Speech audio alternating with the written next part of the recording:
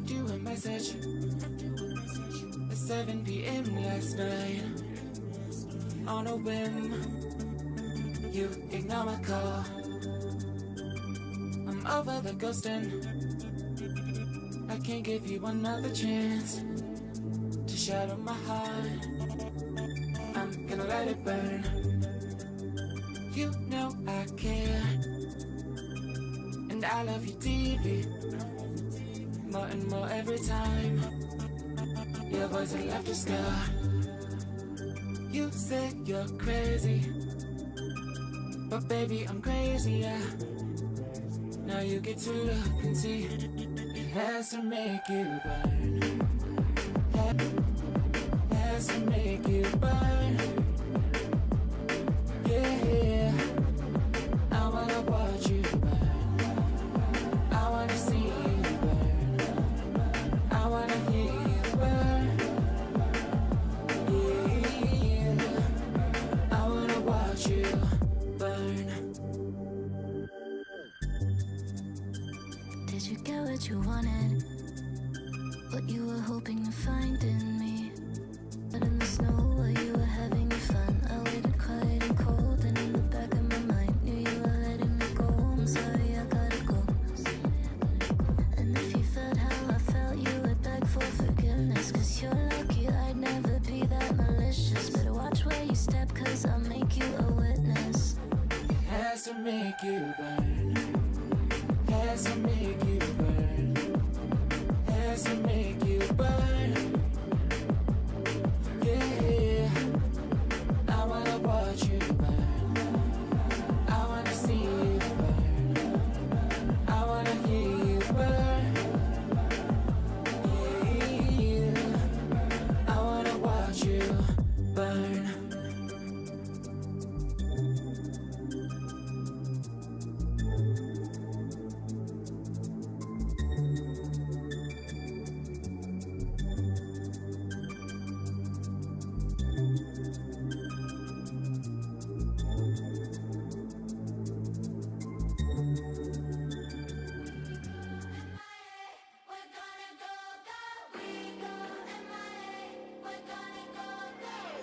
Feel the pressure, let's go get it running side by side.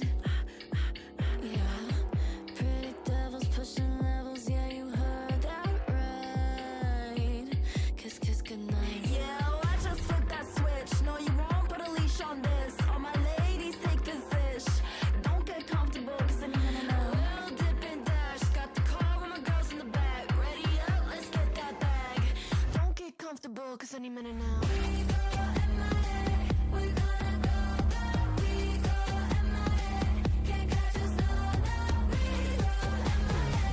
Say where she go, go. Nobody know us. Don't get comfortable, 'cause any minute now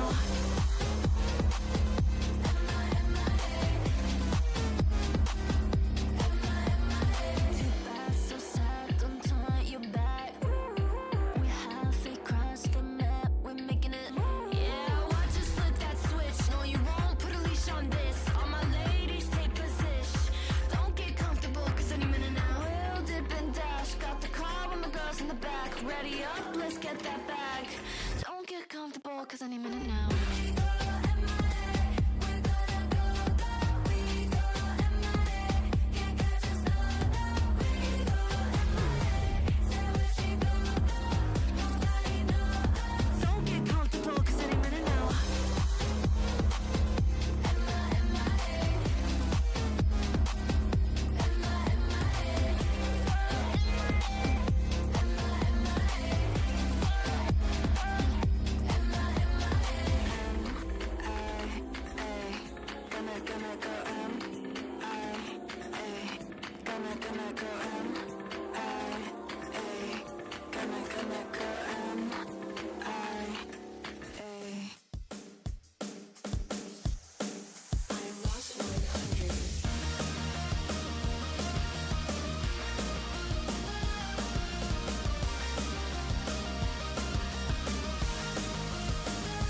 Time I lag, 세상은 왜 이토록 안 멈추겠어.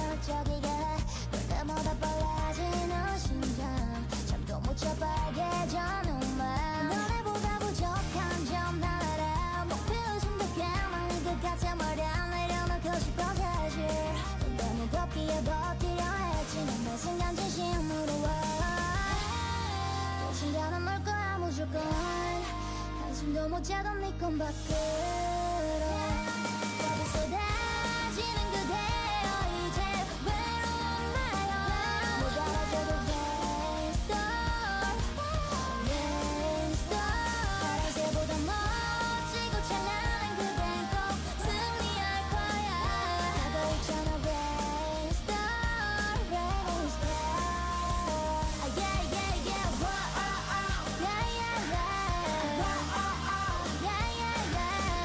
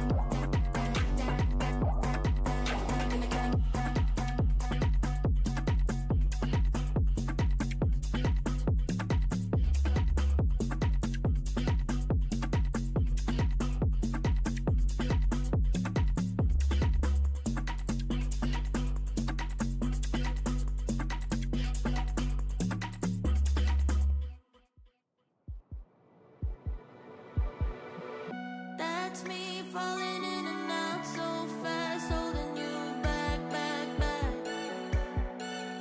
Guilty of the pain I caused and of the conscience I lack, lack, lack. I will hold your hand while I'm 1 foot out the door. And it's all because I don't need you anymore. Heartbeats going fast, fast, fast. Oh, oh. Heartbeats going fast,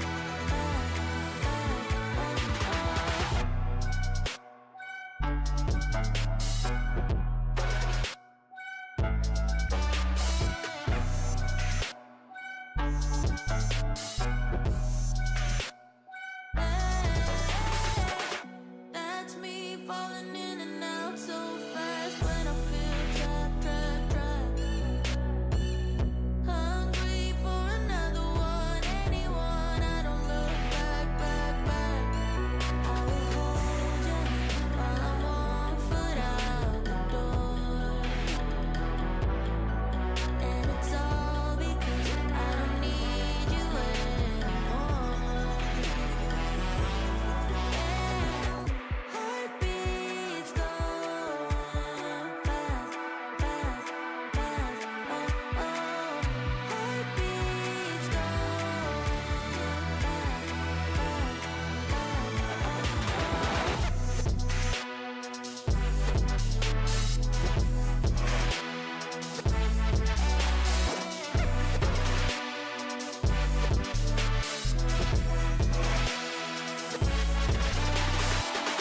Heartbeats going fast, fast, fast. Oh, oh. Heartbeats going fast, fast, fast. Oh, oh.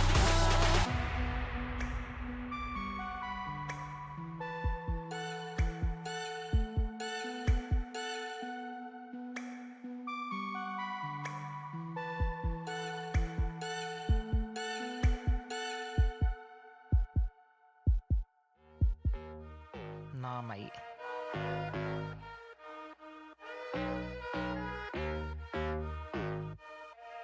Oh, knock, knock.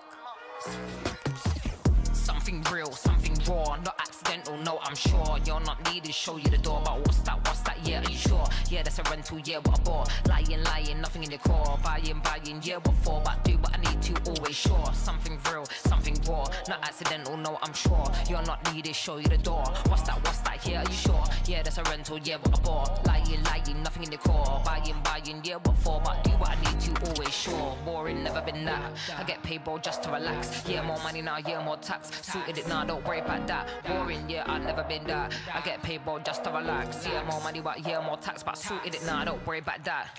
Flexing, yeah, but your soul is empty. Dripping in diamonds, Fenty. Dripping in vibes, got plenty. Got the technique, yeah, like Jet Li. Ow. One little chop like pow. One little hit like wow. Living for the now, live for the sound. Nice for the dollar, but I'm making a pound, yeah. Worry about that. No, don't worry about that. Worry about that. Worry about that. Like, no, don't worry about that. Something. Worry about that. No, don't worry about that. Worry about that. Worry about that. Like, no, don't worry about that. Something real, something raw, not accidental, no, I'm sure. You're not needed, show you the door. What's that, yeah, are you sure? Yeah, that's a rental, yeah, what a bore. Lying, lying, nothing in the core. Buying, buying, yeah, what for? Do what I need to, always sure. Something real, something raw, not accidental, no, I'm sure. This stream contains fast flashing images that may affect viewers who are susceptible to photosensitive epilepsy and other photosensitivities. Viewer discretion is advised.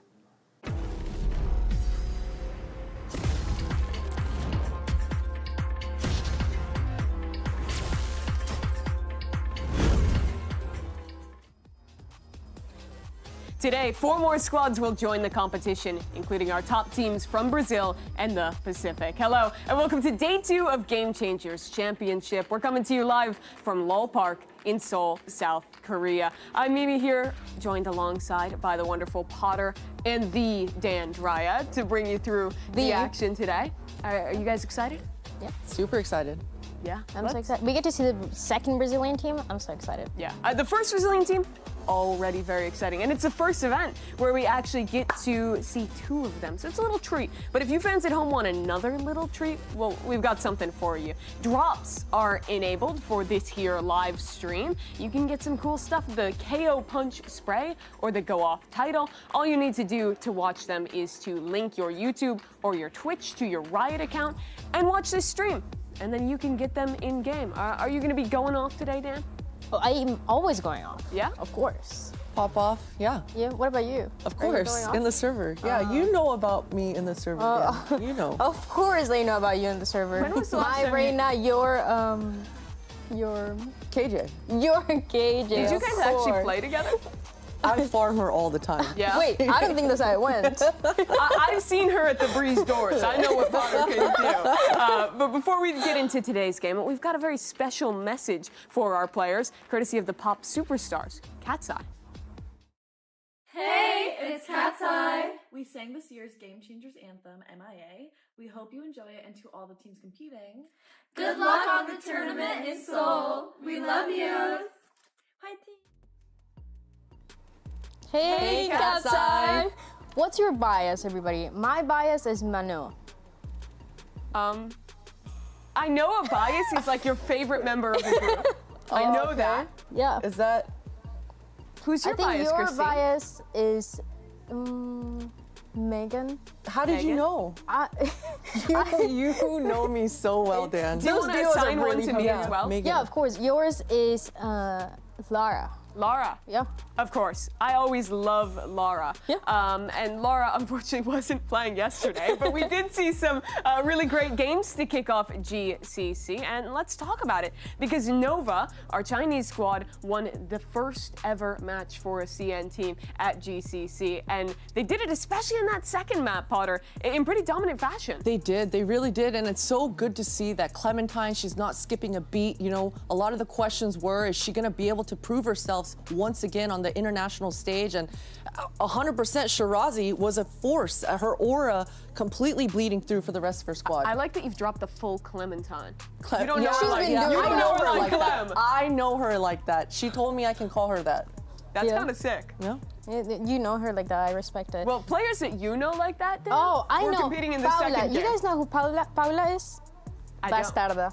Oh, And you guys don't know her first name that, like but that. I know her like that. And you know what? She popped off yesterday, so I'm really glad that I know her like that. Yeah, I want to ask, how did this game shift or like maintain expectations for you for MIBR? Because they could have lost it 2-0, but then they really set on themselves. They get that dominant third map. Does this push the narrative either way?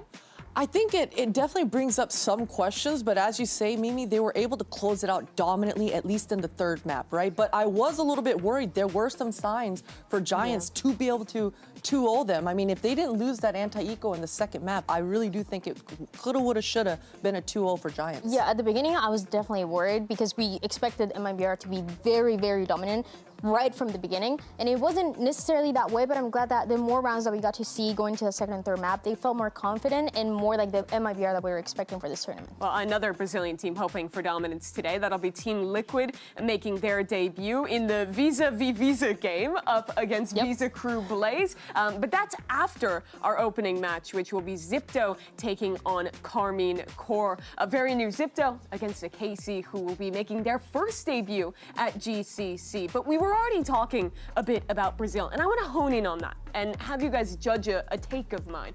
My take is, despite never having won a Game Changers championship, Brazil is the strongest region with the highest potential in Game Changers. Your thoughts?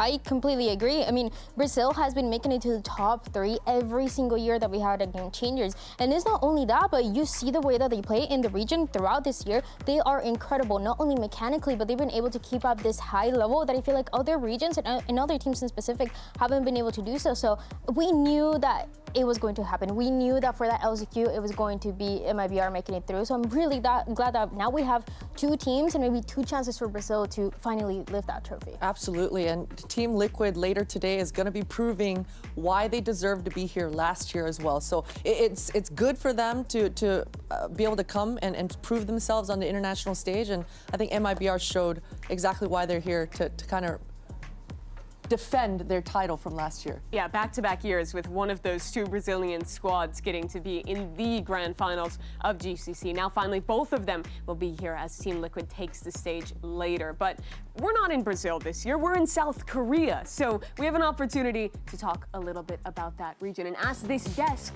how well you know Korean culture. We have a K-pop quiz, which isn't just about K-pop, but popular culture in general. How do you guys think you're gonna do? Better than you. That's so confident. What do you mean? I'm gonna kill so it. confident. Well, this might be your wheelhouse, Dan. Our first question is, what term refers to members of a Korean musical group or solo act? There's 4 options on your screen. Dan, I want you to answer second. And Okay. let Potter lead off. All right. A. Idol. Yes, idol. I agree. Okay. I And hope the I'm right. answer is, it's idol. You're correct. Nice. Okay, nice, easy one to start. Let's move on to another question. What does maknae refer to in K-pop culture? Your options are the cutest singer in the group, the lead singer in a group, the youngest singer in the group, or the oldest singer in a group. You go first this time, Dan. Oh, does the like translation say it? Well, Yeah, it's. I think so. I think I It's know C. the answer. Is the youngest member. Yes, it's C. Yeah. You speak Korean, right? I do. So you it's get to kinda- cheat a little bit by I just cheated knowing. a little bit. Yeah, that Yeah. one was. That you, one was. you know who clear. the magnet in Katsa is? Yoonche, and she's Korean. That's job. cool. Very cool. I like that you know all this. You got it right for the second I one. got It the was, in knowledge. fact, I got C. the cat's eye knowledge. Let's move on to one that you should surely get, Potter. What are the side dishes at a Korean meal called? This Here's your one's easy. options. This There's one's 4. easy. Dan? What? I think this one is easy. I know this one. Come on, Dan. We're in Korea. It's obviously kimchi, right? Wait, I really don't know. I know it's not kimchi. Well, then guess. You're good friends with Process Lee Jen Lee. elimination. You're sitting next to a Korean American. You've spent a lot of time in Korea. You should know this. D? It's A or D or it's, C? It's not. It's I it's don't A. know. It's banchan. Okay, it was one of the. Okay. You did say A. I did. She said all 4, so I don't know if we should She really said A, laud her B, for C. that one. Okay, final question. This one is very much about popular culture. Korean dramas, aka K-dramas, are what genre? Action, historical, legal dramas, or all of the above? What are you thinking?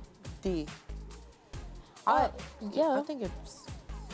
I feel like you know more about the K-dramas than I do. I think it has to be D. All of those can be K-dramas. Yeah, it depends. Yeah. Are we locking in D? I'm locking in I'm D. locking D. Yeah. You're correct. It can be any of the above. I imagine it could be any number of other subgenres of drama as well. But other than your one failure, Dan, I think you sorry. guys did pretty well overall. That's a passing grade, I'll say, which brings us to today's Mastercard fan poll, which is an easy one. Which team is walking away with the win in Day 2's opening match between Zipto and Carmine Core? Guys, what are you picking?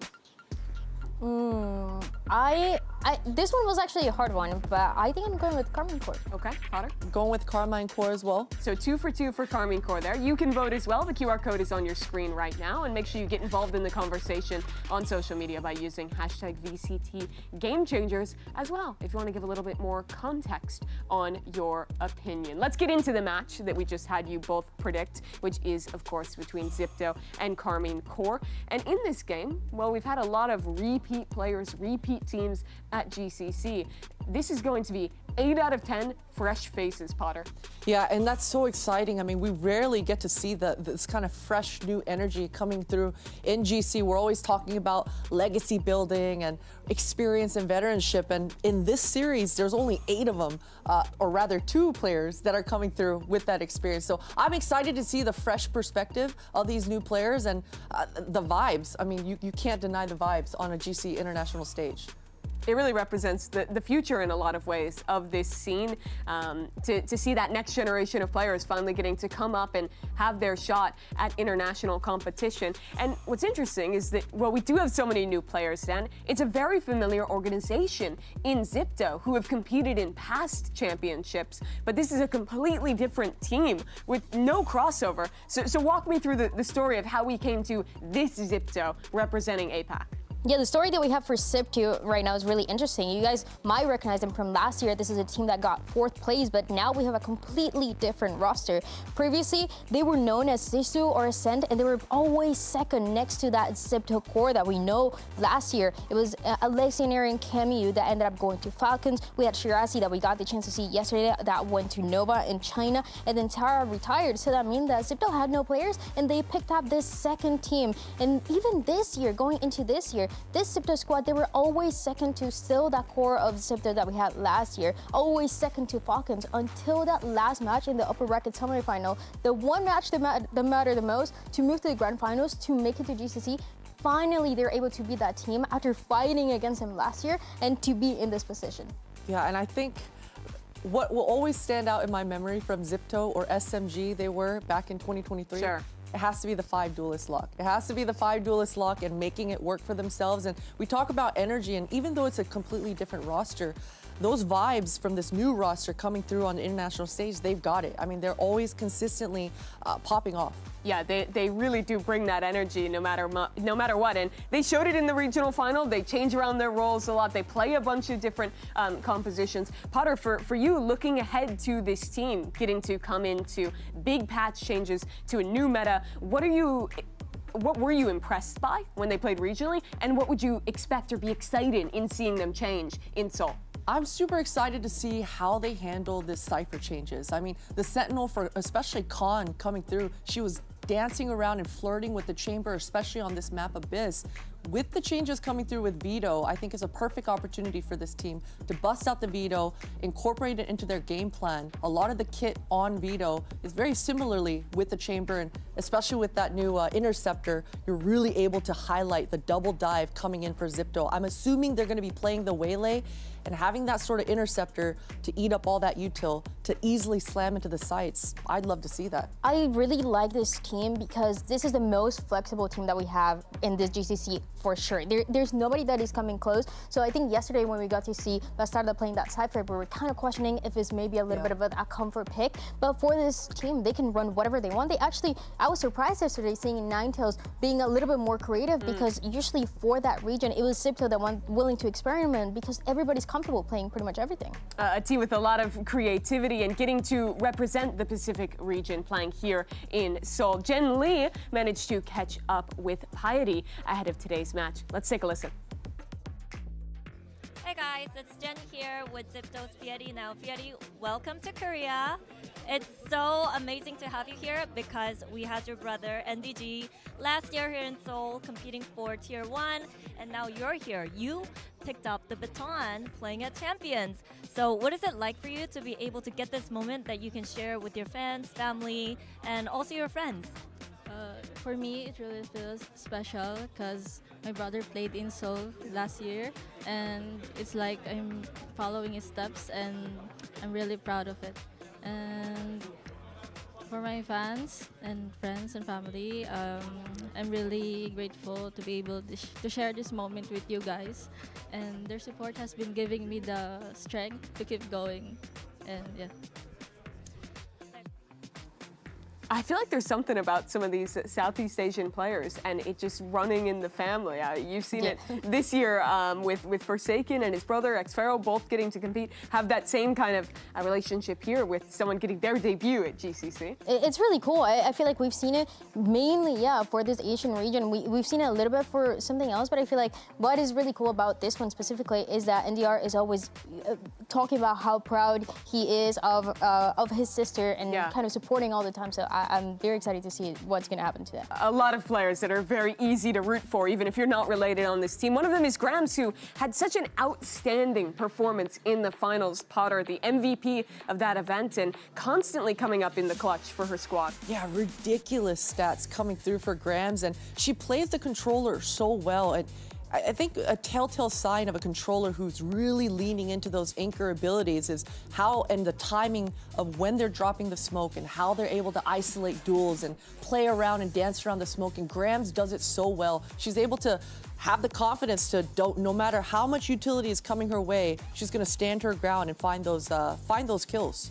If anything, I just mentioned a little bit of that flexibility that we've seen for this squad, but when it comes to consistency for kills and for a player that you can always rely on, I feel like Grimes is one of them, which is kind of impressive because we think about it, you know, I believe a few years back, maybe a few months back, she used to be known for that player that didn't play with a mouse pad. It was her own choice. So if you're able to be consistent without a mouse pad, now that she has a mouse pad again, what was she using? She was. It's So just she the just table. straight up mouse on the Yeah, table? just the table. That feels so bad. Like it skips too. So she's been upgraded now. Yeah, so scaled if she was up. good without a mouse pad, can you imagine how crazy she is now?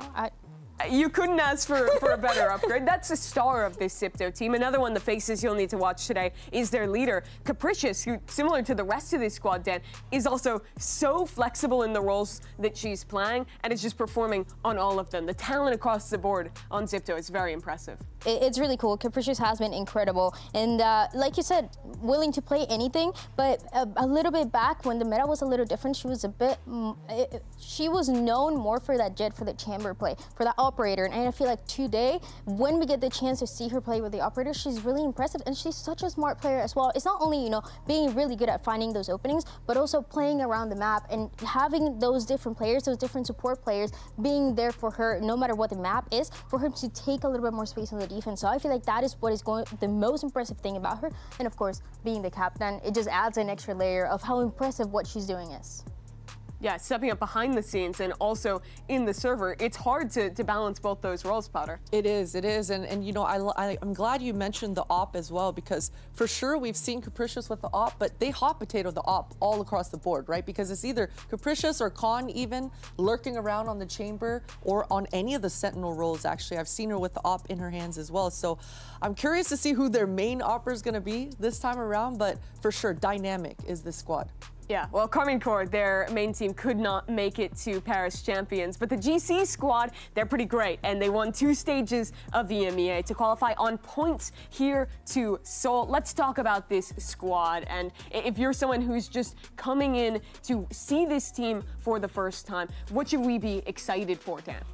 I feel like this is a team that people were maybe not expecting at the beginning of the year, and they won stage 1, they won stage 2, and this is a team that is very coordinated. We talked about yesterday maybe the inconsistency that some of the other EMEA teams have had throughout the year when it comes to the roster, when it comes to maybe finding themselves. But for Carmine Corp, they look really comfortable. Even if they were not able to win this last stage, they were able to take down G2 in a way that nobody else has been able to do. And they did it twice. Yeah, out of all this, there's been 12 stages in EMEA since the beginning of GCC. 8 of them, G2 has been able to win, and that means 4 of them that they lost, 3 of them they lost specifically to Alkia. So one was when she was part of BBL, and the other 2 just now with Carmine Corp. And I mean, that's not easy to do for G2 specifically.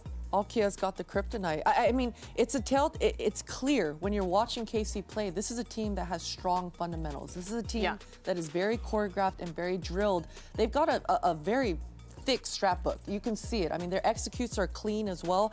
And I think the biggest point is the fall off towards the end of this season. They had a hot start. And if I think of yesterday, Giants X, from the EMEA region as well, they could have 2-0'd. Yeah. And in the third map, they fizzled out as well. And that was a team that was consistently losing to this squad regionally. Right. They were beating Carmine Corps. So for me, I'm hoping that Carmine Corps are going to be confident through and through from start to finish, because clearly their game plan is a strong one. It really is. Part of that strength might come from the veteran on this roster, Glantz, who won the inaugural Game Changers Championship back in 2022. Now finally returning to this stage. She's over with Jen Lee. Let's take a listen. Hello, welcome Casey, woo! And Glantz, we are so happy to have you here in Seoul. I know everyone's like kind of ready to go, itching to play, but we had major patch updates, you know, and we got to see the new Agent Vito yesterday as well. So when it comes to preparation, how much did the patch updates affect you guys and the way you play, or maybe the comps that you would play? I wouldn't say it affected too much because we didn't have a lot of time. We had like only 2 weeks to prepare, so we just had to do what we can. So we could have changed some comps. Maybe we will use some veto, who knows? Because the agent is cool, I really like. And just in general, just fast adaptation from us. It's with a little time to prepare, and that's all. Okay. Not a huge amount of time to prepare, but Carmine Corp still gonna have to come in ready. Let's continue this conversation about Glance, because you've seen her evolution as a player, really, in these last few years, from that breakout success stand with G2 to now having been on this KC roster for so long, waiting for this moment to return to international competition. Yeah, it didn't get the chance to see her last year in the international stage for 2024, but now she's back, and she is that experienced player that is gonna be the difference maker. She has been incredible on that initiator role. I feel like recently we've seen a lot of that Sova, a lot of the Fade. I'm wondering how much that's going to change. I mean, Jen was just asking, maybe some changes, maybe not. But even when you look at what she was doing at the beginning of the year, I feel like she's that reliable piece that for the side of Cameron Corp, and the way that they're setting each other up, they're very well coordinated, and they're very methodical about how they are approaching these sites, and part of it was because of Glance. Yeah. I think the key word that I think is so important, you mentioned, Dan, is the reliability part. I mean, all of her teammates can completely depend on Glance. She's a fundamentally sound player, and again, I want to see her finishing strong on that, on whatever map we're starting off, because again, her teammates are going to be able to feed off of that. Yeah. And well, if it feels great for her to finally return to GCC after working at that for so many years, it has to also feel amazing for Sofia, the sole French player on this French organization, getting to come out and attend an international tournament. I wanted to ask you, Potter, about what you expect to see from her, because regionally she played a ton of Cypher. Yes. She was excellent on that role, but that agent has had some pretty big nerfs. Some really big nerfs, and I hope that Glance wasn't just baiting us. And you know, she mentioned Vito, she mentioned it. I think Abyss should be a huge map that should be in contention coming into this series. So I would love to see either a Chamber, a Vito, really any of the other Sentinels on this map would work out better than Cypher. There's a chance that we get the chance to see a little bit of what MIBR were doing yesterday with the Cypher, especially because Carmine Corp here, they play with no duelists, in fact, for this map of Abyss. Yeah. But in general, when we look at stage 1 and what Safia was doing, she was still playing a lot of Killjoy, so I feel like that is going to be still a possibility for some of these maps that we're going to be seeing today. And when she was playing that Killjoy, that is kind of when she was at her peak this year. She got in that grand finals for stage 1, 100 kills, was a top fragger, was the MVP. So maybe once she's back into playing a little bit more of that agent for today and for what the tournament is going to be, she could be back in that best form. Well, I think it's time to really get serious about this match, because we have a special video that Mitch managed to prepare alongside Glance and Ancilia, speaking only about what matters most to this competition: emojis.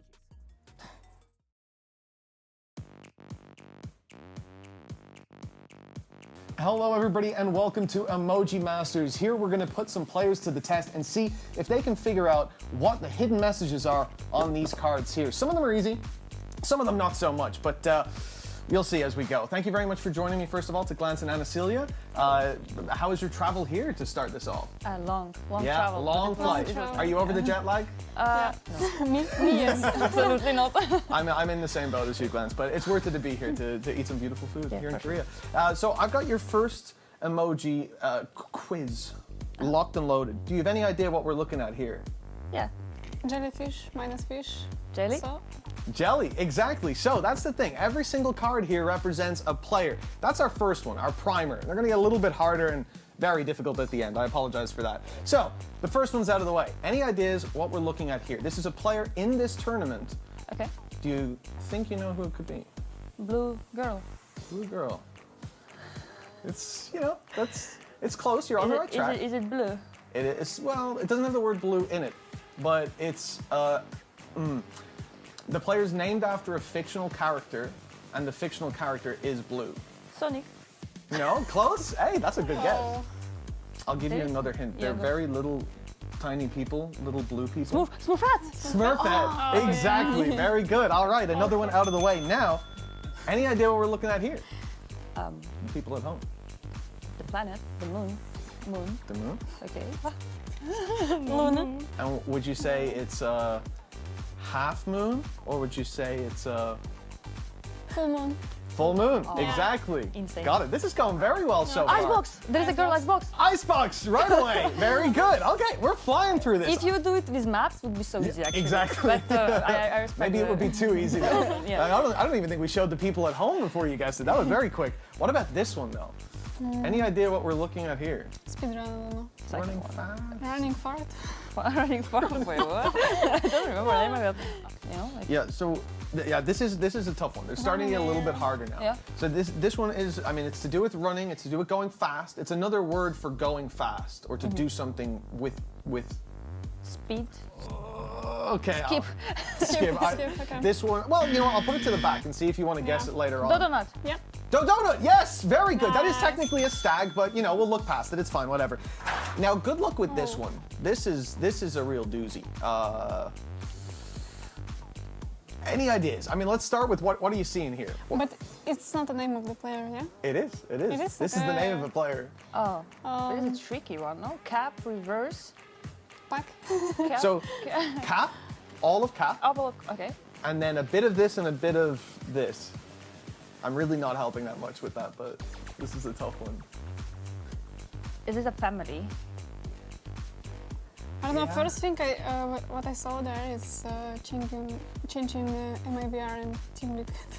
I was like, they changed players or something. Oh, okay. Maybe it's the case, but no. Not giving anything. I mean, this one is really hard.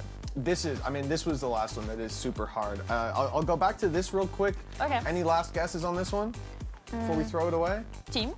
Like a hint? No. Oh. I don't think we can give that hint. That'll be too obvious. Okay, maybe, yeah. Maybe from our team, no? Do you want to? Okay, I'm going to give you the answer. It's haste. No, I would To not move get with it. haste. I would never. Okay. Speed, yeah, you know? yeah, understood. Yeah, Okay. makes This sense. one, Okay. Okay. I really want to guess this one. cap, repeat, us, capricious. Sorry, my English level is not that. Neither is mine. I would never. I stared at this for 5 minutes and I Okay, still who didn't get pooped it, so this? there's no problem there at all. Okay, you know what? Honestly, I thought that was going to go a lot worse. You did very well. Congratulations on, I guess, winning Emoji Masters. It's a big win to start out here in Korea, and hopefully there's many more coming for the both of you as well. Thank you. Best of luck in your games. Thank you very much for joining us. Thank you. Time for the results of our Mastercard fan poll. Earlier, we asked you folks at home who would win today's match. It was an easy one to start, and I'm very interested to see where the community went here with 63 predicting Carmine Corps to take this home. Interested to see where you guys land on this. I think Carmine Corps on paper feels like a favorite to me, especially with that more structured style, but Zipto has some real talent to them, and they are a very explosive team to play against. Yeah, that sort of unpredictability is definitely, it can be dangerous, but I think it makes sense. I mean, even as I was re-watching some of Carmine Corps' matches, a lot of it was unlucky for them, especially towards the end here. Some anti-ecos here and there that they lost, so I think it makes sense. A lot of faith still on the Carmine Corps side. I feel like at the beginning of the tournament, I would definitely expect more people going for Zipto because, yeah, they're really hard to predict and they're really good at doing those strats that maybe you can run one time, maybe 2 times, and then the other teams start to catch up a little bit more as the tournament moves forward. But, I mean, I still voted Carmine Corps, so I don't yeah, I get it too. I understand. Let's see where we all ended up on the votes and if we're matching up with the community's expectations in the talent predictions here. And it looks like for the most part we are 6 out of 8 with Jen and Ender going for Zipto instead. I feel like a 2 out of 8 is a reasonable upset percentage for me here. Yeah? Or 1/4. I can reduce my fractions. We're doing some, the math is mathin'. I just see a 2-0 under my picture. Dan just can't get over being in the lead. She's like, y'all see that? I'm up there. I mean, you were the one believer in Nova, but today you're following the line that everyone else is. No, everybody's following my line. Oh, we're following your line? Yes.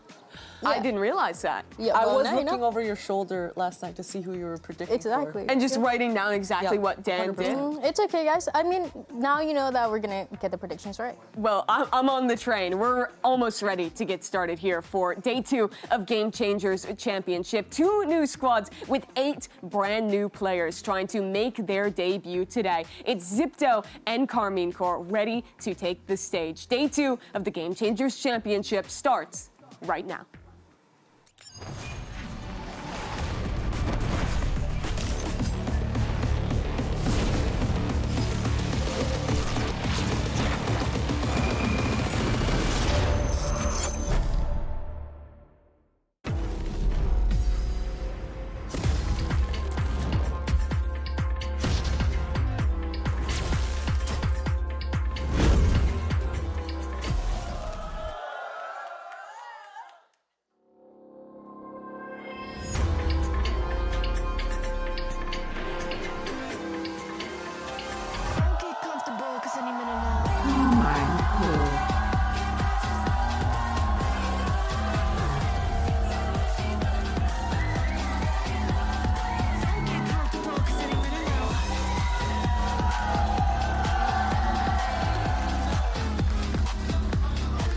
Zipto GC.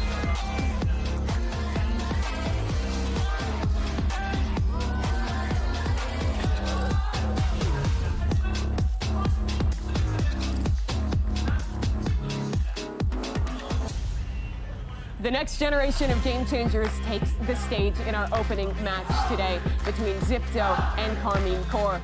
8 of these players have never had an opportunity to play on a stage like this before, but now in front of a surprisingly Karmine Corp favored crowd here in Seoul, South Korea, they both have an opportunity to impress. I love how the Karmine Corp fans are everywhere. I mean, every time they travel well. Yes, they're always there. I mean, you see the amount of jerseys that they have, and I'm very excited by what to see these maps. Yeah, let's take a look at the OMEN map select. We talked a lot about Abyss and where we might go. It's a map that both teams quite like. So interested in your thoughts on that as our opener, Christine. I'm so excited for this series. I'm excited to see these maps coming out specifically. I hope again that Glance wasn't just baiting us. I'm really hoping to see a different duelist and a different sentinel coming through for both these maps. Abyss, it is a playground for Waylay. Both these maps are a complete playground for Waylay. And Zipto, they've been flirting with it.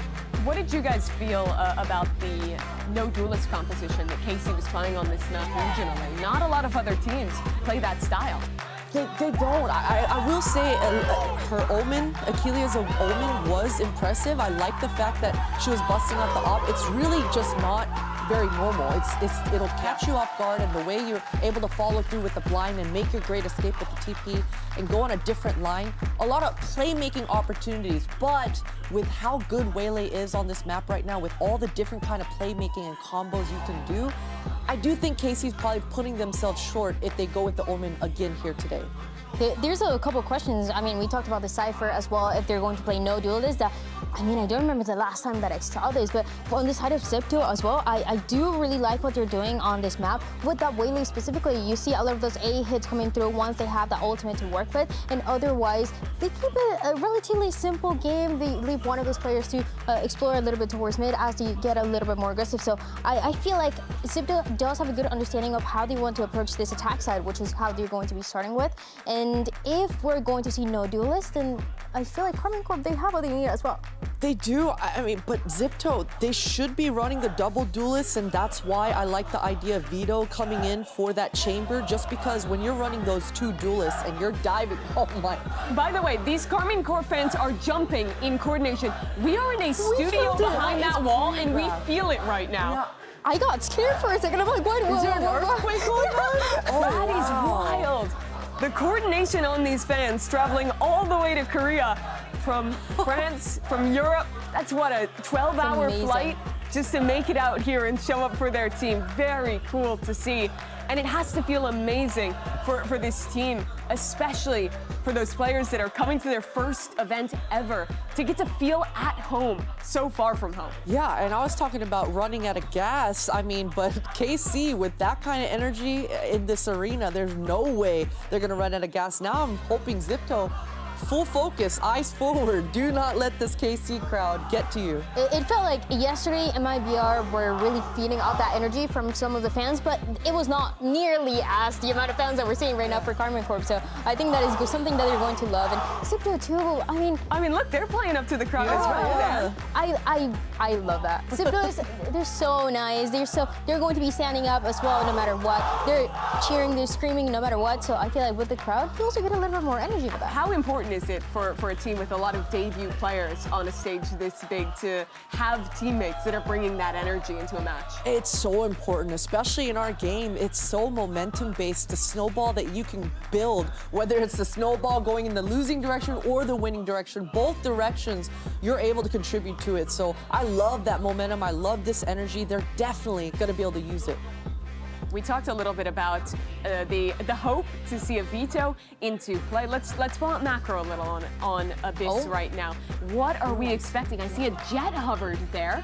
That is an interesting one. I feel like this is a great Waylay map, a great Yoru map, but still looking at that jet. Yeah, I mean, it's tried and true. If it ain't broke, don't fix it. And so we're talking about player comfort.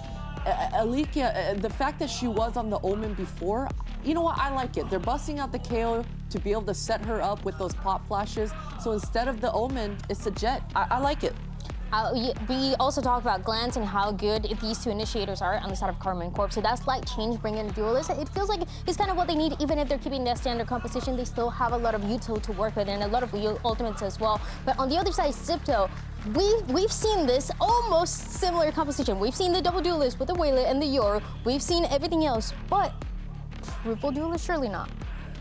We've not seen the triple Duelist, but it worked out exactly as I wanted to for Zipto. I mean, I'm glad to see that Khan is changing out the chamber and busting out the veto. It just synergizes so well with the double Duelist. Again, the interceptor is going to be a huge nuisance for KC to be able to handle. People know how good that veto can be on defense. What is he going to bring with an attack side start? It's just a pack mentality, right? The three of these players, the Vito, the Yoru, and the Waylay, getting set up with the Sova utility. Once they decide to slam a site together, they're going to be able to coordinate with the Interceptor, and whatever retake protocols that Karma and Core have, whatever utility that they're throwing their way, this Interceptor is just going to eat it all up. It's two very different approaches to Abyss. The double controller from Karmine Core against Zipto's Vito double Duelist. I'm so excited to get into our first match of today with your casters, Mitch and Tom. Thank you very much, Mimi. We're very excited as well, especially after seeing that agent select. What do you make of these different ideas on the server today, Tom? I think you're more excited about it than I am. Oh, yeah. I'll be honest with you. I'm interested to see what people do with the veto, because I think it's an agent that seems to have a lot of potential, but I don't know if people will be able to necessarily get the full potential of it just yet because it's such a new agent. Sure. But then also teams won't necessarily have the direct counters to it just yet. So it's whether or not Zipto have managed to come in with that sort of unorthodox style that they have. Like in the past, they had a chamber instead of the veto, so they were still looking to run, well, a sentinel, but in a slightly more aggressive way.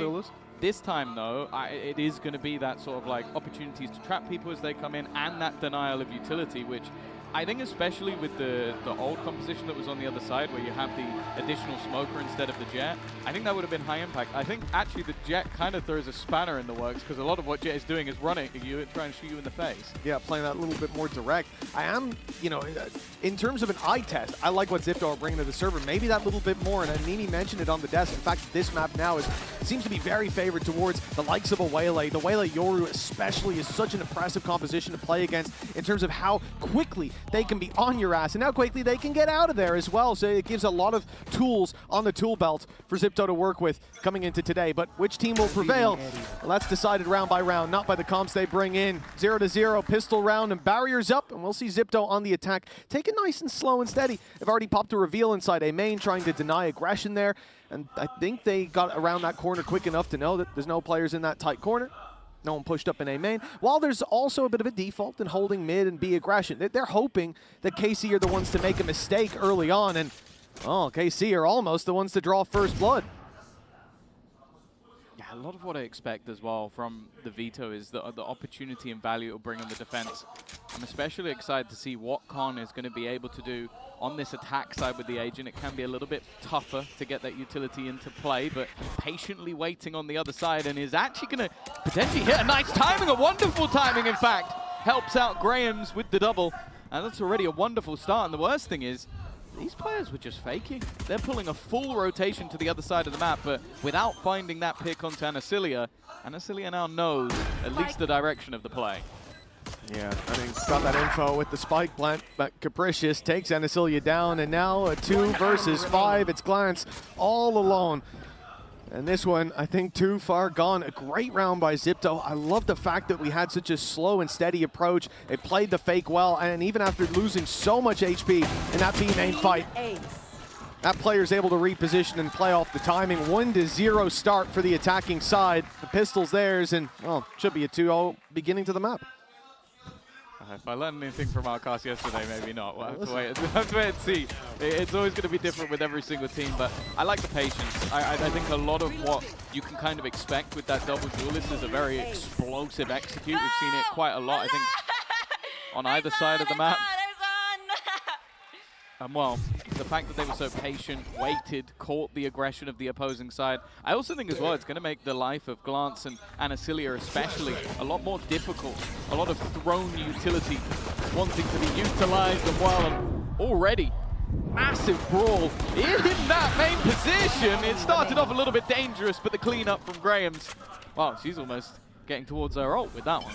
And this is something that, you know, I don't think we've even seen the full potential of just yet, which is the Spectre. Like, this meta, it feels so strong since the last patch.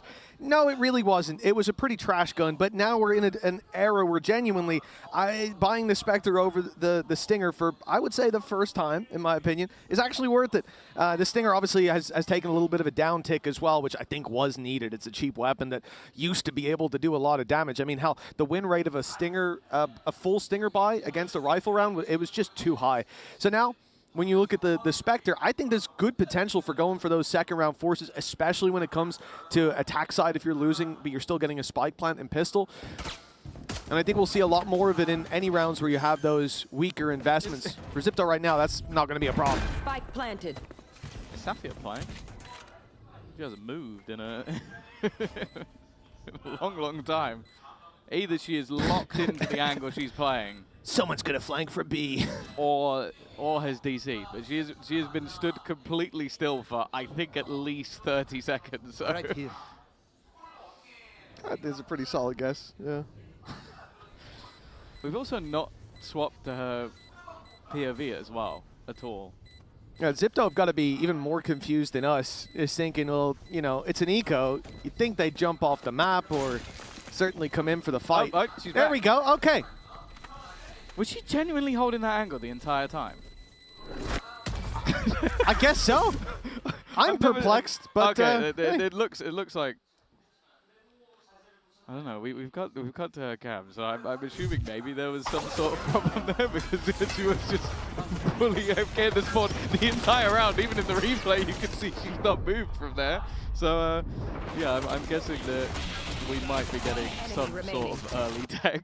Either that or we are seeing some new tech from IGLs, like the greatest strats being called of all time. But yeah, it does appear that's not going to be the case, as you'd expect. It will be. It would be, to be honest, if I ever saw a player hold an angle for that long, because it's like in your head where you're like, they're going to peak. They're going to peak soon. So I'm not gonna move. The second I turn away. So I never turn away. And then you can never be upset that they peaked. Unless, of course, they've gone into the spawn and peeked you from the other side. But no, I'm guessing that we are seeing Safia with a, hopefully a slight technical pause, but obviously for Zipto, decent start. They lose a couple of players in that last round, so likely going to have a couple of repurchases here and there, but I'm definitely liking the ideas they came in with. I think this looks like a squad that maybe expected to see this map come into play, look to reinvent themselves a little bit with what they were running, even though you are still going to see that double duelist in the form of the Waylay and the Yoru, and it's been a double duelist that I thoroughly enjoyed when we saw it at Champs. I think DRX definitely one of the sort of catalysts of that composition. But yeah, I think a lot of intrigue with how things are going to be run. And I'll be honest with you, on the other side of things, the comp that was being run before of the no duelist double smokes, I much prefer seeing Alkia on a duelist. I understand that you might have the perfect logical game plan of how you want to do things, but when you have a player like Alkia, a Turkish Jet, put on Jet. Like, she's almost definitely going to put up numbers, and I think her Neon as well especially is phenomenal, which, okay, on this map, I don't want to see it, but on any other map, I'd be quite happy to. Yeah, sometimes better to just let those stars shine, and comfort prevails more often than not. For KC, the 2-0 start, but, well, they're on the 0 side, so they got the rifles out. This is their chance to fight back into things, and Anacilia's already found a very valuable kill. Capricious out of the round. They've lost the Astra, and going in for more is Anacilia. GX is pushing down very slowly on mid, but there might be no one left to brawl with by then. The stars shining bright for KC in round number 3. And that's a pretty good way to come back onto the board. A flawless in response. Of course, a few weaker weapons here and there, but you can definitely see the confidence that's come in. And I think it was Anacilia even describing herself in some of the graphics we put out as, I'm a more supportive player. I think you might have to redact that statement, Anacilia, because that was incredibly aggressive, even re-peeking while on 13 HP. And this is sort of the flair that I was talking about with Alkia. Let's go, guys. Standing her ground. Good way to get back on. Now, interestingly, Con has now picked up that operator. So still looking to run it. Wow, this is aggressive. GX immediately dealt with. finding where the majority of the opponents are, and in fact the knife will really give them all that information, but I don't think that was a worthwhile trade. No, I think that's fair to say. You know, losing out on, luckily, not all of your smokes. Having Safia in play here gives KC that little bit more to play with in terms of the delay, but Zipto can now play this round much slower, already having that advantage, and it looks like sending the duelists to farm up a battle on middle while KC go pushing down. A big brawl on its way, and the reveal will be broken in time, so no info on that push, but it looks like Yumi's got an idea. Alki the one to hit the first shot, but now she's stuck down on mid, has to stand her ground, and she will! Go supernova to take a triple, but it's still even numbers with Capricious bringing it back. But now, all that weight on her shoulders, surrounded and dealt with as KC tie it up. I feel like for Zipto, this has got to be a bit of a tilting round, if anything. Like, you're waiting for a lot of this aggression. I think they even put the chokehold, that's the new trap from Vito, to block off any more aggression they made. So, okay, you're going to have to reveal yourself. And even having the idea that the opponents were going to push into mid, and then Alkia still kind of wrecked them, like spinning on a dime, finding kills that it looked like she was dead to rights. And then the re-aggression again from Glance to flank them. Like, you got to almost feel like you're in a box in these early rounds. Like, if I saw a team doing this when they're like 6-0 up, I'd be like, fair. Yeah. Doing this when you're losing is another story altogether, and they're not stopping, even versus a low buy. But it made sense last round. They were already a player down. This time, they know they've got the advantages in terms of weaponry, and they're not afraid to flex on them. Not even reloading. Out for more is Alkia. The classics in hand now. Cool down. The rest of the squad pushing from all angles, and Graham's having a tough run of it. KC steaming into the lead now with some convincing rounds. Zipto, they're going to start to feel that pressure. Yeah, it turns out Safia didn't have tech issues. She was just powering up for the round. That one was hers. A couple onto the board. And this is always the difficult thing. You have to bear in mind that, I think it was mentioned on the desk, 8 of the 10 players Spike down mid. are currently playing their first map on a GC champ stage. For Glance, well, she's won one, so it's a slightly different ball game for her. And Alkia, the other who's been frying so far, also played here with BBL Queens. The 2 experienced players on the server, and you can see that little bit of extra confidence. You can't count Zipto out just yet. They're up with another buy. Ultimates coming online as well. Graham's has now got that dimensional drift. The Bladestorm's there on the other side, so still the opportunity for impact. But they fall back into this slow style of play, trying to catch that aggression. But this time, Mitch, for KC, there isn't much of it. They're now grouping up towards mid. Yeah, they sent the drone out on mid. It got broken about 20 seconds ago, and that gave them the idea to stick with 3 players and then later 4, just in case Zipto were late pushing it. But for Zipto, that's worked wonderfully because they made the call to back out of mid, send their players towards this A site. Now they're seeing, and it's open for the taking. 1 player there, but Anasilia drops out of heaven, manages to put a spanner in the works. And now it's on to GX to find that value. Shorty in hand, in the smoke, and that's the spike down. They've got to push into GX's hands, and she is crushing them. Fight after fight. 1 player has managed to slip through to the back lines, but just got spotted. That timing was terrible as Alkia manages to find that one. Capricious stands no chance. And KC, they keep putting these rounds on the board now, 4-2. Yeah, it looked like there was a little bit of danger in this round initially. I think it was IT managed to find some space out of the smoke. I think also even the initial battle from Graham's looked like it had some danger to it. But it was kind of just Anasilia being ready for it and GX just dancing with death the entirety of the round. You saw the way it started. It was only her on that side of the map and Anasilia coming in for a little bit of support, but she worked wonders. I think it was Bayer coming into this tournament said that was her player to watch, GX, and you can kind of see why. Just a safe pair of hands on the site, and that, again, these rounds have got to be a little bit frustrating because for Zipto, at times, it definitely looks like they've got the right idea on what they should be doing, and then they get caught just by somebody making an individual play or somebody staying alive a lot longer than they should have done. After 4 rounds in a row, it's not too surprising to see a pause come out of this one.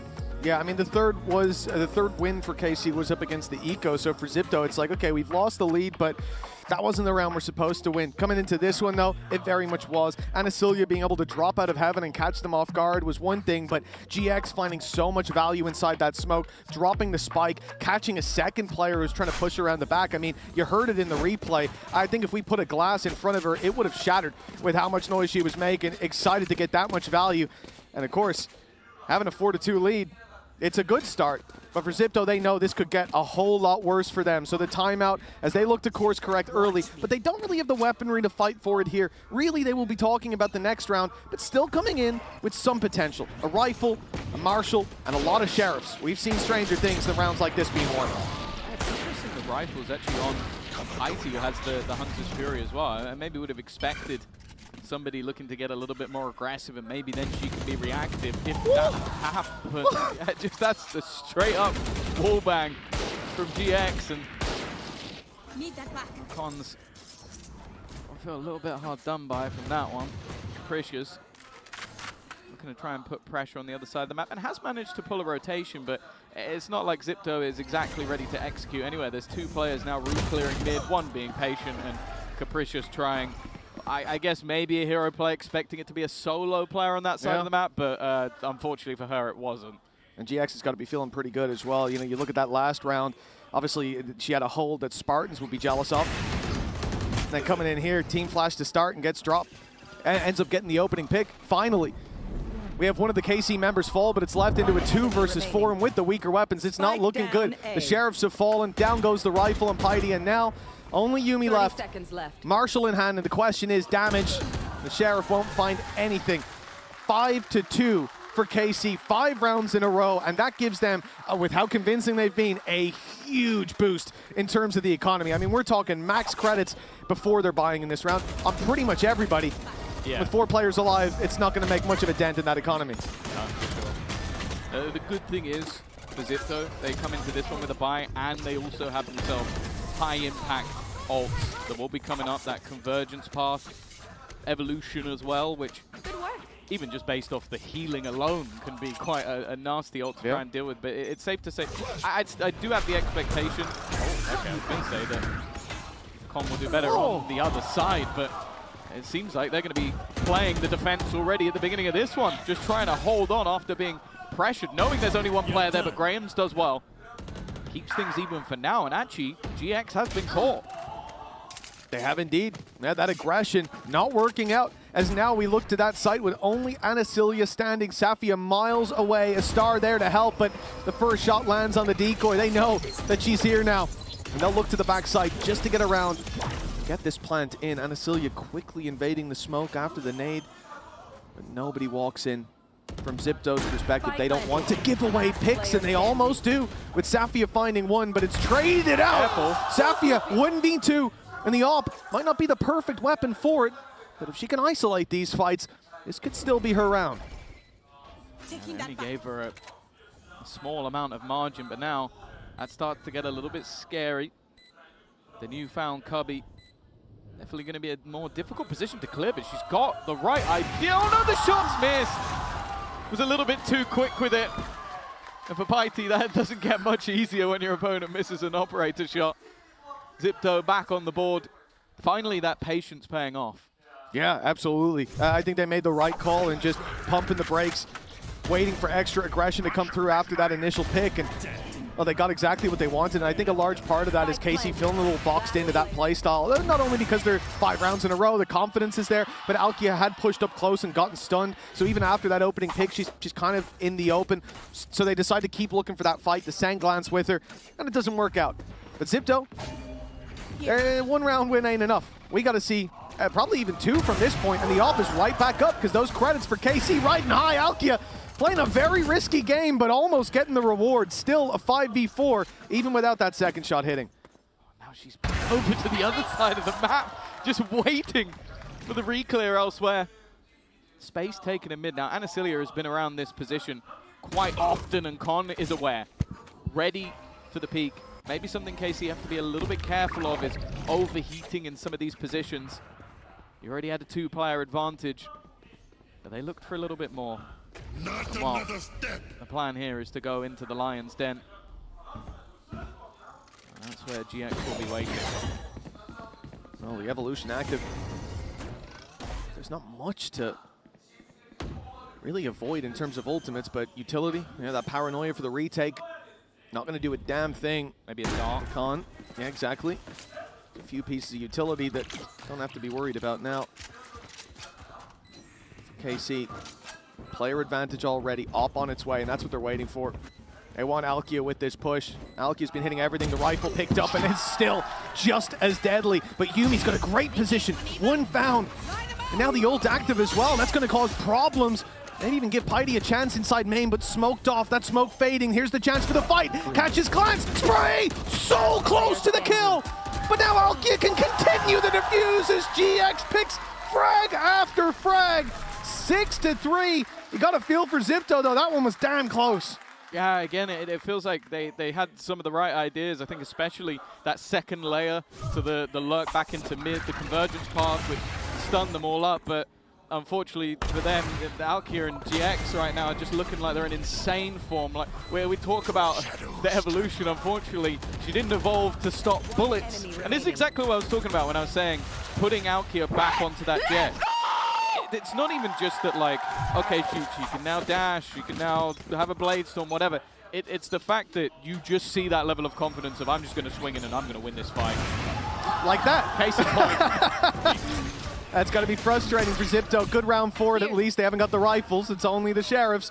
But 7-3. And for KC, they can climb even higher. So if they win this one, is literally giggling during the round. I just want to say that, like, they are enjoying themselves so much in this match at the moment. And honestly, she is 13-4, so you can understand why. Yeah, I mean, 6 out of 7 rounds, and a lot of it has come off the back of her performance. There's the TP, but Anacilia will catch it. She's catching everything as all Zipto are catching her bullets. Finally, really? GX going to close it out, shorty in hand, but no, 1 HP left on Con. Just about surviving that engagement. And Alkia's pushing this. I guess at least adding some damage onto the tally. I'm telling you, Alkia's pushing. Not thinking about the TP, though. Oh. They haven't considered. Oh. Punished. Trap destroyed. Well, Con at least now knows 1 HP in a dream. It really would be a dream, and it's not going to come true. Xavier, the safe pair of hands. Are they going to get the operator back? No, they are not. So there's a little bit of a waste, but realistically, credits-wise, they are not going to be having any problems to repurchase into the next round. But for the rest of the half. Yeah, that's also true, especially with the Blade Storm in the back pocket. 7-3 up on the defensive side. This has looked phenomenal for KC. But if the last couple of rounds go back in the other direction, my worry though is it is again just how dominant so many of these rounds have been, and how almost disrespectful at times they've been. Oh, Anacilia's feeling it. This aggression into A-Main has gotten them a lot of information, and maybe more importantly, it's gotten them the orb onto Glance. That's going to be Hunter's Fury online, 4 ultimates for KC. And you see exactly why they choose this round to go for that aggression. Rotate coming through, players close to mid, but the idea is to back up that B site. But look where the spike is for Zipto. They're playing for mid control right now, but no real direction in terms of where that plant's coming in. They're looking for fights, and they're about to get them, but it's Alkia who's taking the challenge. You see her, and you just get the hell out of there. Nice dive in from Yumi, but Glance, too quick to pull out the shorty, has made this one a little bit more difficult for Zipto. Alkia on the angle, or maybe not on the angle, but oh, it doesn't matter. Quick enough on the reaction. The second player coming, she's nervous that maybe mid has been lost. But both players stick towards main. A chance at least for the cross to the site, but not only is it a 2 versus 4, but they have 3 ultimates ready and raring to go, and they may not even need them with how Alkia's been playing. It's labored, maybe for the first time, but it doesn't matter. She still gets away with the frag. And all that remains is Con, and Alkia is already looking to try and send this one. The utility's being denied, but that also helps let them know exactly where she is. Con with a second, though, starts to get dangerous, but again, GX is there. An 8th round, a defusal guaranteed, and hopefully an orb for GX. The scariest part about this is we talked about the economic advantage that KC have in so many of these rounds. We saw that one victory for Zipto when they put the third round on the board in round number 8, and an immediate buy-up, immediate op, and I think Alkia got a double opening. Now, they still have the op, they still have the economic advantage, and now look where the ults are at. We have got 4 out of 5 to play with GX 1 away from the shroud, or from the shadows, but the reality is that might not be the ult that you look at to do the impact. Anasilia can get them into a sight. Glance can clear angles. Alkia with a Blade Storm to back up that off. This is a terrifying round for Zipto. And GX, the one going hella aggressive. They know she's up close, but dealing with her is another thing altogether. GX back to her old ways down there on mid. She's having a whale of a time in this map. Yeah, they combined it with an early Hunter's Fury. That created the distraction, and then she did the rest. At least seen her go down, and actually a fair amount of space taken on B.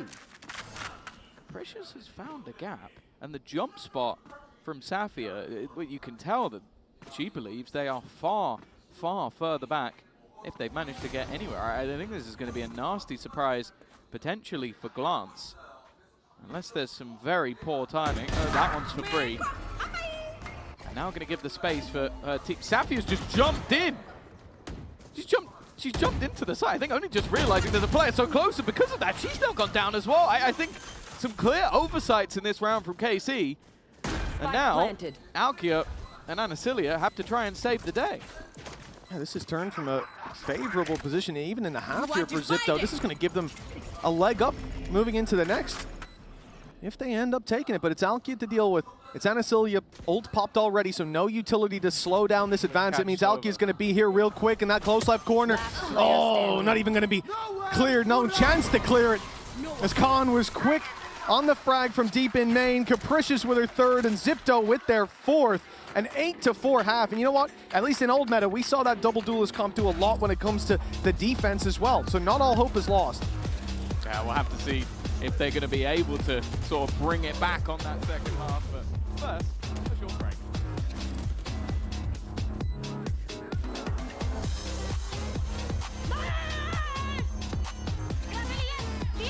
Did you see that? Did you see that? Alert? Did you see that? Can I help you, sir? Here's the bill from the dealership where I got my car, and I'd like you to beat it with a better deal on one of these fine cars. Not how it works.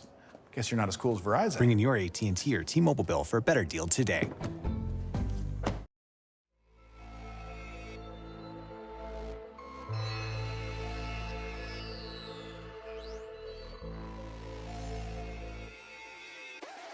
Not let you know, but I'll let you know. Wanna tell no sé a cochino. Tengo estilo, mucho estilo. Tu parla italiano, yo hablo español. Saca el pinol, dame el kilo. Cómete la papa con el alocito. ¿Tú me entiendes? No me entiendes. Ok, hablamos francés.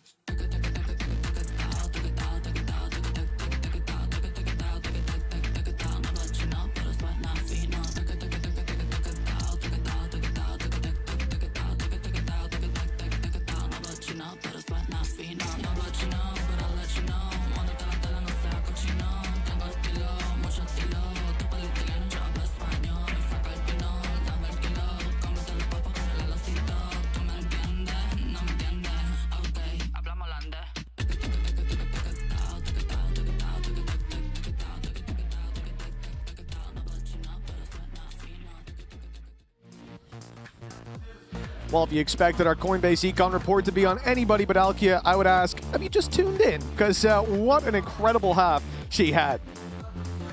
Yeah, well, you can see the damage dealt to everyone.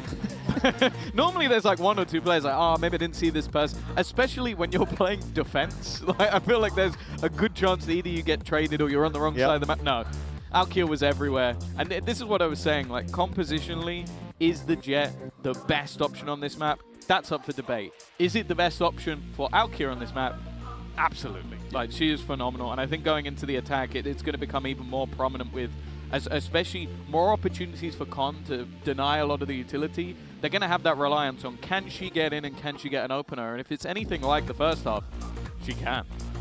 Yeah, I think that's the thing, that it's difficult sometimes to comprehend, I suppose, from the outside perspective, that you have these sort of ideal compositions on a map. In theory, right? You can see how this comp could be the best way to play it, but you also have to look at the players that you have, the teams that you have, and your strengths.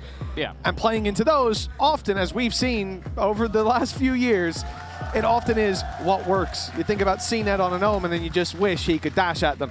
And I think that's exactly what we see here with Alkia. Like, this Jet, it's not for everybody. The comp on the other side, I said, is my favorite. I prefer what Zipto are bringing, especially with the Veto. Like, is it being used to its maximum by anybody right now? Probably not. But I think in theory, it looks like a comp that gives you more tools, more options, and therefore it seems better. But when you got someone like Alkia pushing in A main to take opening picks, or fighting mid the next round and immediately rotating to B main, just global presence, it's hard to argue against that pickup. I think that was the issue. It's like what we talk about with this sort of Waylay Yoru combo is the fact that you can have one go in, the other fly in after with the info and potentially get an opener. They didn't get a chance to execute in any rounds. They were pressured across the map all the way through, whether it was A or B main pushes or even just like crazy mid-aggression. And also you didn't even know which player was coming. Like most of the time you'd assume it was Alkia, but then the next time it would be GX just doing like a shadow step down mid. So yeah. I genuinely think it was a very well-calculated plan coming out of the side of KC. And Zipto so far haven't been able to beat that. And it does make me a little bit worried because sure, as said, I think that compositionally, although I definitely favor the double duelist on the attack, I do think the potential to struggle against the Veto comes in a lot more on the defense. Yeah, 100%. I think, again, even stats-wise, like I think it was last season, again, old patch, but Double Duelist was putting up more rounds on defense than attack. It was, I think it was JT pulled up the stats for that for me. So it's something that, like, it's difficult to imagine where it's going to be at in this day and age, but the problem is Alkia on the attack. That's where I think she's going to pop off. Now has even more freedom to run around the map and be that tip of the spear, already finding itself under the armor of Zipto with Khan out of the round. But Safia, too, has fallen. Oh, this is already looking like a bit of a peculiar one with how much space that EMEA has been able to get. It's been a poor match from her thus far. Struggling to really get going. Someone who's definitely one of those talented individuals. And you found one at that, and this might be the chance, but again, Alkia is just so quick with it. Sheriff in hand. Actually just taking the space on her own. Look at where the rest of the team is. They are currently entering the A site, and Alkia is just selling a ruse that has pulled every single member onto this side, but the ruse is still doing damage. She is completely alone, but somehow has almost killed her fourth player of the round. No! In fact, she's doing it all! She's just fully faking them out, and finally Capricious has put her down, even with a little bit of spam. But what Capricious has only just realized is they're not going B. Whew, Alkia on the attack, huh? I mean, I don't even know how she's gotten away with that. She was 35 HP going in those last two fights and wins them both. Well, I suppose the last fight was technically Capricious, but the smoke fading has caught her off guard. KC quick on the trades and right back to winning ways. 9-4 and the pistol going their way. That's got to be a real blow to Zipto's confidence. That was their opportunity to close the gap. It's funny as well. Like the thing I've learned from watching a lot of the EMEA GC is I think Smart 7, as his name suggests, not the 7 part, is a very good coach at building structure. I almost feel like he had to like maybe sacrifice a little bit of pride here and just go, fine, I'll put Alkia in. Yeah, let's just let her go kill everyone, because that pistol was absurd. Like that was no help, just running around killing everyone. Like that's the dream of a Turkish Jet, but very few can make it that much of a reality where she literally looks like a one-woman army at the moment. It really is just wisdom in the simple things, I suppose. You know, some teams want to come in with the gigabrain comps. Sometimes basics are the way to go. For Alkia, you know, I'd like to chat with anyone. I suppose I wouldn't like to chat with anyone who'd like to argue the opposite, because that just doesn't seem to have any foundation in our reality. This is a classic pushing up here. A fake on the A site with a classic from Anasilia while the rest of the squad goes B. She gets one, goes down, but here's where her value is found, right? That B site much more open. The only player close by is Can, and well, there's 2 smokes between her and any form of impact. Yeah, it's like even for Con, like denying Nice shock. Any utility here wouldn't have any value, and it should be easy pickings from here on out. To be honest, I'm going to upset someone here, but I would rather they jumped off the map purely because Alkia is 2 away from a Blade Storm. Yeah. Don't give her the Blade Storm. Don't give her a gun, but like the Blade Storm just, yeah, she's just got an extra orb, and now, like, they got nothing from that. I think falling, even though it might hurt the pride, not worth it. I think it hurts the pride when you bought a Sheriff, right? That's when you're like, I can make it costly. We could do, and actually, when you look at where KC are at, those 4 players all had rifles to work with, one of which was an Outlaw, but then you go to the 2 Bulldogs and the Vandal. So, you know, you get 2 exits there. That's huge. Even but if you killed her, she's still 1 off. Yeah, yeah. And if she kills 1 and dies, then yeah, Blade Storm's there. So the economic damage would have been difficult to find, but I understand. Sometimes you got to roll the dice, and when 9-4 down, or 10-4 as they would have imagined they'd be, they didn't think they were winning that 2v4. Yeah, why not? For KC, a huge bonus round. They've got a lot to work with. GX, we saw this mid aggression when it came to the defensive side. We saw her go down on mid a couple times. Well, we saw her push mid, rather. She didn't go down. It was only her opponents who hit the floor. And now, nice little bait, actually, towards A main, but Piety down after 1. Alkia already around them, and GX, here is her moment to strike. Patiently, she has waited, and a reward is found in the form of Graham's. And the advantage for KC. Oh, about to be doubled up on with Yuumi down. Oh, that's a 24th kill for Alkia. I'm not going to tell the desk how to do their job, but I feel a highlight might be coming. Con has at least been able to trade 1 back. Now, Alkia is desperately low on HP. There is an opportunity here. Anasilia always loves to take the fight, even though she calls herself a support and does actually get dinged up for it. This is now getting pretty dangerous. Con has definitely been the player to watch the jump up, though. Alkia, again, was the bait, but you'd never believe it because she hits the headshot anyway. 25-8. I mean, KC, they're playing a good game, but right now, I think there's one factor that's having more impact than anything that they've done before this game started. Alkia, whether with supportive utility, because that's what we see a lot, right? A duelist popping off, and it's like, oh, great, Flash is coming in here. Oh, those players were blinded. There was a smoke. There was something to help out. Well, that's not quite the case here, you know? These players, they may not need to be revealed. We've seen 3 players run at Alkia looking for the fight, and they found it, but ended up falling almost every time, and this time she was 6 HP going in for the last one. Caught updrafting as well. Truly ridiculous level of impact, and I think this transcends Abyss as a map, right? You look at this whole series, then you think Corrode for Zipto, if they go down like this 13-4, if it's Alkia dropping like 30, especially if she keeps up at this rate, before this map is done, in like 18 rounds, then you do get worried about Corrode. Even if Zipto feel more comfortable there, I don't think any level of comfort is going to matter if you cannot deal with this Jet on the other side. The funny thing is, the other agent I highlighted that she likes to play is Neon, and that's what she's playing on the next map. So, well, in theory, maybe they've swapped things around, who knows, but to be honest, she's so good at it, I really would be upset if they didn't. And I'll also say, again, this one kind of directly goes out to Smart 7. I never want to see her play Omen on this map ever again. Even though they won it last time with her on Omen, I think she's almost doubled her previous map's kills. So it's just a different beast, and this composition looks so comfortable for them, and specifically for her. And, well, as if she hasn't got enough orbs and enough kills, they've given her the Outlaw to kick off the round versus players that don't have heavy shields. Nice start, though. Yeah, but this is the problem. Alkia's going in. They've got to deal with her. The shot has to land, and it does. There we go for Zipto. Sheriff's in hand, and a 5 versus 3. Potential rifles to be picked up as well inside of A main if they want to go for the risk. They want to reinforce the site quicker, as in fact a big fight on middle comes in. Con. Nice shot. The death blow onto GX has left KC without a port to call their home at this point. It's all just about the battles, and they have no information on where a favorable fight would be. I don't know You'd expect Yumi to be in this corner, but given an individual fight, I'm not sure I like it. The group up for the rest of the players is a little bit better, it seems, although there is still an isolated duel over on the A site. Grahams is now going to go looking for the weaponry. Safia desperately trying to get something here, and we'll find another. In fact, she's ended up with 3.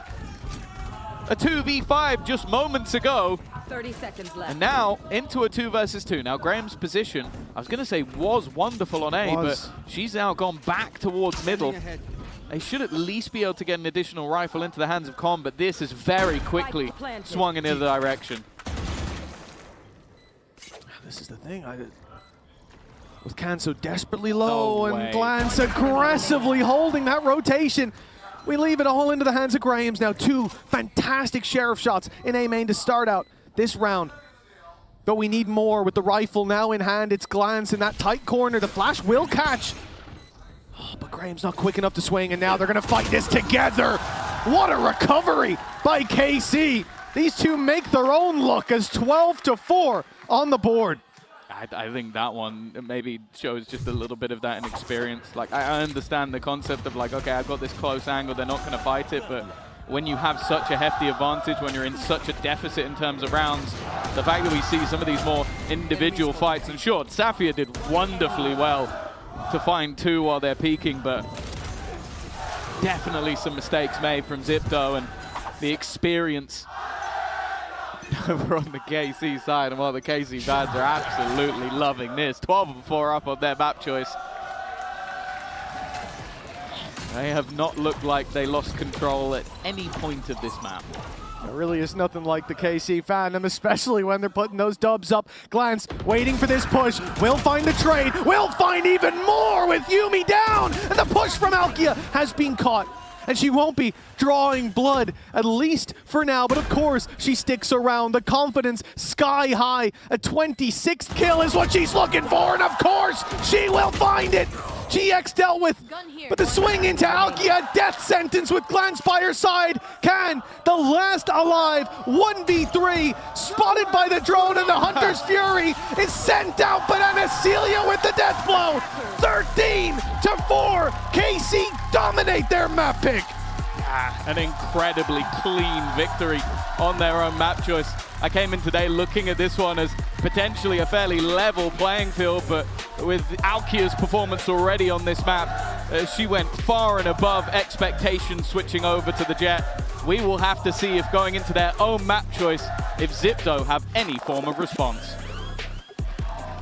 Zipto and GX going hella aggressive. They know she's up close, but dealing with her is another thing altogether. GX back to her old ways down there on mid. She's having a whale of a time in this map.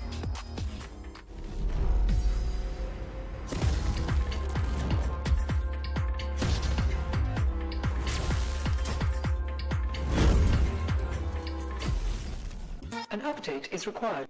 Financial system updating.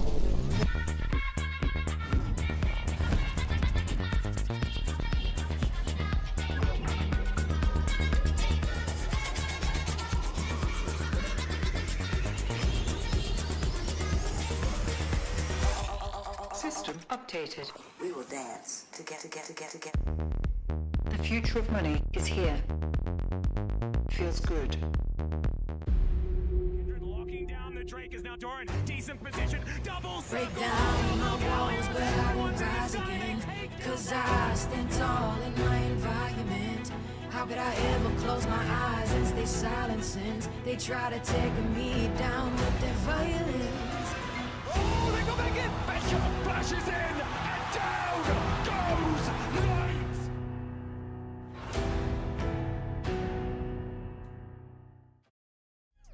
What you want? Sorry to bother, I don't mean to be blowing your cover. No, we probably shouldn't take this no further, but you beat the cookie up like no other. I seen your whip was parked in the lot out front, you was fine on me. I know I could never be a Cinderella. Together we starting a messed up telenovela. I like the way you rock my whip. I like the way you lick my I like the drugs you let me hit. Do me so good, I'ma pass out. Love it when you keeping your mask on. Love it when I'm running dirty with a rough boy. Guess I gotta take my mask out. Ice, money, sex. trees.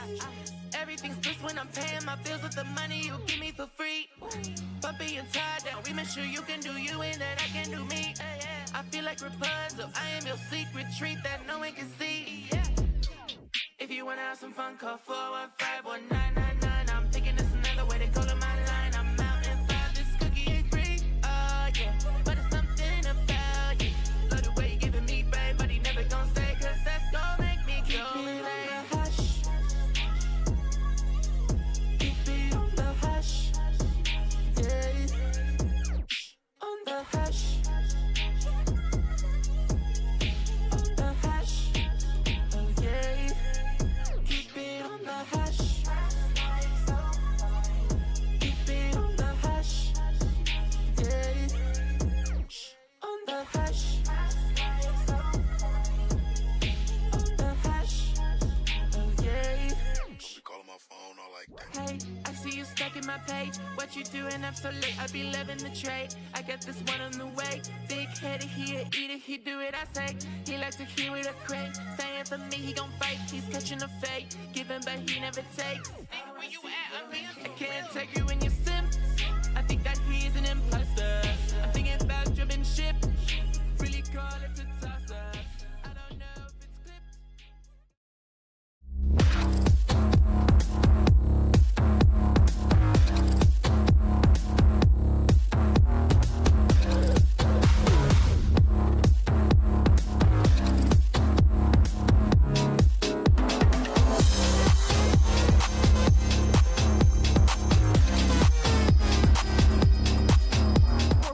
They take map number 1 of this series, 13-4, a very dominant game against Zipto. Welcome back to the desk. Let's talk about what happened in this first game by hopping straight into our HyperX reflex moment of the day. And that, of course, goes to Alkia, Dan, because she had an outrageous map 1. Yeah, we were trying to decide which round to pull from Askia because she had so many incredible moments, and I feel like this second pistol round is what guaranteed that it was going to be not only a dominant side, but a dominant map on the side of Carmen Corp. She was incredible, was able to find that opening, and throughout the map, a few of those body shots to close it out. Gave her that 4K.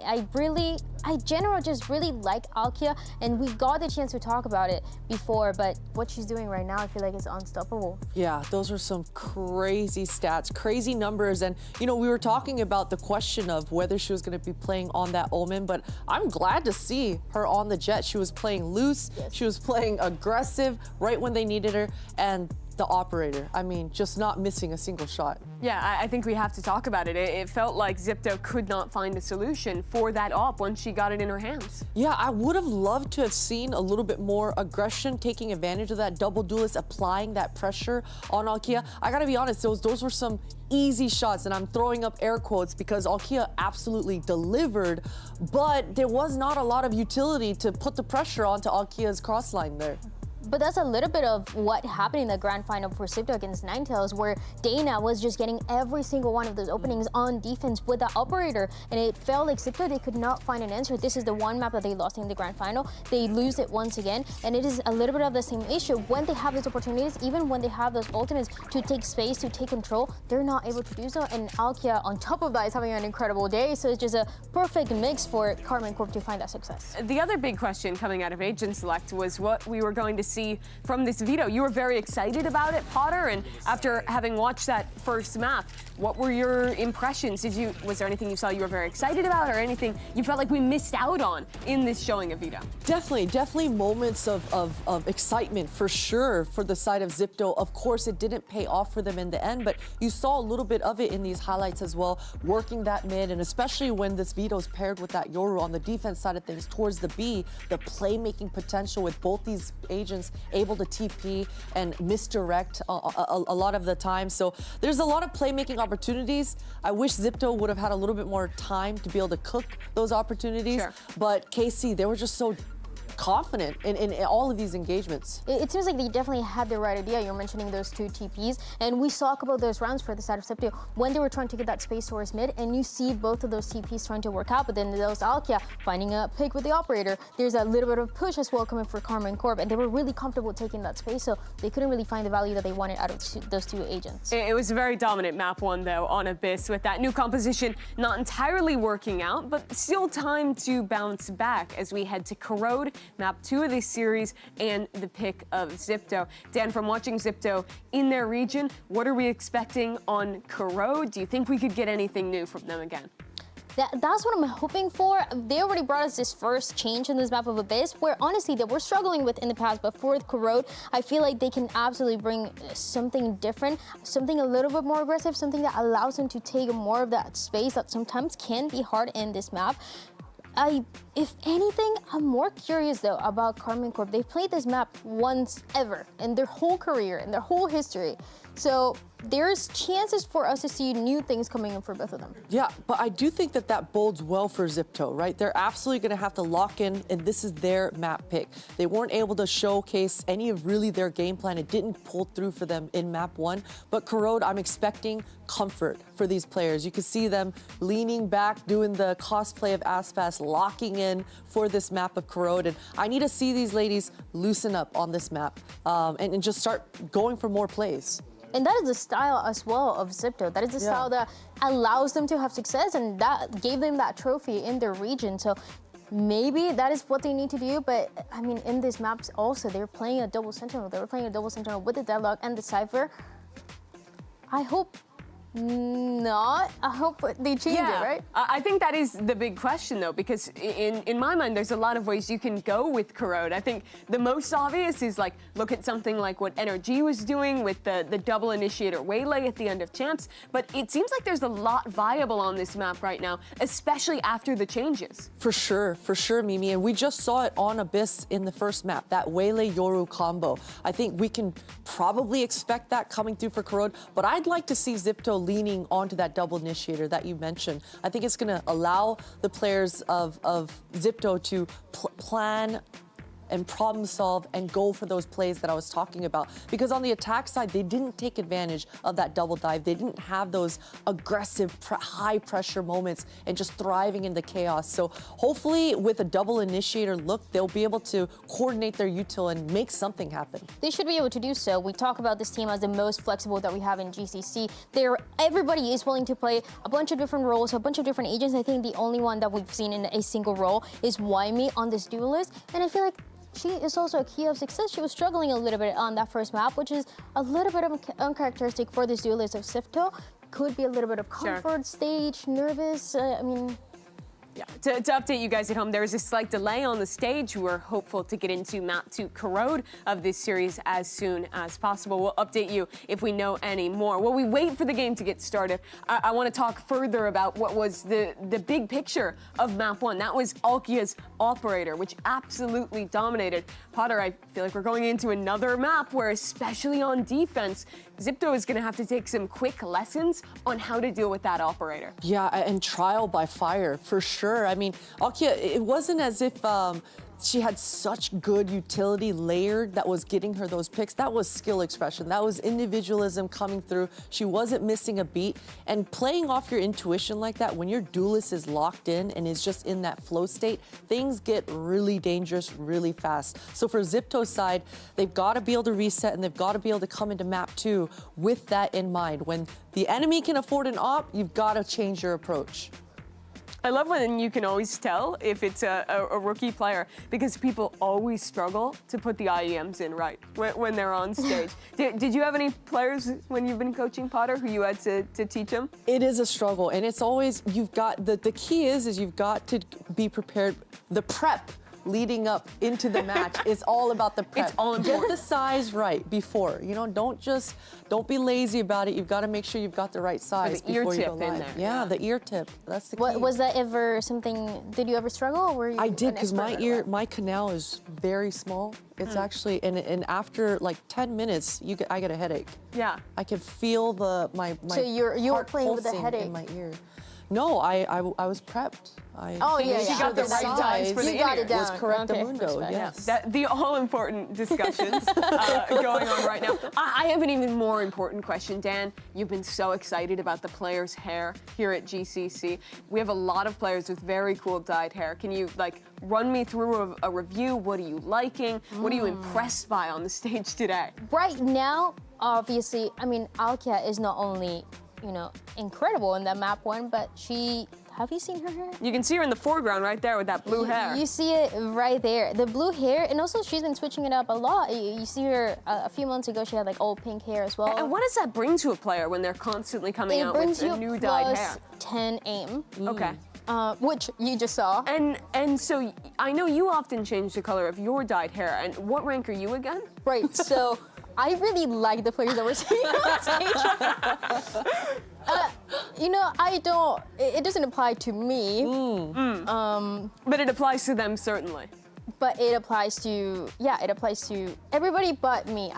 And that's why I appreciate them so much. You could call it Dan's law, right? You can create a law, but it might not necessarily apply to you. Exactly. It's like, okay, never mind. We're free from this discussion, Dan. We can move on. Thankfully, we are done with our delay. Thanks for bearing with us at home. Agent Select is up, and Zipto, Potter, hovering that double sentinel. They're going for it again. They're gonna stick to tried and true and what their comfort is, and they've got to know that Carmine Core, they've seen the footage. They know that this team likes Corrode, and so they've got to be used to this double sentinel line, the anchors. Yeah, they don't change anything at all on this side of Zipto. They keep the same composition that we saw on Corrode last time that they played it. But for Carmine Core, I mentioned it, they've only played this map one time in their whole career, and they do change it a little bit. Alkia before was playing that neon, a little bit more of that early neon composition that we saw in this map. But going for this Waylay, I mean, I know that you love the Waylay, Potter, so. Yeah, and it's because the style that you're going to be able to do, and especially with what we just witnessed Alkia do in map 1, with the pocket KO, the kind of flashes that you're used to. We've been seeing so many Yoru flashes, but these KO flashes are deadly on this map. The way you're able to find the angles, find the lines, you don't see this flash coming. So Zipto, they better be ready. Zipto on the ropes, down a map in this series, and with a big task to bounce back on Corrode and stay alive in the upper bracket. We'll find out if they can do it, or if Carmine Core will continue on with a 2-0. Those answers come back with Mitch and Tom. Thank you, Mimi, Potter, and Dryad. It's time to get in to the second map, and what could be the final, certainly if KC are playing the same game that they did over on Abyss. But this is Zipto's map pick, and somewhere that hopefully they'll be able to find a bit more success. The main thing, though, will be dealing with Alkia, not her jet, though, on the Waylay. Yeah, I'm a little bit sad for Neon's gone. Her Neon's unreal, but she's pretty good in on any agent, so I guess I'll have to accept the change. But it does look like they're shifting a lot of their stuff around to deal with the fact that Cypher kind of got obliterated, whereas the player on the other team, Piety, has decided to stick with it. So it's going to be interesting to see if the struggles will be there. I am a big fan of Con on the deadlock. It definitely didn't seem like the veto went particularly well for her. So I think having a little bit more comfort on this agent in general, it should look good, and hopefully the same for Yumi, who really did struggle in that last map. Didn't go well, will still be that sort of focal point for the team going into this map, and a map that they've definitely had a little bit more success on. And for KC, well, we've really not seen them play this map much at all. They defeated SK on it, but they were not the ones to choose it. Well, barriers are up, and KC's defense begins. Zipto, understandably cautious, waiting outside of this B site. And it looks like on the side of KC, they are waiting for a noise, for an indication that they can go in for this blitz play. Flash is being held by both sides. You see the paranoia in Graham's, and Anacilia holding on to her own. But now Alkia goes walkabouts. The knife gives the info, but in fact the big swing gives the info first. Zipto opening pick, and well, the menace of the previous pistol round over on Abyss, the 4K Sheriff Queen, has already been taken out of the equation. Attempted to try and refract, but opponents were a little bit too quick on the trigger. The resurfacing of the smokes, but they are just waiting behind it. Bear in mind, though, there's been quite a bit of aggression from Safia on the other side of the map that has taken full control down towards A. They still have a spot into middle, so they can gamble at least a couple of players on the side of B. It's definitely not going to be easy trying to hold on to this control. The bait being made to try and make them not look in the direction of GX. She's done some damage. Rotation coming in for support, but Anasilia trying to hold the line. Glance battling and brawling, and a low HP couple of players, but it's going to be left on to Safia. The advantage sitting with Zipto, and so does the time. Oh, this fight is everything for Safia with low HP left on Yuumi. That could have decided it, but Capricious comes ahead with a 1-0 start for Zipto. And I love that we've already seen from round one just this patience from both teams, each one waiting for the other to give something away, waiting for their signal to go. And when they eventually got it, it was Alkia to fall and the round with it, but it comes down to a very, very tight margin here in the pistol. Yeah, that definitely got a little bit shaky in the middle. But they did get the job done. Of course, they got the early start on the previous map as well. It didn't do too much, and they took some casualties in a round like this, but Yuumi in and out. All right, so Zalkia, I guess. Didn't take her long to get back onto the scoreboard, but they've taken a lot of damage in response. The main worry, though, is how many weapons are in for Zipto. This is less of a normal bonus round. I believe that the other weapon was also an outlaw, right? Yep. Yeah, so they had 5 rifles in this round. Every little helps for KC. Damage is going to be felt with reinvestments from Zipto and already one player down, but it looks like no more will fall. Khan with a great opening there on middle, and 2-0 start for Zipto that, look, it's not nearly as costly as it could have been. I love that from Khan. Gets 3 kills, whiffs a little bit on the 4th one, and then is slapping her own hand in punishment. You can say what you like about Zipto, but those players down on the stage definitely have a lot of personality. 2-0. Okay, they lose themselves. Look, there you go.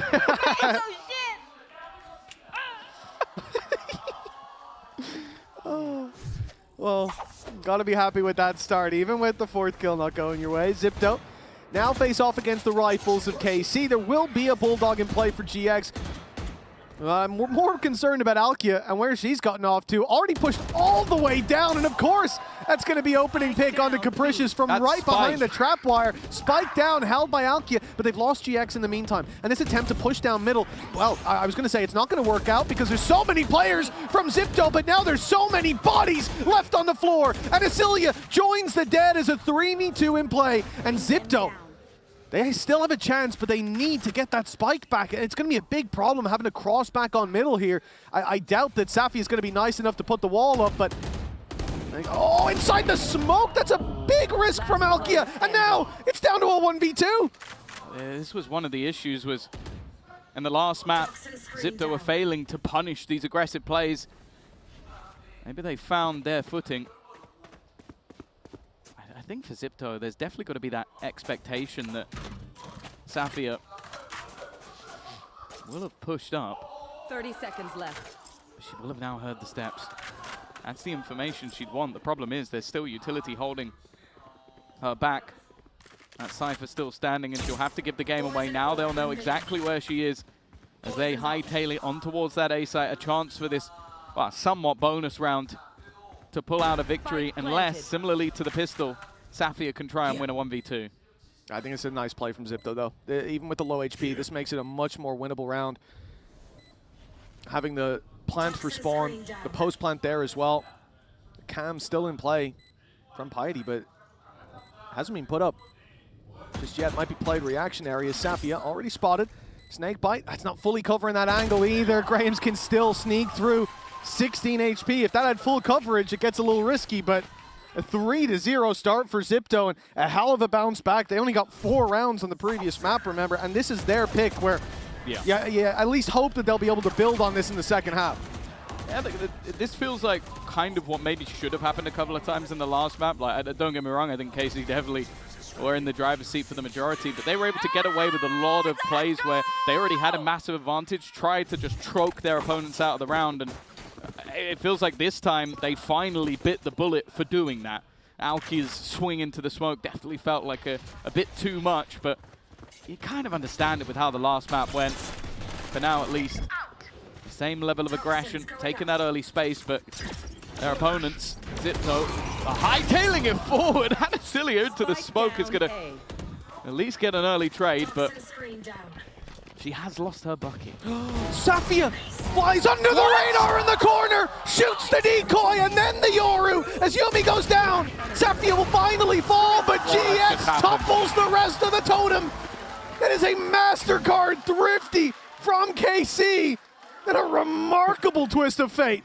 GX is giving it there. I don't know if that's audio that could be played, but she was giving it. She's been popping off, man. Every time we go to a replay of her, she's getting loud. I love to see it. That energy's so important down on the stage.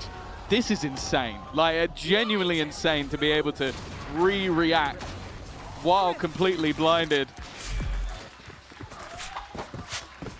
Yep, we couldn't play it. I had a feeling.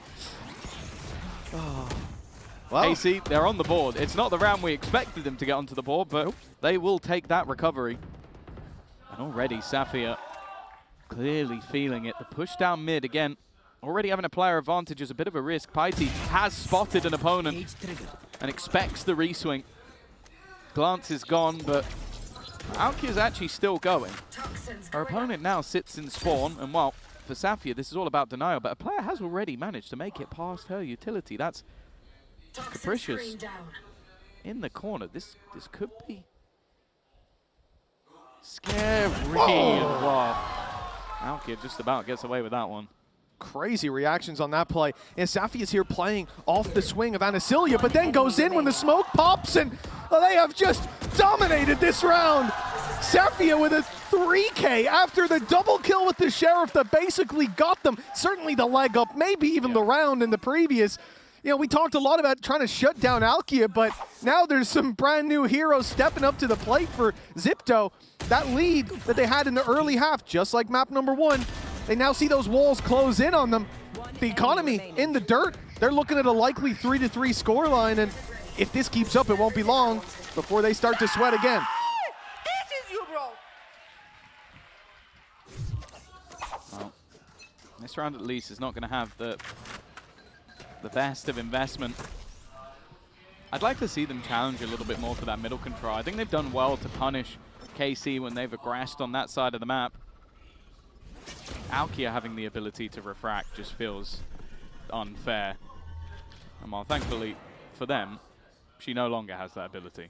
I like what they're doing here in pump, just waiting, not pump faking. Waiting for this, because you've seen Alkia use that refract to run down and break the trip to deny that information for Zipto just 2 rounds ago. So they're waiting. Okay, maybe she does it again here now that we're reset into a buy round. Now we've got those weaknesses. Why not see if it works? But Alkia taming, you know, finding strengths in the scars of yesterday, just like Zipto, where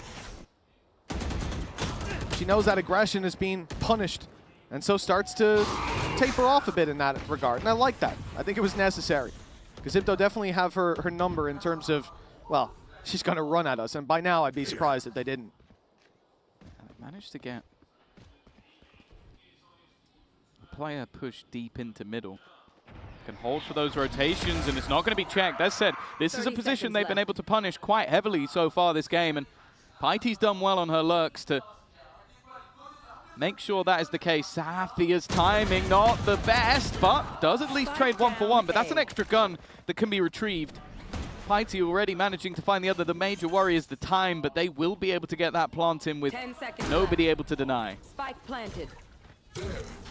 Up goes the wall as well. That's going to cause a bit of delay.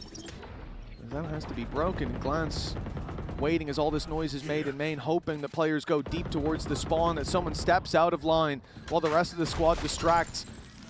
Sees as well, Anasilio caught in the net, will eventually pop out that ultimate big swing coming through. Damage done already, but Graham's down, but Paiti quickly trading it back, although she falls and leaves just one standing, not for long! KC!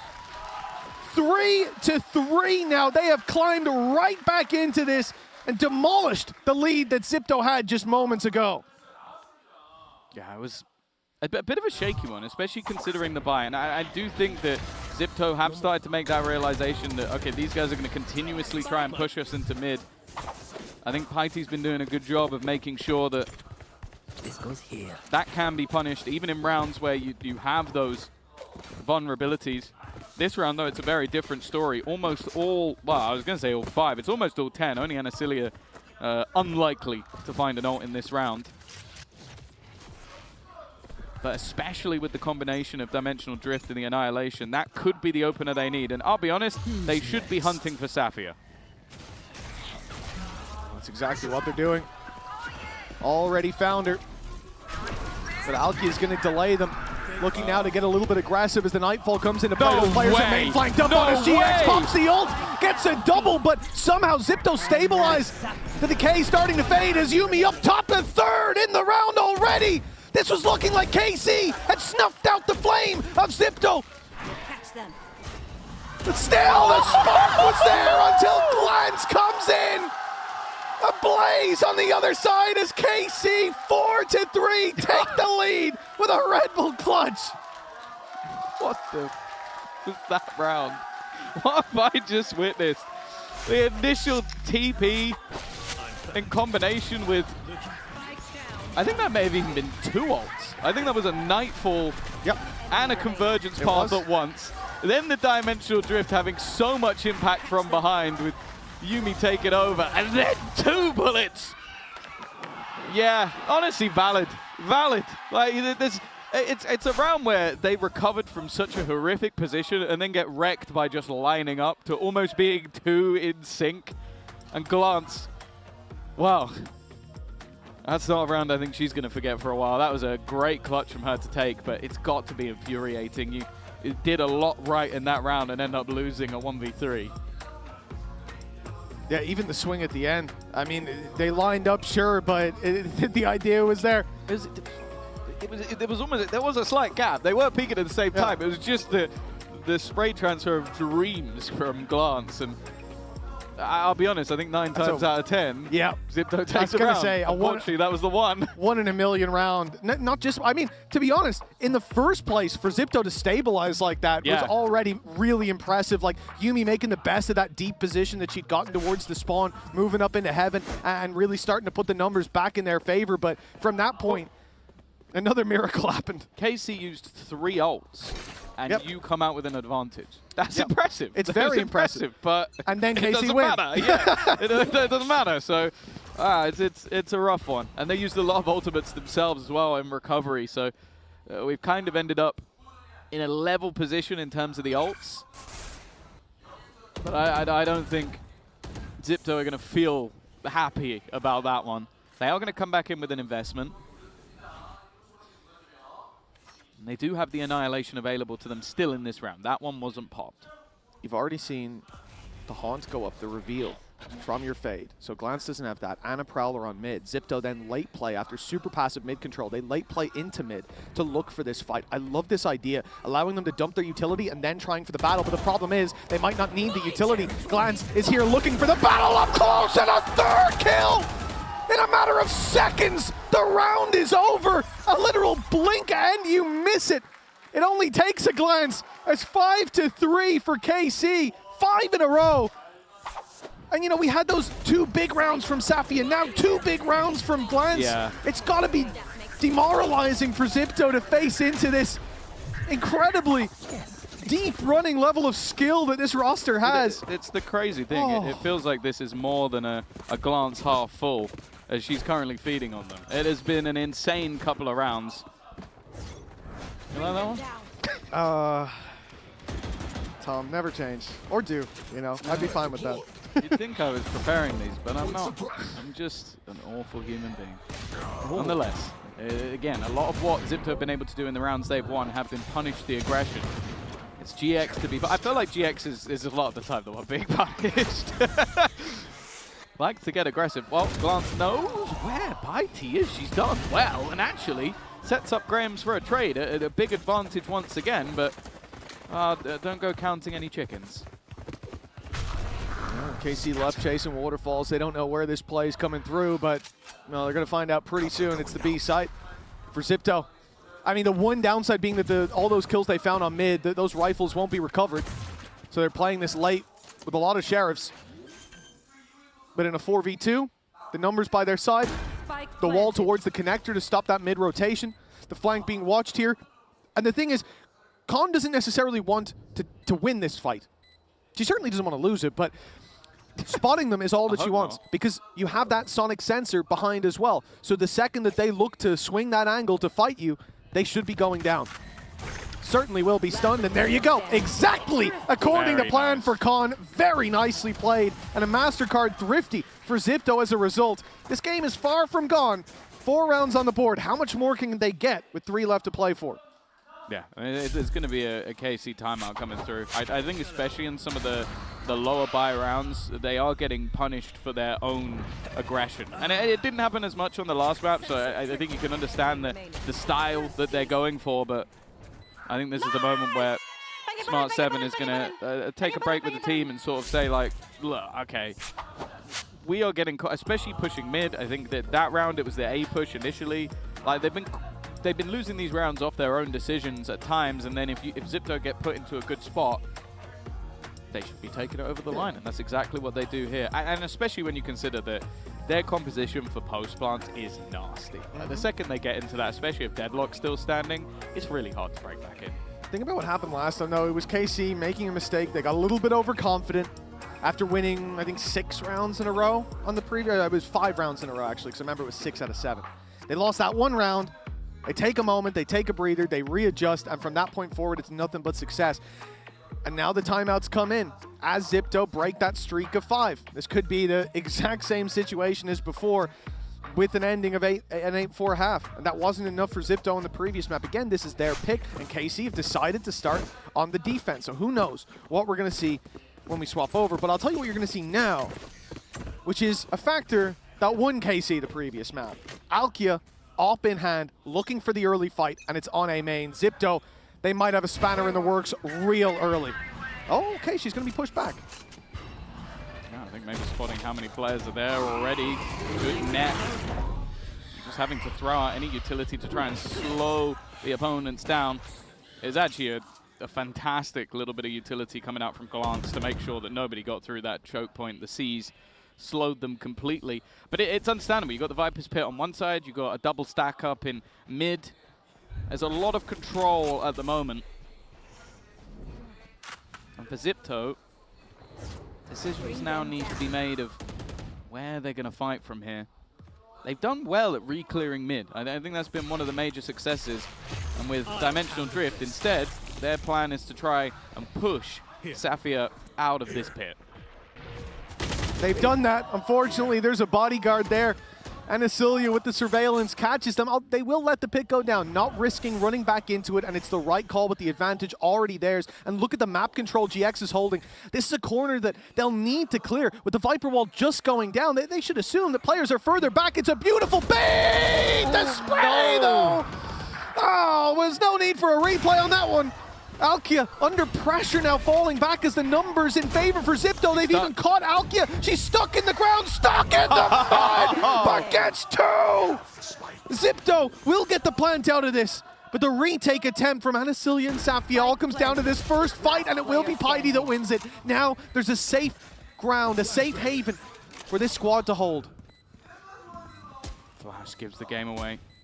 Operator holding on the corner, and that will be enough. Graham's ready for that fight. And an opportunity taken. Some of the utility, I think especially out of Con in that round, those nets were just causing nightmares for Alkia. Sure, she still manages to come out with 2. But that's probably the turning point. A very big whiff coming out from GX. Where she pretty much could have put that to bed. Scoreline will be equalized. And for KC now, the economy somewhat on the brink. They might be feeling the burn a little bit going into the next, and with both teams, I'd say arguably starting out on their favored half, especially if you look at the last time they played. If it goes in even, that sounds about right. Bring them down.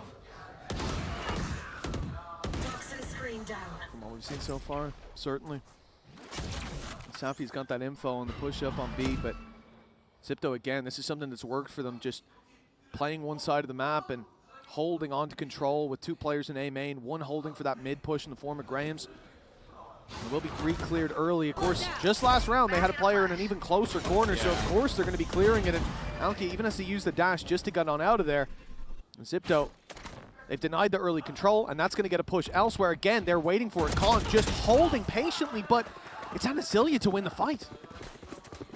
Yeah, they've had these advantages before, though. Glant's going to make sure that they are slow to spam shot. GX again. Caught out trying to be aggressive. 30 seconds left. 30 seconds left. And now back into an even scenario. Glance in the corner with a crossfire, needs to do well here and has a little bit of support, but now completely blinded. Grams with another. It's left. Onto the Grim Reaper of the last map. Alkia isn't expected in the corner, and the spam almost does enough. Switches over to a second gun and just spams the smoke, expecting Grahams to be there. They're going to have nightmares about Alkia tonight.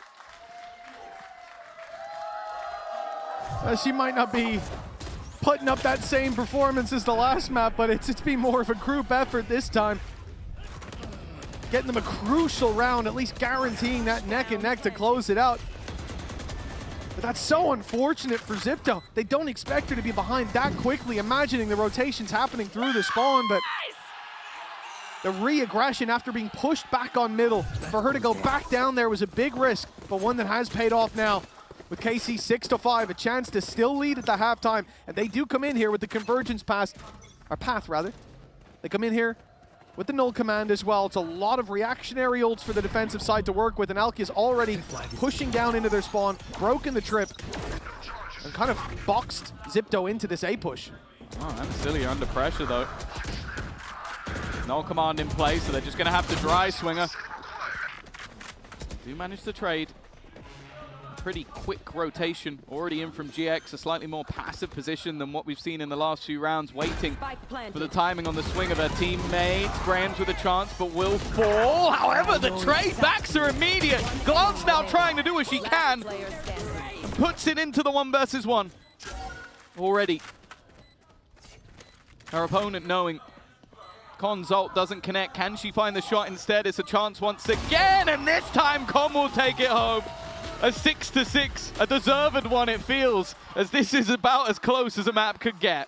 Zipto have definitely turned up for their own map pick of Corrode, and they even have a chance to take us all the way to Haven after a 13-4 first map. This is the game we hope to see, but it's not over yet. Plenty more coming after the break.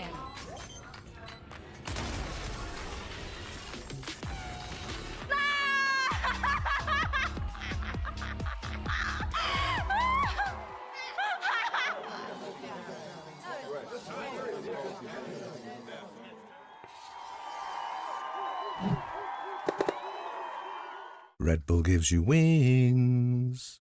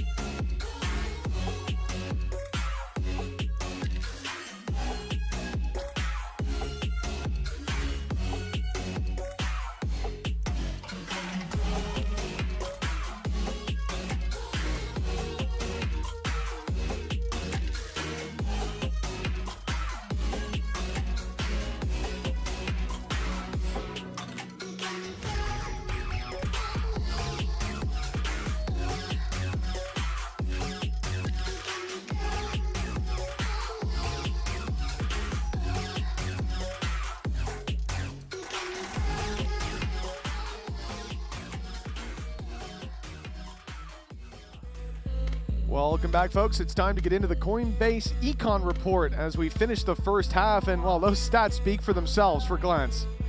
Yeah, she's been performing very well, and especially that 1 versus 3 clutch made a mass difference, but it definitely feels like a much closer game. It's crazy that Mika's regularly on the show, but the second the cam's on her, it's like she's more excited than anybody else in the whole building. Like, Oh, you know, big Zipto fan, I can imagine. But nonetheless, it's been a close one. A fight back and forth, a 5-round streak in the middle that made the difference for KC, and now going on to that attack side. I'm interested to see what they've got, because I do feel like the attack side of this map can be brutal, and where a lot of teams, if you're not quite set up correctly, can very quickly fall apart. For KC, I said it in the last map, and I'll say it again here. I'm excited to see what Alki is going to be able to get up to now here on the attack. It's certainly where she came alive in the previous map, but I think her role here a little different, right? We talked about the benefits that you have when you're playing with this agent, the Waylay getting in and the ability to get out of there. We've already seen the refract used on the defensive side, and there it is. Point of contact, and Anasilia with the trade off the information. But of course, Alkia gets out of there with 18 HP. The refract so useful, and this is going to initiate their lurk through mid. The Prowler, though, will spot Safia. Yeah, good work from Capricious. That was a gap that could have caused problems if it wasn't quickly sealed. Now, a lot of tagged up players already, but one of them, it's 18 HP, but she still managed to take one to the grave with her. This leaves 2 standing. That double senti that I'm sure they would have hoped was pushed into. It's definitely going to be quite a bit tougher. Now, there is a fair amount of utility still available. The wall,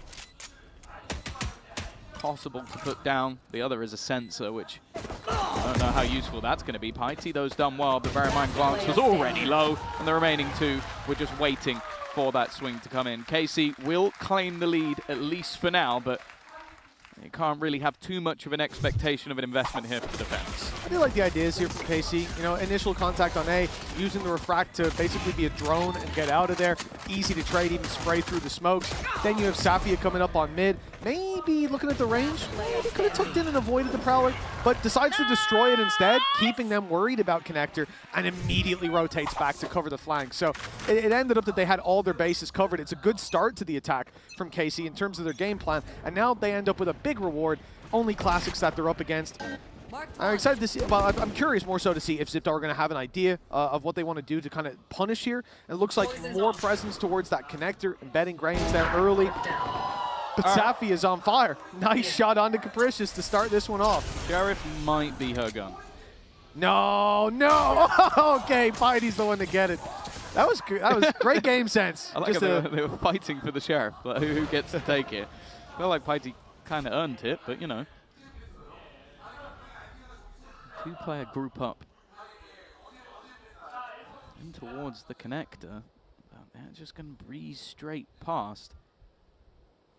Now bear in mind the remainder do have weapons to lose. That newly upgraded Spectre alongside rifles, so sure the Spectre wouldn't be as much of a loss, but anything else could be a problem. And that's what Zipto can hope for. This is a close enough game that doing damage has its value. Palm with a chance for it. Sonic Sensor active too late. Spike planted. Although GX down to 20 with the regen shields, a little healthier. Further damage is going to be difficult to come by. You look at the Sheriff in Heidi's hands, is probably having the best of chances as that flash blinds both easily. And Yumi, right, okay. Right click just as strong as ever, good to see. That's going to be a Spectre recovered, which, you know, in the old days I wouldn't quite care to comment on, but does give Yumi a chance, even on range, to make this a little bit more costly. I think the remainder are almost just trying to let the time do the job, but eventually once one player is distracted, the others can swing from above. It will be a conversion, and it will be the rifles kept forward. That's the main thing for KC.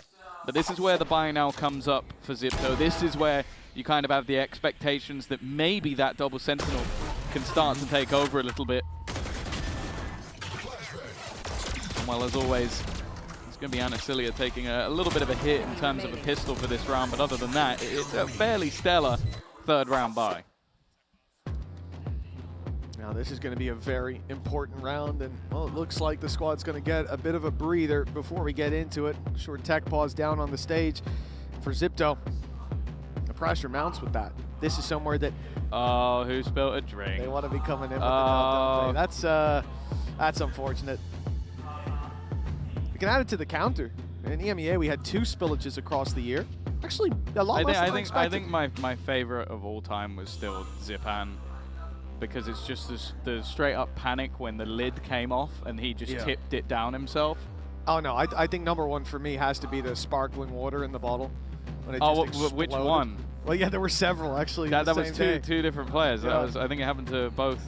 Yeah, I think my favorite bit was Ruxic opening his, and then a little bit of the water landing on Angel's head, and then Angel being like, "What just happened?"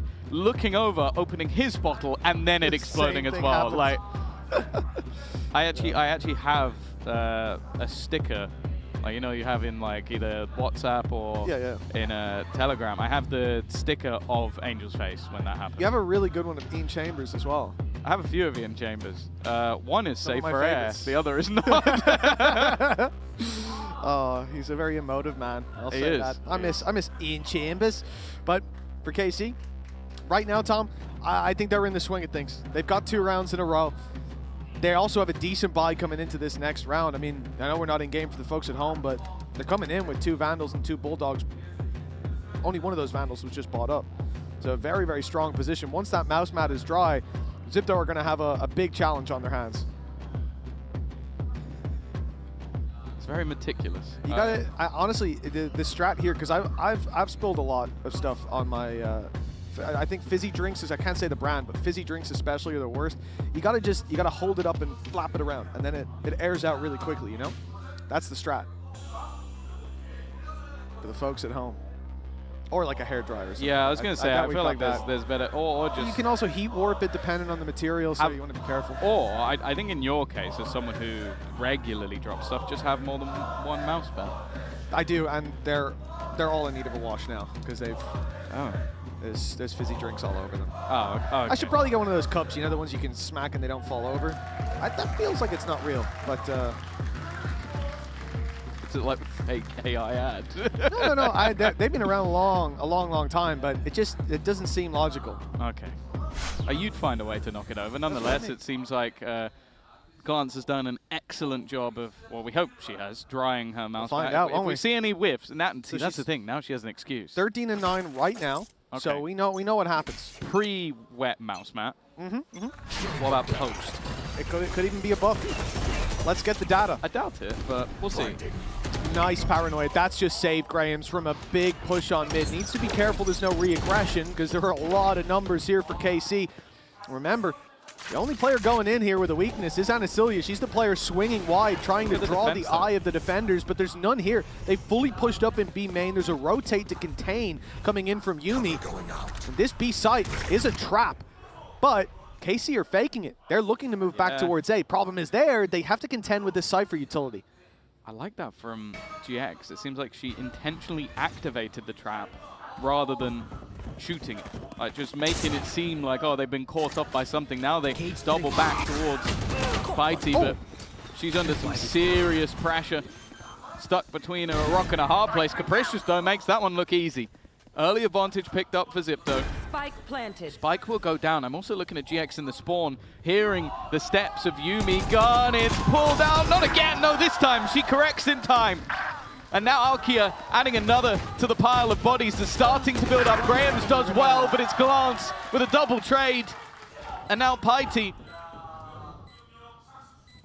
3 to find.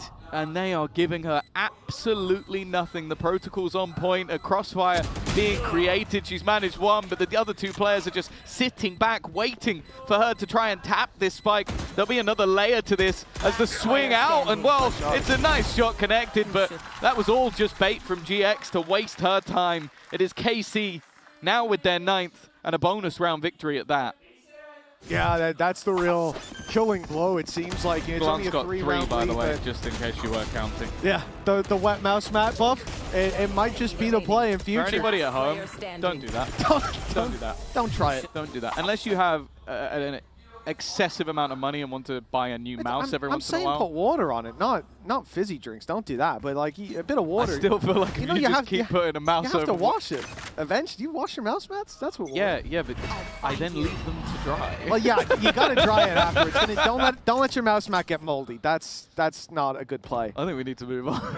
Anyways, 9 to 6, double digits being sought after, and it's going to be a weak buy from Zipto. the Sheriff's in hand, and KC really playing that last round beautifully, the push and pull, but this round's a different story. They were making noise on B main, they were drawing the eye, but Safia able to double up. It was a risk. She's just taken A, by the way. She's all the way through. It was a risk to take this fight. You know, if the pistols take you down, then they get a rifle, they get an upgrade. But instead, 3 kills for Safia, an easy rotational catch for Glance, and well, Piety all alone. This is only a Sheriff buy for Zipto, so it's so-so at best, but double digits for KC. 4 in a row to start this half, 10-6, 3 away from closing out not just the map, but the series as well. For Zipto, this is do or die really coming into the next round. Yeah, this feels a little bit more damning though, because a lot of rounds where they've had low buys, they've at least been able to do damage here and there, like make it a bit costly. Now you have KC with a lot of credits in the bank, ultimates either online or getting very, very close. Glance already has hers. By the way, it hasn't died since she wet the mouse mat. And the same. That was so clean. Like that was basically Safia just walking into A, killing everybody, and then saying, all right, everyone come over this way. And for that reason, we have seen a timeout call from Zipto from what was a very, very close map to a streak of rounds that's definitely starting to look quite damning.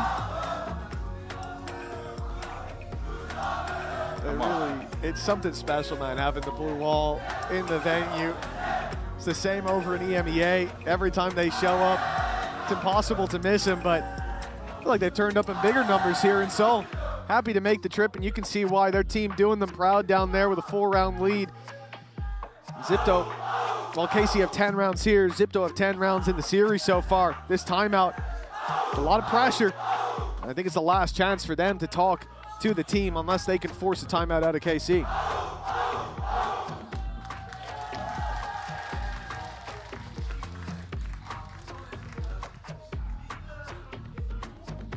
Seems like maybe this is, move pivoting from in.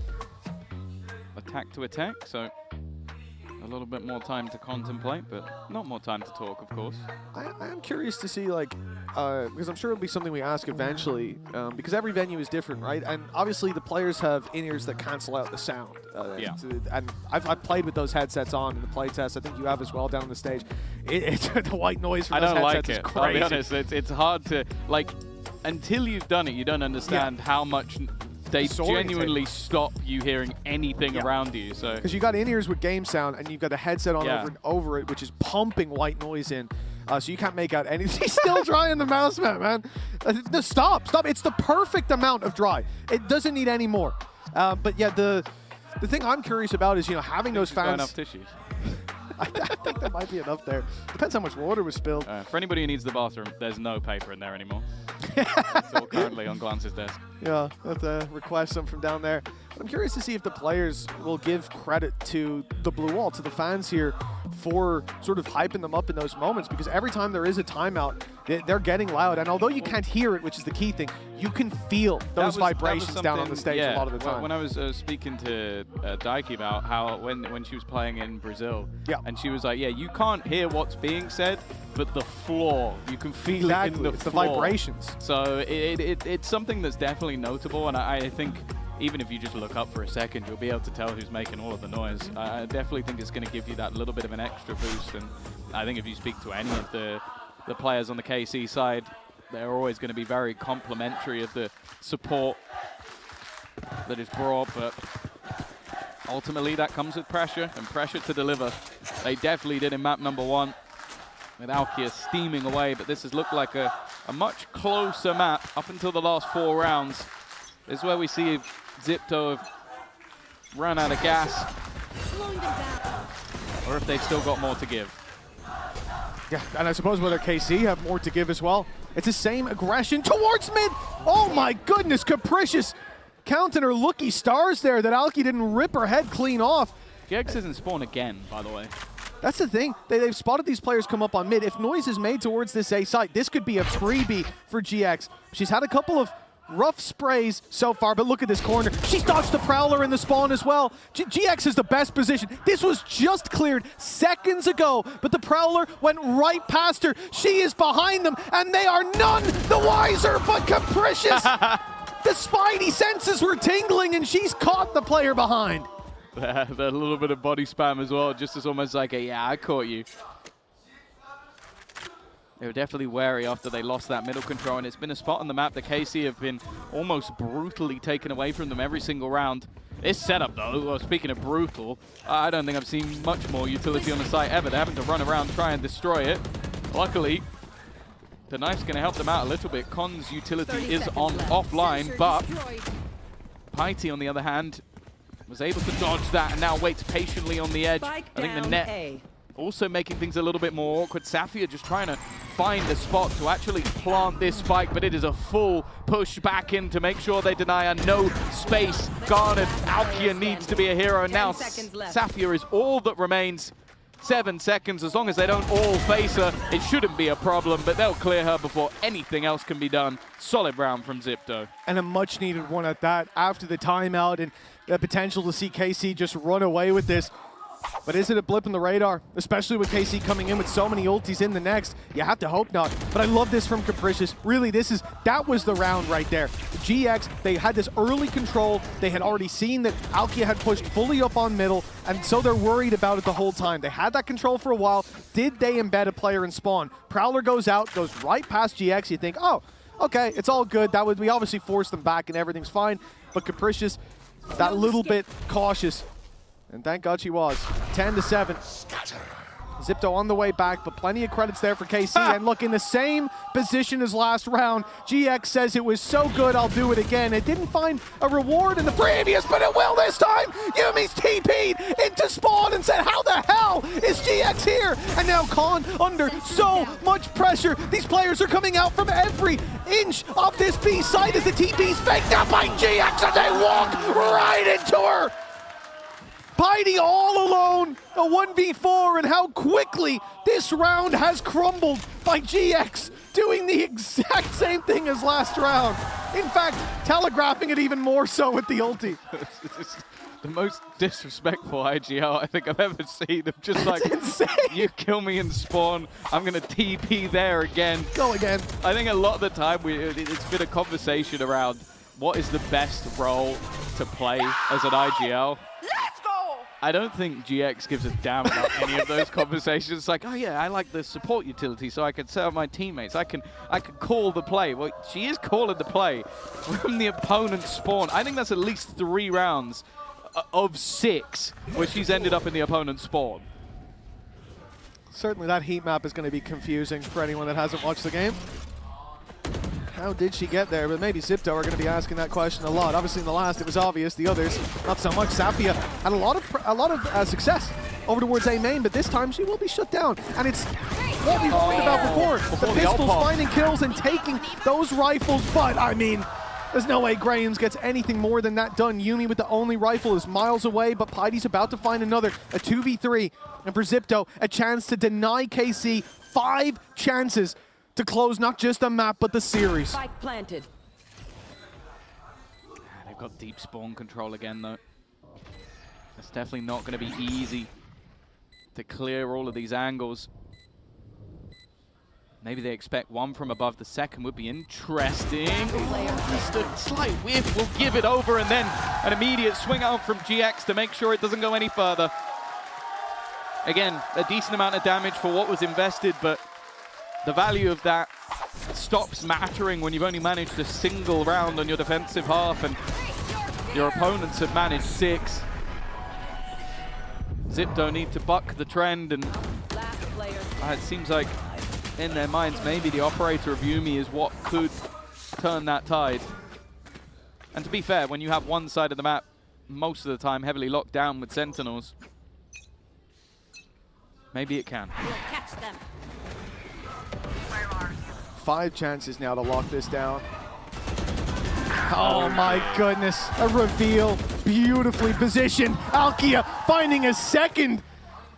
And from here, Zipto, they see their hopes fade, the spark dying out down on that stage, but they need a hero, and Anacilia's watching the backlines, cutting them down to size as the blue wall stands strong and looks unbreakable. Zipto put their hopes in Piety. on site, holding, dodging the Prowler, but spotted and blinded. Up it ends with a 3K from Alkia, a 13-7 from KC, and a dominant start to their story here in Seoul. Yeah, the question came with this team after having a quieter performance in the final stage of EMEA. After winning the first two, it was whether or not we are going to see the best of them, and I think we're definitely getting a pretty solid showing here. It doesn't seem to have bothered Zipto too much, so obviously still another chance.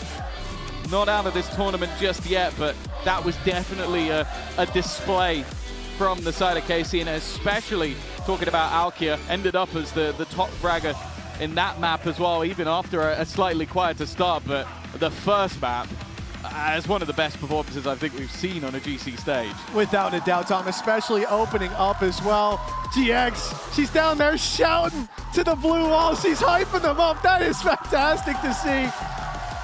And you know what? Their energy was infectious, not just for the players as we got to see there, but I even saw some of the people in the crowd on the other side starting to dance along, enjoying the chant, enjoying the energy. It's exactly what we need down on the stage. And you know what? I think that energy's for both teams. Zipto, they had some great rounds, some promise. The 13-4 in the first map I don't think does them justice, with so many opportunities to put rounds on the board, but denied at the final hurdles by some big plays from KC. They will go on in this tournament, but it's KC who win the day. Yeah, for sure. And I think it's going to be one where definitely a lot to learn. Of course, these are 5 players who have not graced the champ stage before, so I think it's definitely a case of learning. But for a mix of experience and new blood, KC have done very, very well in their opening match. I think they'll be quite happy with how this has turned out, and we'll go marching on in that upper bracket to try and compete with the best. What a performance here today. And I'm sure there's got to be a lot of happy faces down on that stage. I don't think there's a single player on KC who's wishing that they put a better performance up on the board. But I know that Alkia will be incredibly happy as we go to the Verizon post-match interview. And give it up for our Blue Queen! Alkia, I'm gonna steal you over here, swoop you up. Right. 네, 카민코프의 알키아 선수 만나보도록 하겠습니다. 가장 먼저 어비스에서 이 비토가 집토 쪽에서 나왔을 때 아무래도 이 솔로 엔트리 Z 상대로 카운터가 들지 않을까라는 생각 때문에 알키아 선수가 상당히 답답할 수도 있겠다라는 생각이 들었는데 전혀요. 오늘 정말 날라다녔습니다. 비토 상대한 부분 좀 어땠는지부터 들어보고 싶네요. Now, congratulations, Alkia, on your first win of GCC 2025. When it comes to Abyss, we thought maybe the veto from the side of Zipto would be a good counter to your solo duelist Jet. Not at all. Honestly, 403 ACS. Oh, really? Yeah, that's not that bad, right? Yeah.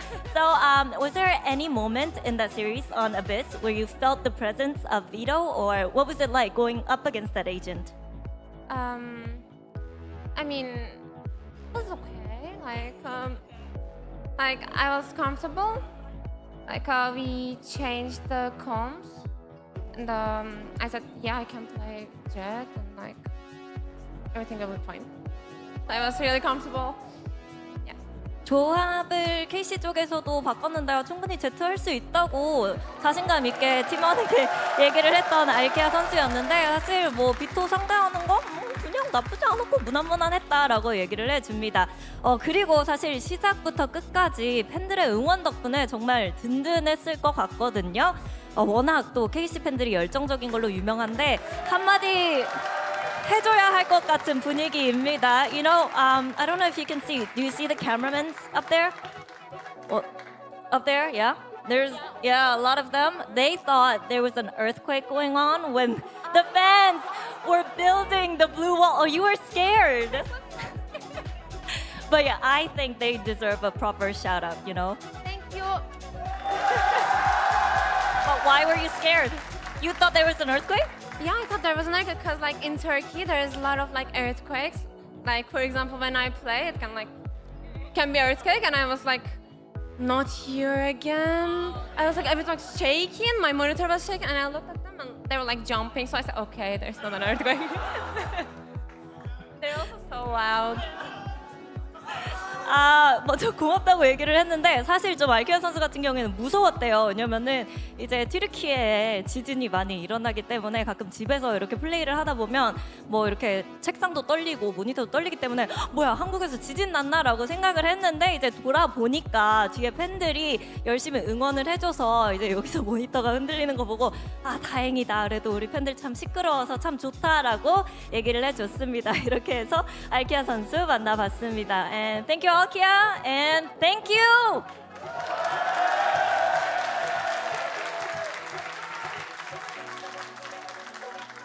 Looking now to get a little bit aggressive as the Nightfall comes into play. Those players are main flanked up on his GX, pops the ult, gets a double, but somehow Zipto stabilized.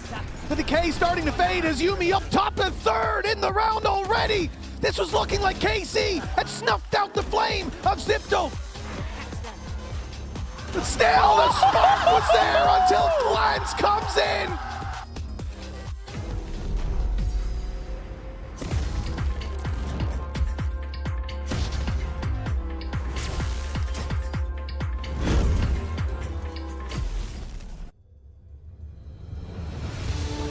It's more than a game. It's a world shaped by you, the fans. And our mission is to elevate that world by building technology that creates moments that last forever. That's why we're joining forces with Valorant Game Changers to transform how fans experience live events on the global stage.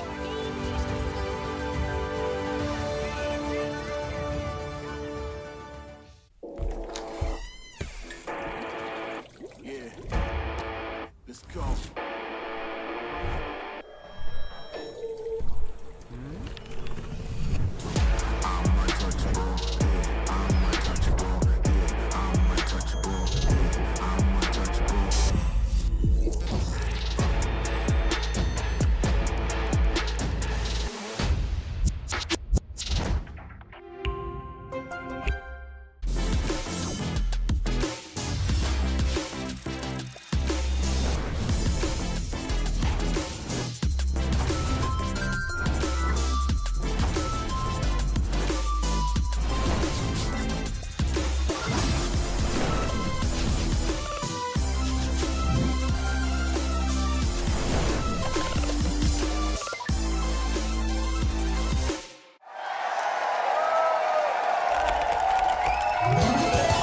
Red Bull gives you wings.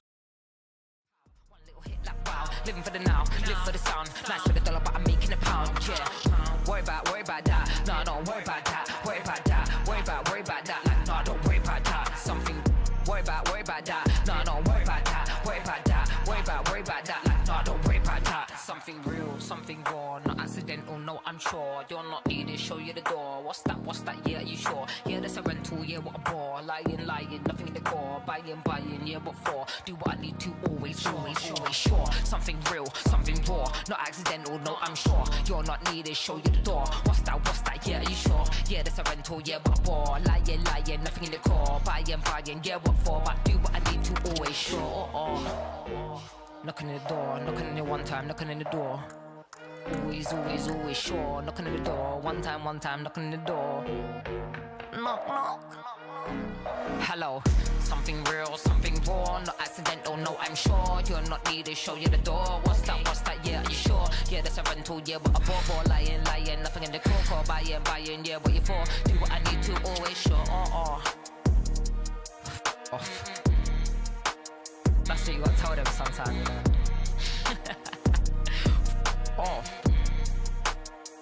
See you later, mate. All the best. Something real, something raw, not accidental. No, I'm sure something real, something raw, not accidental. No, I'm sure. Nah, sorry. 1, 2, 3, I don't know who else to be. 4, 5, 6, like they say I can't be fixed. 1, 2, 3, your attention's all I need. 4, 5, 6, don't let it slip. 1, 2, 3, I don't know who else to be. 4, 5, 6, like they say I can't be fixed.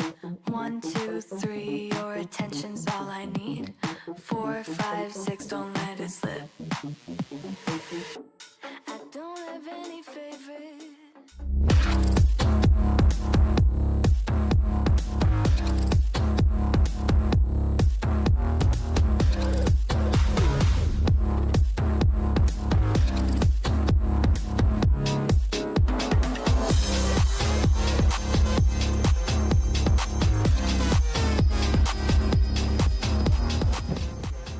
Welcome back to Game Changers Championship 2025, where it's time for the long-awaited, never-before-seen Visa Bowl. It's Team Liquid Visa versus Visa Crew Blaze. I'm Mimi here, back again on the desk, joined by Potter, and in a moment by Dryad. We just wrapped up watching our first series today, and I just want to get initial impressions from you, because Carmen Core looked very good in that. Yeah, solid. I mean, each player stepping up, but the obvious player to talk about is Alkia. I mean, the fact that she was just able to get away with whatever she wanted, and you love to see when a duelist is able to get into that flow state and just style on their opponents. Yeah, I want to get Dan back in here and start to talk about our upcoming match, because this is a very exciting one with our second Brazilian team to get to debut. We talked earlier about this, Dan, but Brazil have been so good in Game Changers. 2 different teams in the finals our last 2 years, and now finally 2 representatives here for GCC 25. Which is something that you talked about before. They are potentially the best region that we have, even if they haven't lifted a trophy just yet. And it just seems like the perfect opportunity. This is a region that is mechanically insane. This is a region that has been putting the work, has also gotten the experience. Both MIBR and Team Liquid, they've gotten the chance to bootcamp in other regions as well. They're bootcamping here early on, trying to adjust themselves to the schedule. So it's little things like that that I feel like adds to the experience and to the comfort going on stage. The Visa Bowl. I mean, both teams from Brazil, both sponsored by a huge, finance company. It makes sense. Yeah, I mean, the investment is huge in this region. And I mean, even when they're playing against a Latin American team, you have 2 Brazilian players in the roster as well. It is clear how much talent is coming from there. But Potter, what is so interesting about them playing today is when you look at this roster, they're playing with a player who was in a final with MIBR. That's Jelly, after making the trade for Bastarda, dropping her in the mid-season, and instead picking up Jelly. It's very interesting to see how, well, both of these teams are still on top. They both made moves to stay in that position. Yeah, and those moves, I think both teams are really satisfied by. Both teams feeling like they made the correct upgrades coming through. And there's Jelly on your screen. This player has been fantastic. Last year, we got to see her thriving on that initiator, playing roles like Gecko for the MIBR side, like you mentioned. But this year, the duelist role, I gotta say, she's been fantastic on it. And the role playing, I think it bodes well for Liquid. I think their game planning, it's been more refined, and they're able to do a lot more when they've got a player who's able to reach in and lean in onto the higher IQ side of playmaking. But it was a big question when they made this move. You went from Bastarda, who they had just won their second trophy with, who top fragged in that final, who had been with the team for so long, and they put out some statements. Daiki talked about it, saying that at the beginning of the year, they had basically told Bastarda, as well as Isa on the team, that they needed to improve their performance or the team would make a change. They didn't feel like the alignment was quite right. And then after making that controversial move, they instead bring Jelly into the mix. Do you think that this is an upgrade for the team to take such a risk in blowing up this roster that was so successful to begin with? It is absolutely a massive risk to take, but I feel like it all makes sense. Even if these 2 players, both Jelly and Bastarda, had to change roles from what they were playing before, I feel like not only adding Jelly, but making her play the duelist is what really makes the upgrade. I feel like if Jelly was playing another role, still playing the initiator, maybe it wouldn't have been so much of an upgrade, but I feel like Jelly has always been comfortable. I remember back in the day, 2 years ago or so, before Jelly was part of any team, she was part of a team that was called Jelly and Friends. So it was all around here, and I feel like now she's getting that attention because of that role that she's playing again. Yeah, and she does it so well as well. I mean, no matter whether she has high HP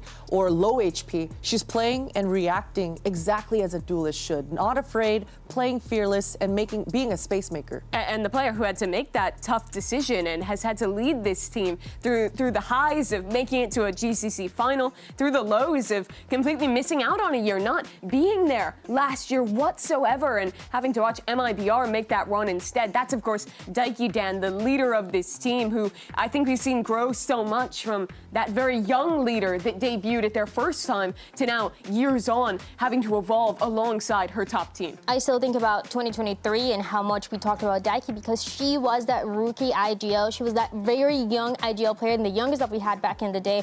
And now ever since she's gotten a lot more trophies in Brazil, a lot more experience, and now she's ready to take on the stage. I feel like after we got to see the biggest challenge that they've had yet, previous years, it was a little bit of loud going back and forth in those grand finals. This year, obviously, MIBR. And the fact that they were able to close out the series is all thanks to Daiki. Yeah, and she's so poised as well. Even thinking back, you said the youngest IGL a couple years ago. She didn't feel like a young IGL. No. Very mature and able to reflect that in the server as well. And you saw just a glimpse of how many different agents she's playing. She excels in all the initiator roles, whether it's the scan initiator or just the flashes themselves, consistently setting her team up for success. In a piece of content that Liquid put out about the team, she talked a lot about how she felt like she needed to prove herself as a leader to the team, to earn the respect. Because I think it's hard to balance being a close teammate, a friend to your players, while still having to be that voice of authority, especially as someone who is younger than some of the other players on her team. And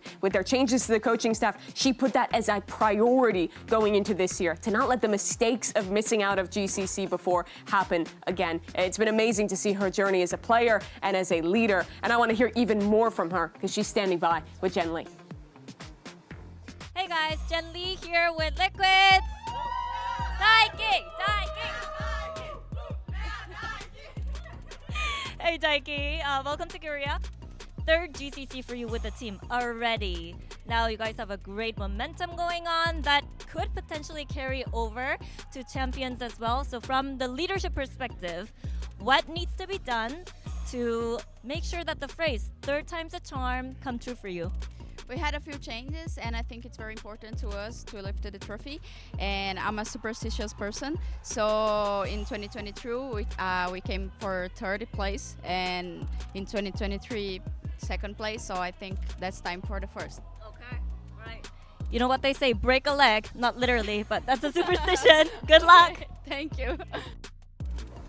Let's move now from one visa to the other and talk about our Latin American representative, who is, of course, Visa Crew Blaze Den. This team is a mainstay at the Game Changers Championship. They have been here so many different times, but now in a slightly different form, bringing some more Brazilian players into the mix and returning to try and do better than those previous iterations. Keeping most of that core from last year in that championship the same, but the biggest change was, of course, bringing Munch instead of Romy. That was part of that squad since beginning of time. And this is, like you said, a squad that is very experienced. That in Latin America, they've won 14 times. They've won 14 out of 15 potential titles. It was only this year, the first time in stage 2, that they lost against Leviathan and against Romy. Actually, they got a little bit of revenge for that move. But otherwise, they were able to get it back together, going to the stage 3, going into the LATAM finals. And they do feel like this is potentially the best chance that they've had to make a deeper run in the championship. Yeah, I was super surprised to hear about Roby's departure earlier this year, but it definitely seems like it's a step in the right direction. You mentioned the Brazilian players, the Mexican player, Monch. I mean, she's absolutely been shining. Yeah, she has been really outstanding for this team. Here you can see the placements historically for this squad. Dan, the one thing that is missing is a deep placement at GCC. They haven't made it past 5th, 6th. So that's on all of their minds, I think, when they were coming into that year and choosing to make that change. Yeah, and for all those years that we've seen, it seems like they come really close. They show us a little bit of potential, and then they lose. I mean, last year, for example, they lose to Zipto that was making a little bit of a deeper run. But this is honestly the best version of the squad that we've seen in quite a long time. I feel like Dodds was incredible last year. I wish we got to see a little bit more of her. And now, again, with Munch as an upgrade, I feel like this is everything that the squad needs. Let's narrow in on Munch, because I think if you're going to sell a reason for them to go beyond 5th, 6th, it goes back to that new player. Why should we be excited about Munch, Potter? She's got big shoes to fill, certainly, but I think for the whole squad of crew, they've got to be feeling like they haven't been able to play their game on the international stage, maybe a little bit of nerves coming through. So I think this fresh blood, this new player, new perspective coming through from Munch, it will give the kind of push in the right momentum side of things for Crew. And that is both in-game and outside of the game. I feel like when you see her play, she's standing up, she's bringing that energy. And not only when they're playing those matches, but also making sure that the energy is always up. She had to go through some massive changes this year as well. The first ever Mexican player that we have in VCT, both on the official VCT, like challengers, and also to champions, for example, and also in game changers. And that is a drive force that she has to make it far, not only to represent her country, but also to prove herself.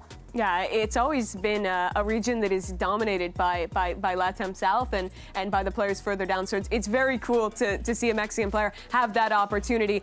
Let's keep this conversation moving a little bit as well, because, well, it's Munch going to be making her debut. There's other players who have been here constantly, one of whom is Kanir, who has attended every GCC available. The only players with her are the two most iconic duos in our scene, Potter. Yeah, I mean, look at that list. Look at the giants in our game next to Konir. That's the OGs of the OG on that list, and it's a special list to be able to put your name up there. So Konir, she's absolutely been a star for the LATAM side of things, and I thought that she was the IGL for so many years because she's got that aura, she's got that presence, but she's definitely the second voice on this team, but a strong one for sure.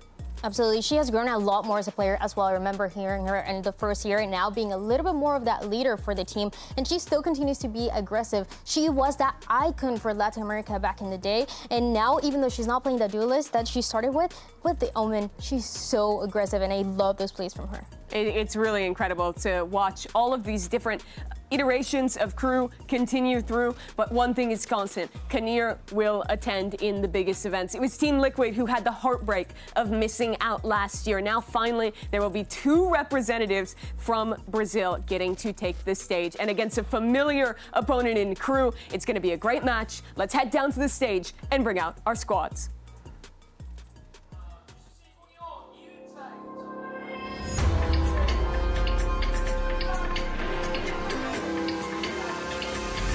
Comfortable, cause any minute now. These Crew Blaze.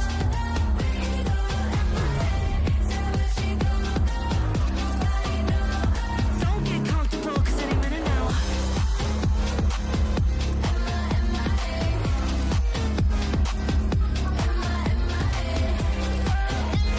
Team Liquid Visa.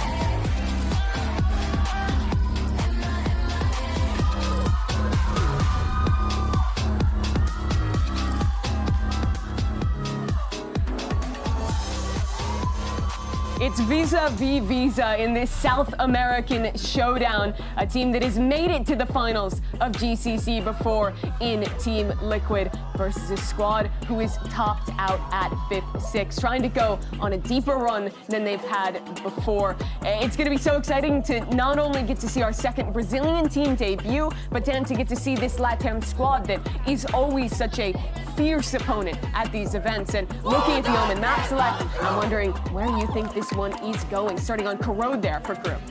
I didn't really know what to expect when it comes to the match, but I do like what I'm seeing, especially on the side of Crew. I feel like this is Crew's match to win, if anything. The pressure is more on the side of Team Liquid. We talk about the expectations the Brazilian scene has, and I feel like Corrode and the way that they've been experimenting a little bit with the duelists, with the compositions, it's a good chance to set them up for success early on. Yeah, I have to agree with you. I'm still in the mindset that Liquid, they have a lot to prove. They have to prove that last year they should have been here, and for Crew side of things, they should be more relaxed. I mean, they're looking up, and it's kind of a David versus Goliath type atmosphere that, at least for me, I can put in that perspective for Crew. They've got nothing to lose, so hopefully we can see a nice loose Crew coming through with a strong start. And I know we always talk about the Brazilian teams, but there's so many Brazilian players in Crew as well, so I feel like that is something that we cannot underestimate.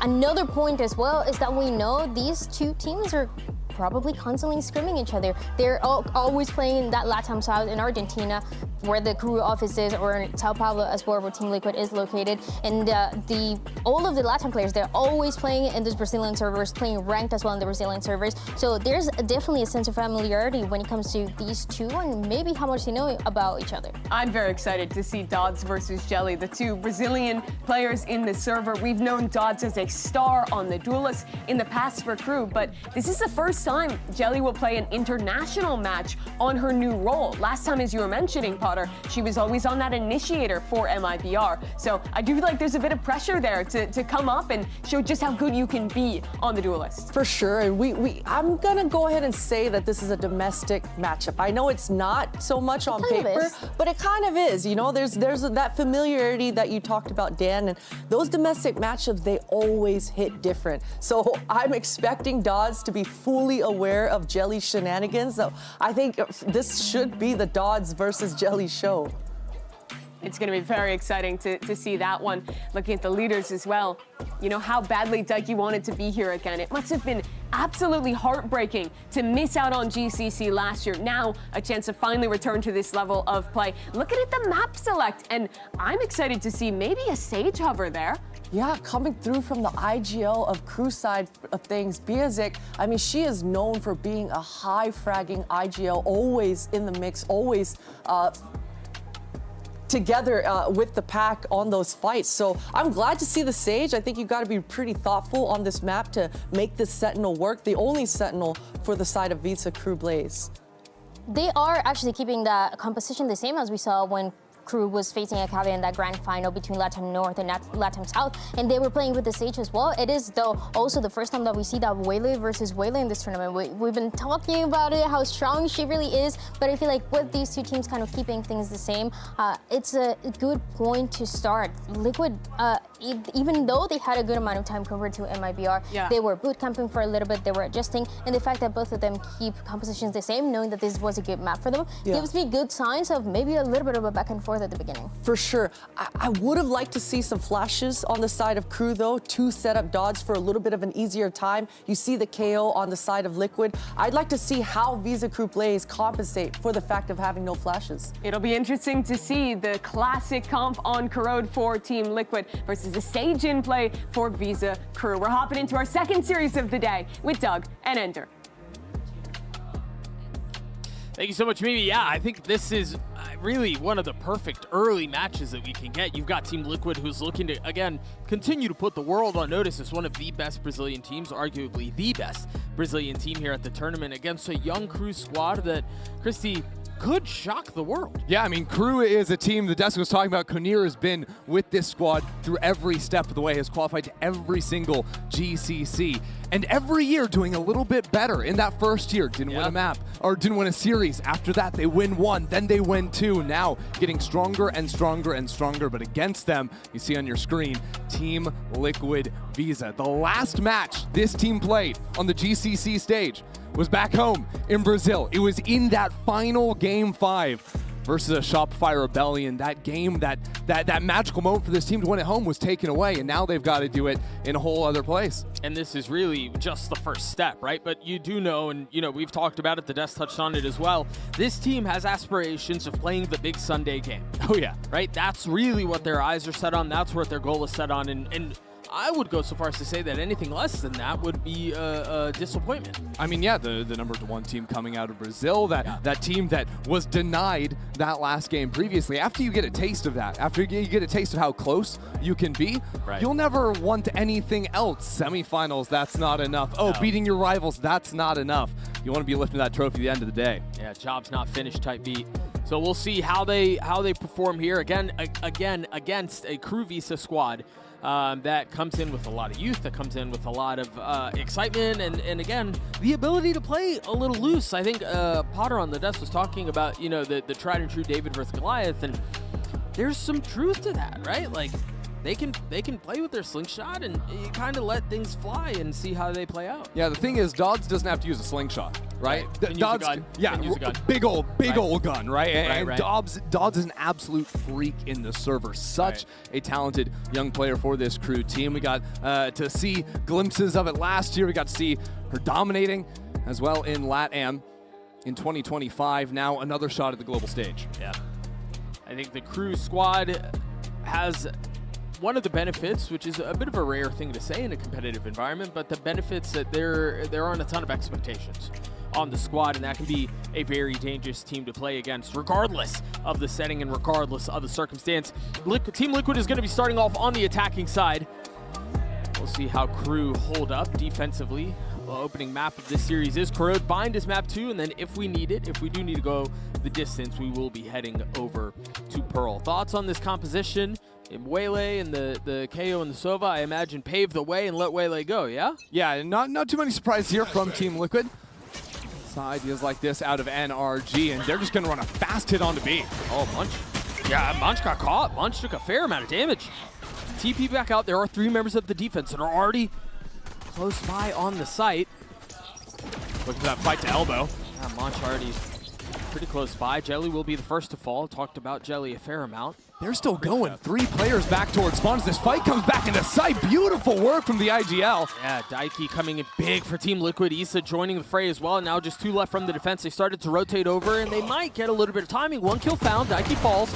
The second connects. Issa cleans it up, though. Very nicely done. Liquid get the pistol. Yeah, that little combo duo there of Issa and Daiki firing on all cylinders in the pistol round, and it comes after a cool little idea there with the Viper wall, giving control over elbow, and it's that position, Team Liquid fighting forward into that space, that give them the angle out of heaven. It also allows the players to walk out behind that wall, take so much more space.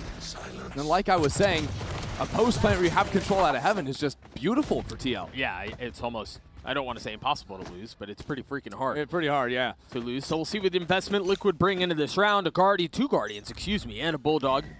Light armor for everyone. Meanwhile, Dodds, that is cheeky. They're a Bucky in play. See this a lot from Waylay players nowadays, is just going for that cheesy Bucky on the ecos. Can oftentimes pull that gun out, get a shot off before anyone can react to the double dash over you. Yeah, this is a good opportunity to talk about the Sage. You know, we haven't really had the opportunity to pick your mind on it. Your thoughts on the pick in this comp? I mean, I find that Sage can be really punishing on this map in particular. You'll see sort of 2 ways teams like to play the map. One is like on that pistol round, ton of like fast exec ideas, especially when you're rocking a Waylay KO, where the wall comboed with the slows make it really impossible for that fast play to work. And the other idea is the slow rounds, right? Where you take mid control, play the map. And again, a late round Sage wall can just shut down a lot of ideas from an attacking team and sort of force their hand in many ways. Sure, delay. It is just Biazik on the Sage. It's back towards B. The remaining members of crew are going to rotate over a little bit late. Look at Issa down bot mid, though, when this wall comes down. Let's see if she catches the timing on that. Meanwhile, this arrow trying to keep them back. The eye cleared out. Issa still playing from a really nice position. Yeah, it's cool, though, with Bizarra pushed up here, trying to pinch the players back into mid, keep that threat of the flank going down, but TL, they know they can just fall out of the space. Crew very likely waiting to see if someone will push into them, and then going to try for a little death into the spike. Now with the clock winding down, though, I think Issa's going to peek back into mid and try and grab some orbs. Yeah, you got to start thinking about the exit strategy here. Quick little pick there out from Issa. A second one found. Maybe even a third. Wall keeps him back, but that's going to provide them an exit out away from the site. The remaining members of crew will die to the spike, and all good for Team Liquid. It's a staple of Team Liquid, even in the past, but very good control here out of Daiki and the squad on the anti-eco. Easily take up through mid. Have an interesting idea going pretty heavy on the B split, even with a Sage wall on the other side, but already showing good ideas at calling around the Sage that you'd highlighted. Yeah. You'll see how they continue to lean into that. There are a lot of different options and ways that you can kind of play through it. Again, take a look at some of the investments on the side of Liquid, the Bucky, and then a couple of rifles too. So not a weak buy by any means here in this bonus. Early flash out for the Waylay to take some space. Jelly gets up towards Link. That's an NRG classic with the flash and a double dive, but Jelly doesn't find anyone. Now, though, you can sort of sit in this position. With the Bucky, you're kind of useless in the round unless you catch players on the rotate, so TL want to make a lot of noise on B. Biazik up first, gets the best of Issa. Double swings, gets a kill too. Down to 11 HP, almost gets away with the third. Just not quite enough. Meanwhile, Jelly on the prowl, nicely done. Michaela dealt with, disposed of. They're going to get the spike down here. This is looking really good for Liquid. Yeah, crew are taking their time, though, because the big pivot player is going to be Dodds. Already back on the flank. And TL are not worried about their flank because of Jelly's positioning in mid. Dodds can catch a great timing, but at the same time Dodds moves in here is exactly when Jujina is turning around and considering the flank as an option. Eyes behind her head, but not quite right on the site. Daiki and Jelly, the two remaining. trying to keep back the defense as the retake attempt from Crew. Dodd gets high ground. Dodd gets a third on the round, and Crew are on the board. Get used to seeing some sweet plays out of Dodds like that. That's setting herself up, right, with the saturate, then a double dash over the top, and a great spray transfer in it as well. So it is not just the mechanics on full display in terms of the gunplay, but also very good presence of mind in the round, using the full Waylay kit. Yeah. And as you mentioned a couple of times, you were talking about Dodds early on. You're right. I think we're going to continue to see plays like that out from the duelists. So much potential and so young, right? But again, the big opportunity to kind of perform here on the stage. Wow. Who's coming in? First time a LATAM team has squared off against Brazil at GCC. Kind of crazy to think. And an opening match, and especially these two teams have such a history on the global stage here. Crew making every single event. Well, that's fast out from Jelly mid. Certainly gives a threat, and wow, it's more than a threat. There's plenty of fight behind that bark. A second swing out from Jelly. Reckless abandon towards the site. B is theirs for the taking. Hold on, though. Munch and B main. Without TL having position, they're calling back, taking their time. Come on, how much damage can you do? Only one. And now position given away. Thing is, no real idea of where the other two members of Crew are. Munch falls, and now the site is theirs. That's a good double swing. Now firm control, and a 2-on-4. I don't think you're going to play this round from Crew. Oh, immediate. Well, missed that lineup. All good. Nobody saw it. Good thing no one's trying to retake. Doesn't matter. Yeah. Immediate call to save on that. As soon as Munch went down, you take a look at the minimap, instantly started rotating back towards A. And when you look at the money, too, you have only a couple players that have bought down to nothing, right? So Crew need these two guns to survive. If they can do that, they've got a buy into the next round. They've got that Waylay ult as well. So I think good, quick calling there to move out of that one. Of course, if Munch had been able to get a little bit more from B main, they would have had a chance. But I think Team Liquid, those two players coming in through B main, swung nicely together to make sure that wasn't going to be a possibility. Well, a tough spot to be in, too, right? You're kind of left on an island. There's nobody there to help you, and you know the walls are closing in on your site very quickly. Yeah. So you almost look at Munch and go, well, good on you to get one, almost two. But, I mean, borderline impossible spot to be in.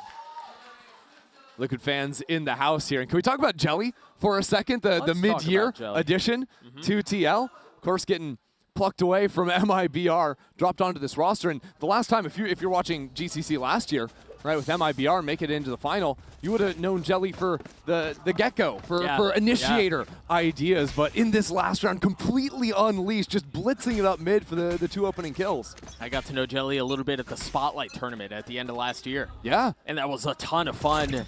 You can tell there's a lot of passion and a lot of intelligence for the game. And now that Jelly's able to play in the Waylay spot and play with a little bit more gusto, it's fun to watch. I like it.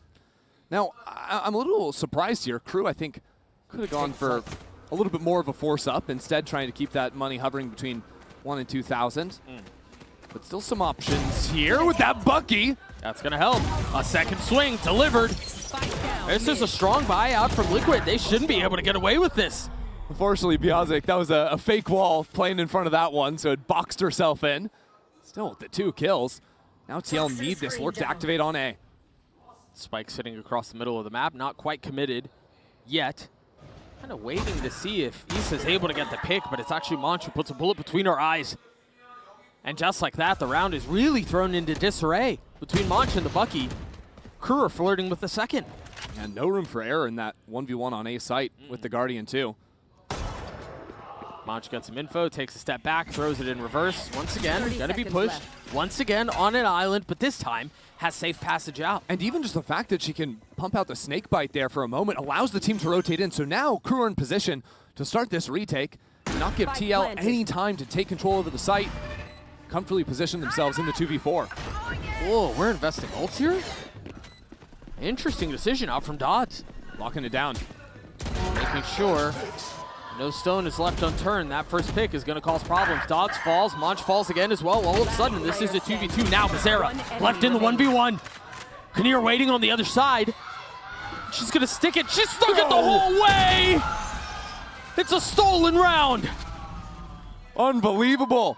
The Crew take that at the end just with a full stick. You know, in prime position to win the round, right? It's a 4-on-2 that Team Liquid, Zaren Daiki, somehow give it a chance. Reminder, this was a half buy. Yeah. From Crew. They'd save 2 rifles, then buy some sheriffs and a Bucky. And I think it's critical that the having some fun there at the end, but that jump peek at the end from Bizarre didn't get info, didn't actually see that player defusing.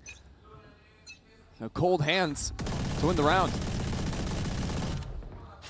Dodd's waiting for a jump spot or a peek across the middle of the map that does not look like it will come anytime soon. Kinnear, the Nets was talking about it, one of the veterans, household names in the Game Changers scene. Also the hero from the previous round. A decent start so far out here for Crew. Yeah, especially now with Dodds picking up the operator. Odin in Michaela's hands. So gotta find a way to make that thing sing, and it's actually Dodds who delivers. Jelly falls first. And TL don't really have control on the map, right? Their lurks were sort of taking these ping pong fights as a Sage wall on A Link, so very easy for Crew to double up on elbow now. The thing is, they are outnumbered. I'm not even sure it matters with the paranoia ready, with slow orbs there as well. Okay. Or the paranoia doesn't come into play at all. Yeah, it just got caught there on the jiggle.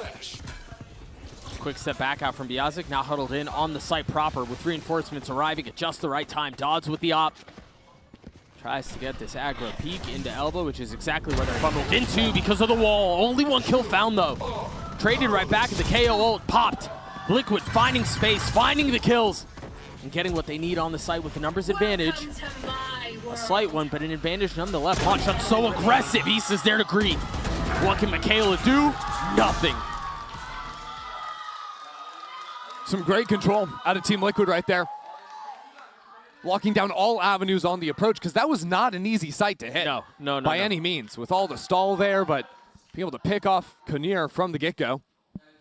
And then I think also the fact you might see in the replay, Dodds gets these kills with the op, but that kill on A site comes right when the callback runs out. Yeah. So then the trade comes in. There's nothing Dodds can do. If that is just a difference of 0.25 seconds, Dodds gets the kill, comes back out. Team Liquid are locked in that space, but that slight timing advantage for TL win them the round. Jelly, a lot there. TP's out. Meanwhile, I take a quick glance at the minimap. 3 members of Crew have gone exploring. Hero rifle on Dodds, who is one of the 3. What can they really do on the other side of this? They don't have a flash. They're just going to drive peek, but the rifle's the first that falls. Okay. Beautiful transfer out from Daiki. My IGL. That's the round. Yeah. You might have forgotten it, but Daiki can light up the server. An absolute beast, even on a supportive role in the initiator. He's been at the top of her game for so long in Brazil, even though, narrowly missing qualification last year. Has now come back in as the #1 team. It did feel strange not to have Daiki there, didn't it? Oh, yeah. And frankly, if there was an LCQ last year, yeah, maybe we're seeing Team Liquid on the global stage as well. Right. Brazil has always had those 2 top teams. I feel like they could compete, finally have a chance to have both of them square off here in Korea. Knife making sure there's nobody coming up mid. If you're Crew here, I mean, I guess Daiki's the only one you really have to worry about as far as donating orbs or ult points over to Liquid. So they presumably just side of the spike. Daiki is going to go try to hunt. And well, it was a nice shot. Daiki now 2 off of the ult into the next round. A little shock spit, not going to connect. But they're trying their day. Ooh, that might. No, close. I was going to say, I wouldn't even mind if Munch died here or got a kill. Damn. No issues whatsoever.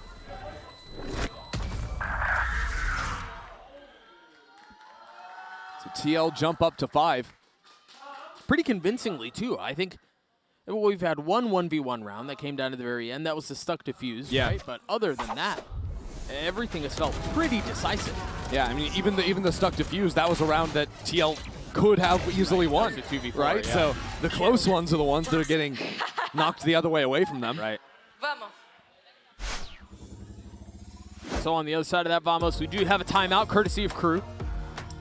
Get a chance to talk things over. This will be another buy round for them. And so you feel some of the pressure as you're sitting there looking at a 3-round deficit early on your map pick. It's early, yes, but there's a lot of weight behind this round, and I think that explains the timing of this timeout. Yeah, I mean, I think the unfortunate thing about this for Crew is because the round they lost was the rounds that Dodds got the up and actually got value from that. Yeah. A lot of the time, you'd want to be able to build that, have a few up rounds, and really punish an attacking team, force them to play faster, force them to find ways to work around that. But Crew have gotten themselves into a position now where their money is always against the wall. So now they have to find ways to win rounds that are not just let Dodd sort of solo play and get op picks. And that means that it's probably going to become a lot more reliant on them setting up some maybe trap play as ideas around the mains. I don't think we're going to see so much just like mid-fights. We saw them throw that away on the eco round, but I'd love to see Dodds be able to work a little bit more for some forward space, because Crew have been affording Team Liquid a lot of control in A main and B main, and it's let them pivot in the mid rounds pretty easily. Brother, look at that mini map. 1, 2, 3, 4, what, 5 pings, eh? Yeah. Any question on where Liquid's headed? I mean, they've got 2 great ultimates to rip it into the site. Early flash, the wall, the dart. That Omen smoke mid, it's not going to matter at all. Biazik's in trouble. Biazik might be dead. Off the second, the third manages to dodge. Very nicely done. But there's more to be dealt with. There's more to find. Oh, yeah. I mean, zero chance you're getting away with that one. Not with the discipline that Liquid have shown. Daiki commits to getting the plant down. Eye cleared immediately. The Suck's not really going to connect either, but Konir does. Still waiting on the other side. I mean, knocking on the door of trying to retake elbow, and they might just succeed here. All of the ults that Liquid brought into this round have been blown. Dodd's down. And they have to go rotate all the way through elbow if they want to try to clear out main. You've got Bizarro, who still can play spoiler from all the way back. The dog confirming their presence.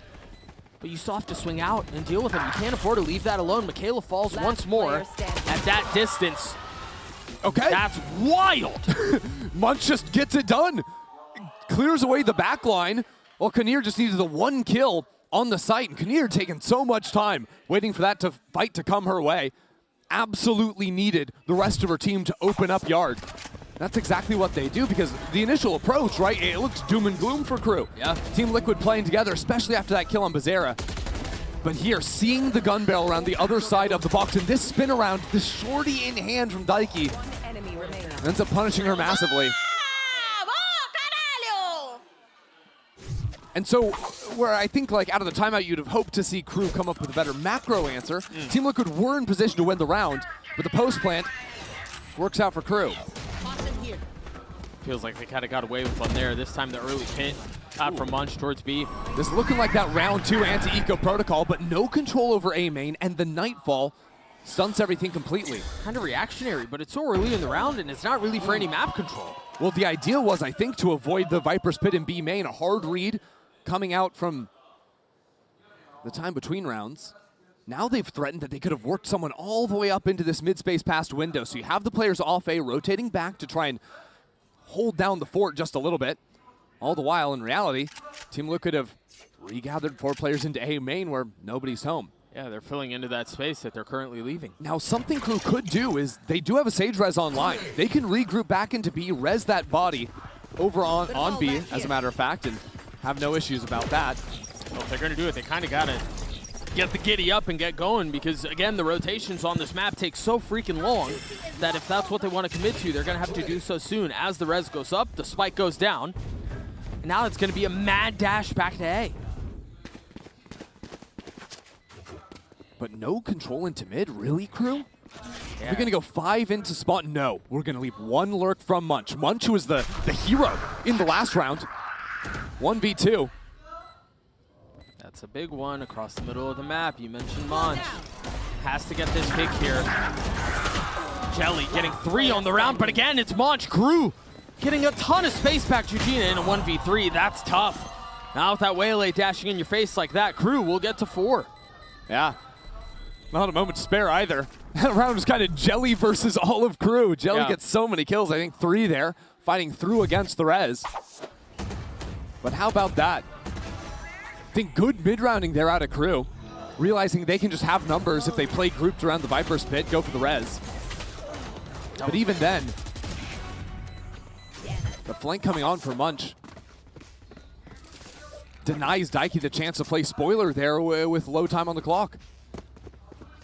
And so Crew put up the last 2 rounds to get back within sniffing distance of this behemoth that is Team Liquid. A way that maybe not many people expected. Absolutely not. Especially because it's always been Brazil that's been lighting up the global stage. Right. Still work to be done, though. You see the buyout from Liquid. It's not great. I mean, you got a couple of rifles, but they don't fully invest. Yeah, and Team Liquid have no control over the map whatsoever. You look at B main, we're playing full contain there on Bazera. You know, what's interesting is you've called that out a few times. Liquid's lack of map control early in rounds. And I think it's because they're playing this comp around the Waylay where you can just pivot back into exec so often. So as long as they're playing pack mentality and they contact back into the mains, they can pop onto a site. But at the same time, Crew when was the last time you saw Crew like playing in front of these lines? Right? They're never taking the forward lines in mains, and maybe that could even be some awareness of Team Liquid. They've seen Crew play this comp twice before. Passed out B, double dash through. Ult popped in exchange, and that will slow things down tremendously. Jelly's the only one forward, but that gun still works. Bizarre now filling in, as is the rest of Liquid, trying to take control of the site. It's going to be Crew on the retake. They don't have any ults. Crew are eyeing up these angles pretty quickly. Players on the A side of the map only just now rotating on over. Biazic is delayed in mid too. Considerably so. Just a dog to pave the way for now. The paranoia and the suck will help. But all the utility instinct clear. Crew are doing it again. A flash in their face. Nicely done out by Daiki. Michaela's got to do it on her own and cannot. That forward hold really working out for Team Liquid. Not falling back to playoff site. Comes after a nice first shot, I think, out of Jelly, right? The pathing going over to that right-hand corner. A lot of the times you'll see Waylays go much further forward for the dive, the fight into elbow, sometimes up into heaven.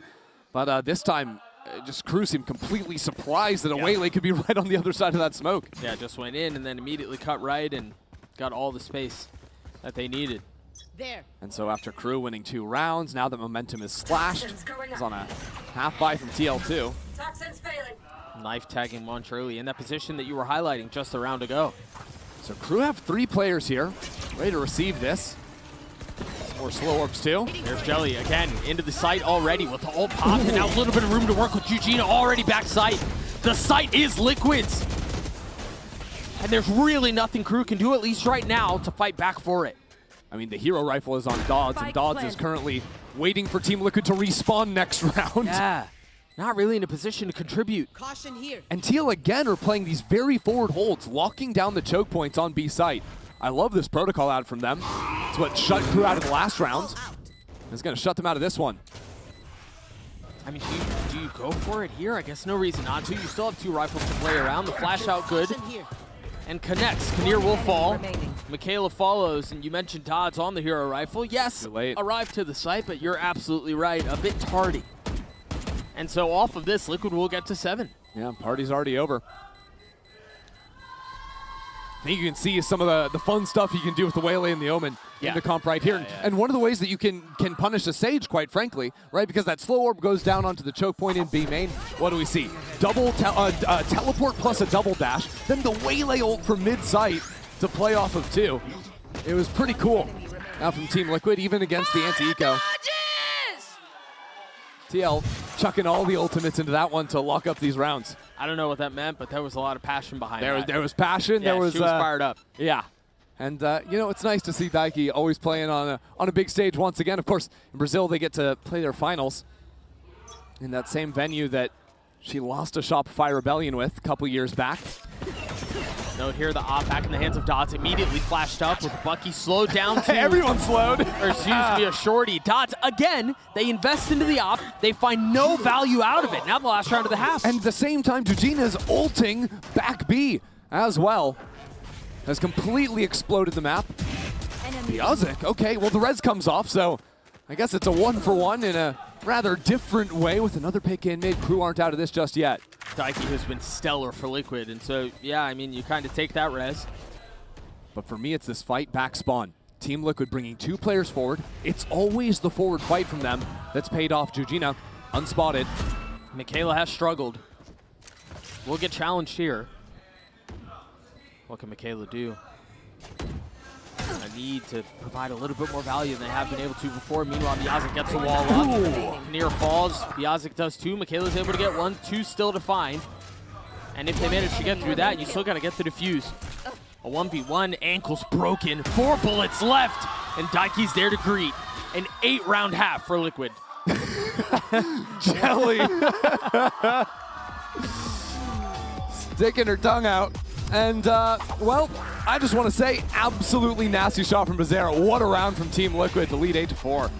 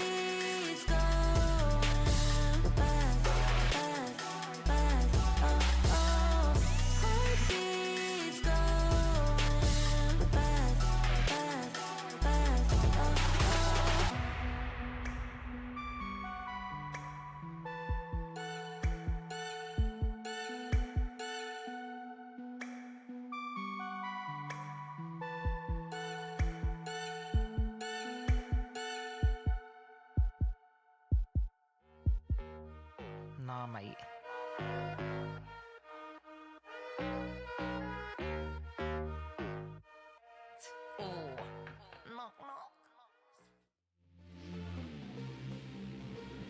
Welcome back to the second series of the day between Team Liquid and Crew.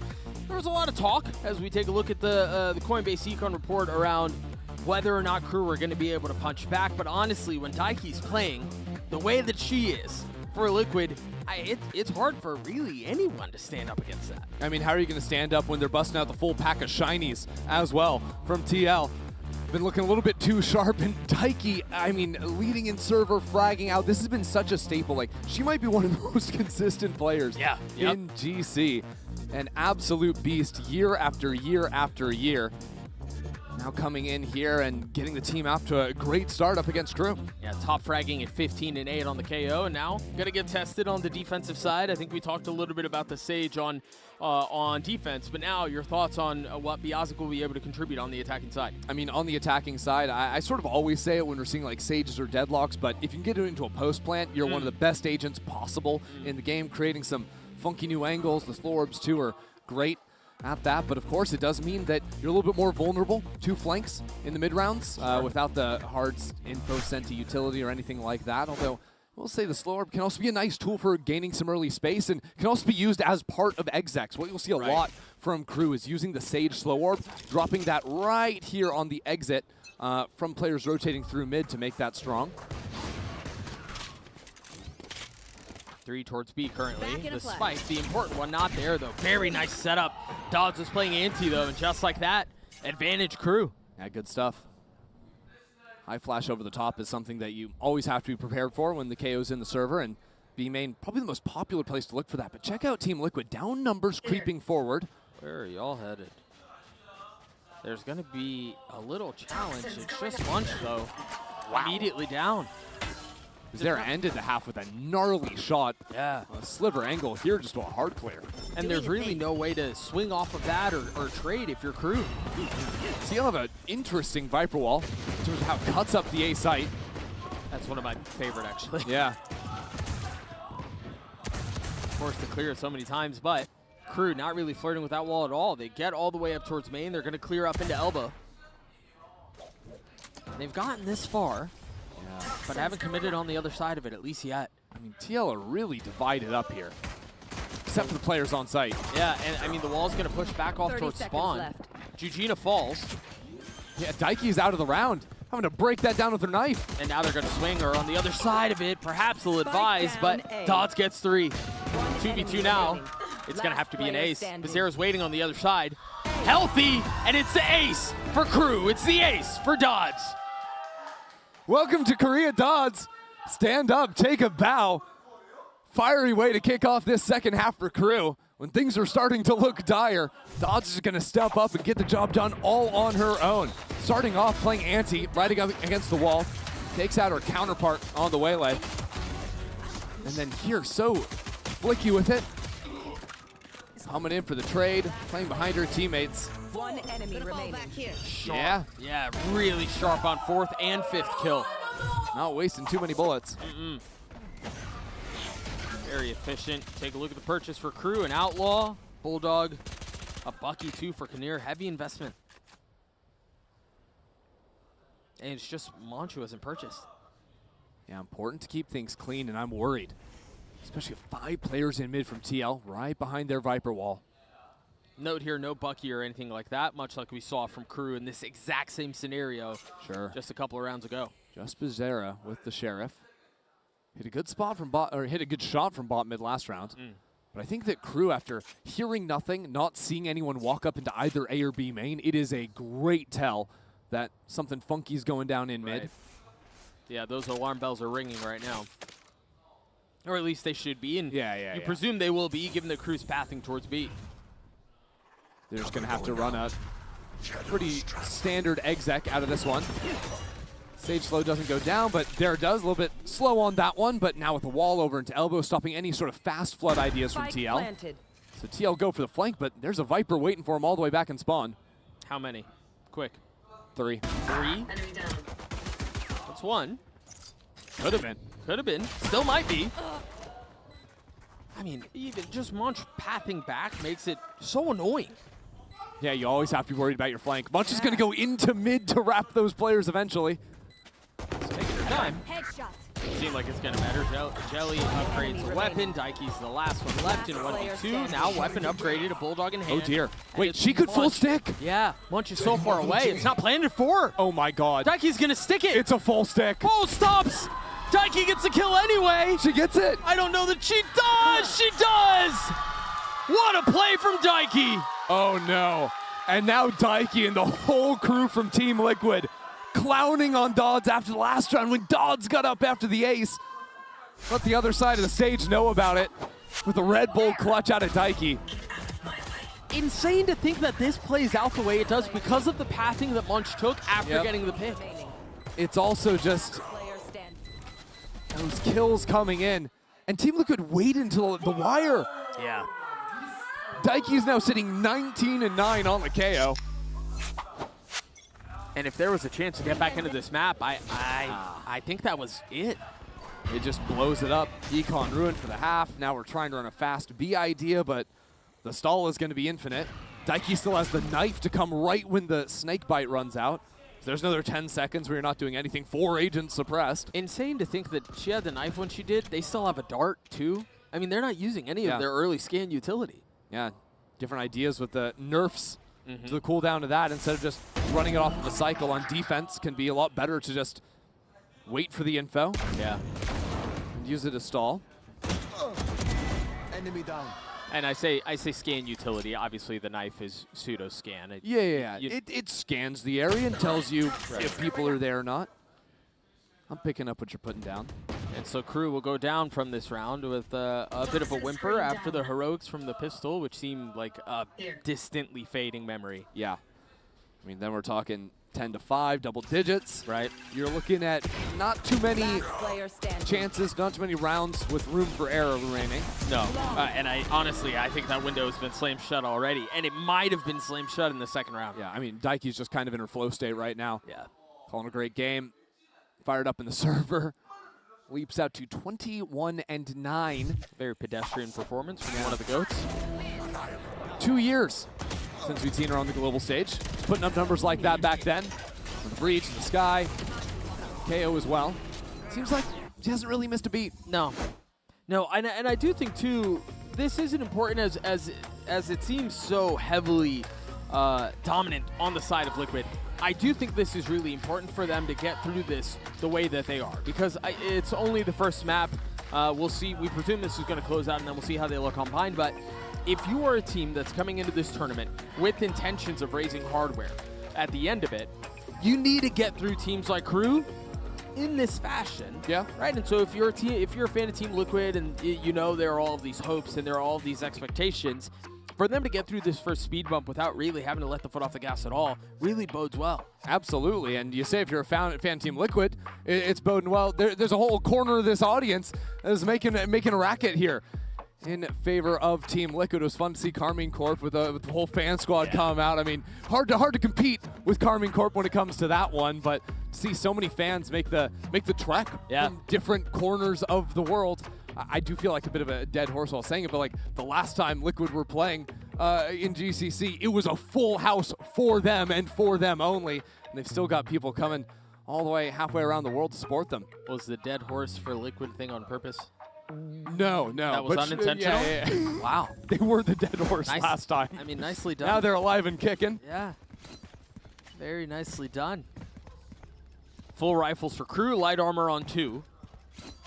And a desperate need for answers, for a way to stop some of this momentum that feels borderline insurmountable here. Yeah, it's a win or bust now.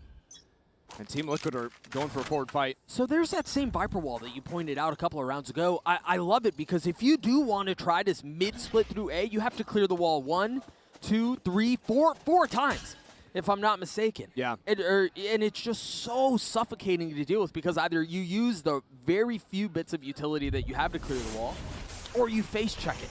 Yeah. Both of those suck. It does, of course, give up the full bot mid Viper wall we saw so much on the defense side, but it pulls that wall a little bit deeper. Right. Gives you a little bit more room to play around it, or, as you're saying, fight those players after they're coming through it. Right. Really big fan. And I like how Liquid are kind of playing around that, too. Generally, you see the Viper on B. Doug. Hang on. B main. Jelly must be dealt with. Outlaw here is going to eat him up. Remember, there are 2 members with light armor. That's not one of them. Do they double down on this? Yeah, they do. Yeah, but now there's 3 players here from TL. So quick. I mean, they make the map feel small, and it's the biggest one in the game. And this is 40 seconds left on the clock. Crew don't have any other options. The rotates take 30 seconds themselves. You're right. They're kind of forced into this fight. Yeah, they couldn't do anything with Daiki's ult coming down. And then the knife after it as well. Oh, my gosh. And Liquid, no. They've already rotated through. I mean, what, do you brute force your way in? You have to. You can't save. You must win this round if you're Crew. Feeling some of the urgency behind the moment they go, or at least attempt to. And it's bloody murder. A flawless round for Liquid. Yes, sir. Daiki flow state continues. If it's not her getting the kills, it's her just full cycling the ultimate with the knife. Endless stall against Crew. And she's allowed to do that because, of course, you've got Jelly playing the forward line, so gets that info down early.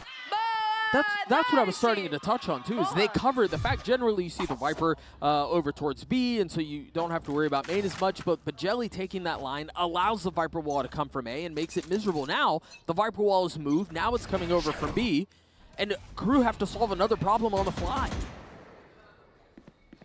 With scraps. I mean, they're back on Sheriffs. They're on the Sheriffs, like you're saying. I mean, they're going to be looking at having to win 7 in a row to force OT. Dodds can't pull off a miracle. She might need 5. By the way, look at B main. Daiki's walked fully all the way up. There's this jump peek idea from the Omen as well. They should have been ready for the mid fight. Dodds a little bit better. Still have to deliver more. Well, that's the thing, right? Is the round still isn't easy for Crew. Without control of B main, you can't really go into B. There's too many angles still left to clear. Right. So they're going to wait for TL to try and recheck them in mid. We're going to work down on time, and no one's looking at Bizarra. That's okay. Oh, dear. That's all right. The full read. I would just kind of let this one. Yeah. Well, TL obviously know it's a fake. Right. So now they can lean back into the A site. This informs Daiki to start making that dash out from B. Start closing in on Crew. And if you try, I mean, Crew have no real choice but to go forward. Jelly gets picked. They're investing the ult, again, with no real guns to kind of play around. No time either. The double dash slams their face into a wall. And, I mean, you're able to get a little bit of value with the Sheriffs, but it's just not enough. And again, what I want to highlight there is how perfectly Team Liquid have control over the map. Just like the last round where they have the forward line to consult. This time it's even more. Daiki walked all the way through B main, so every single exchange that happened in this round, even this one here, every member of Team Liquid knew where the next fight was coming. They just got beat on the first one, but even that fight there, you know there's nowhere else this team can be except walking through a link into you. So all you have to do is set up your crosshair and then simply left click as they walk in. Thoughts on the investment of the Sage ult there? I think with it's do or die time, crunch time, I say send it. Well, Liquid get up to map point. And Jelly has an op. Full mid control as well. Yeah, after the full walk-ups, yeah. This time they're playing a little bit more passive. Because again, Crew are taking so much time into the rounds. Now if they deny them fights, what they can do is say, hey, okay, you're going to be down to 40, 30 seconds on the clock without really have done anything. Dire straits here for the team out from LATAM. I think, too, Crew are going to try and sell a fake towards A after the walk-up. You get a pick, maybe you can have an idea to dash, and then that allows the spike to slip in. I ain't buying it. Nope, I don't think Liquid are either, yeah. Issa's going to spot one. You know if the Omen is here, the rest of the team likely is as well. And, ooh, I don't think the drone... I don't think so either. Well, they are high-lowing for it, so it could have seen a shoulder. That high-low's moved. Yeah. Still nicely done. Bizarre gets the trade. And now B-main knife thrown from Daiki sees nothing, and Crew have always been playing so far forward in mains for those pops that pretty obvious. Should be setting up to A. Even the discipline from Bizarre here to be jump spotting. Yep. Oh, there's a Hunter's Fury, by the way, Doug. Right. Oh, yeah, we're just going to light up A main. Sure. And the op is here. Michaela falls. Biazik's the last up. 10 seconds left. I think the slow hit, too. What can Biazik really do? Just one found.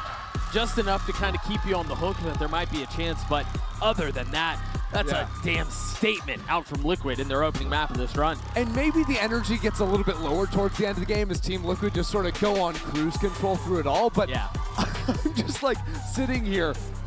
Joy is what I'm feeling. I'm like, Daiki is playing on the global stage again. Just the amount of control is beautiful to see, and we're going to see more on the other side of this break.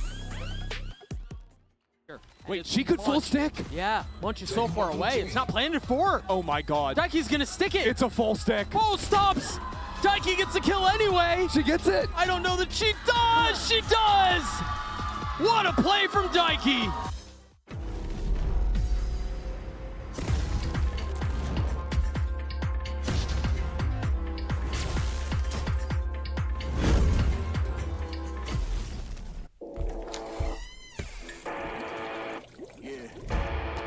Let's go.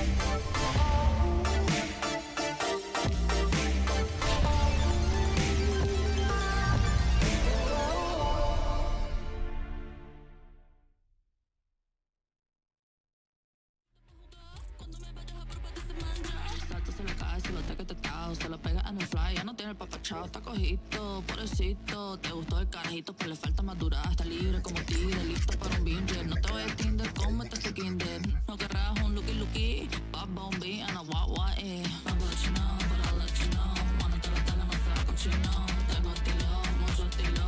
Tu pelo italiano, yo hablo español. Saca el pinol, dame el kilo. Cómete la papa con el alocito. Tú me entiendes, no me entiendes. Ok, hablamos francés.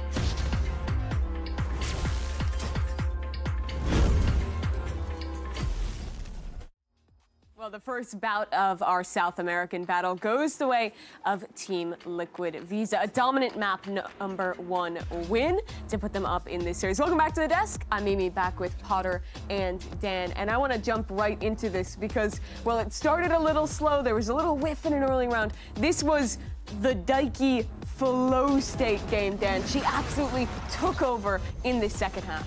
She was incredible. I mean, even going into the first half, we got to see a few of those multi-kills, a few of those highlights, but going into the second half, it was really all about the way that they were holding those sides and the way that they were communicating, because Crew was taking so long. They didn't have any map control later on. And so any sort of contact into those last 20 seconds gave that key for Daiki to be in that side at the right place to delay even more to make sure that Crew don't take any space. And I mean, it was just incredible. She was really doing it all. Yeah, and she was breaking hearts out there as well. This clutch that we're watching on the screen right here. That was everything. That was right after an ace coming through for Dodds coming into the second half, and you're thinking, here we go.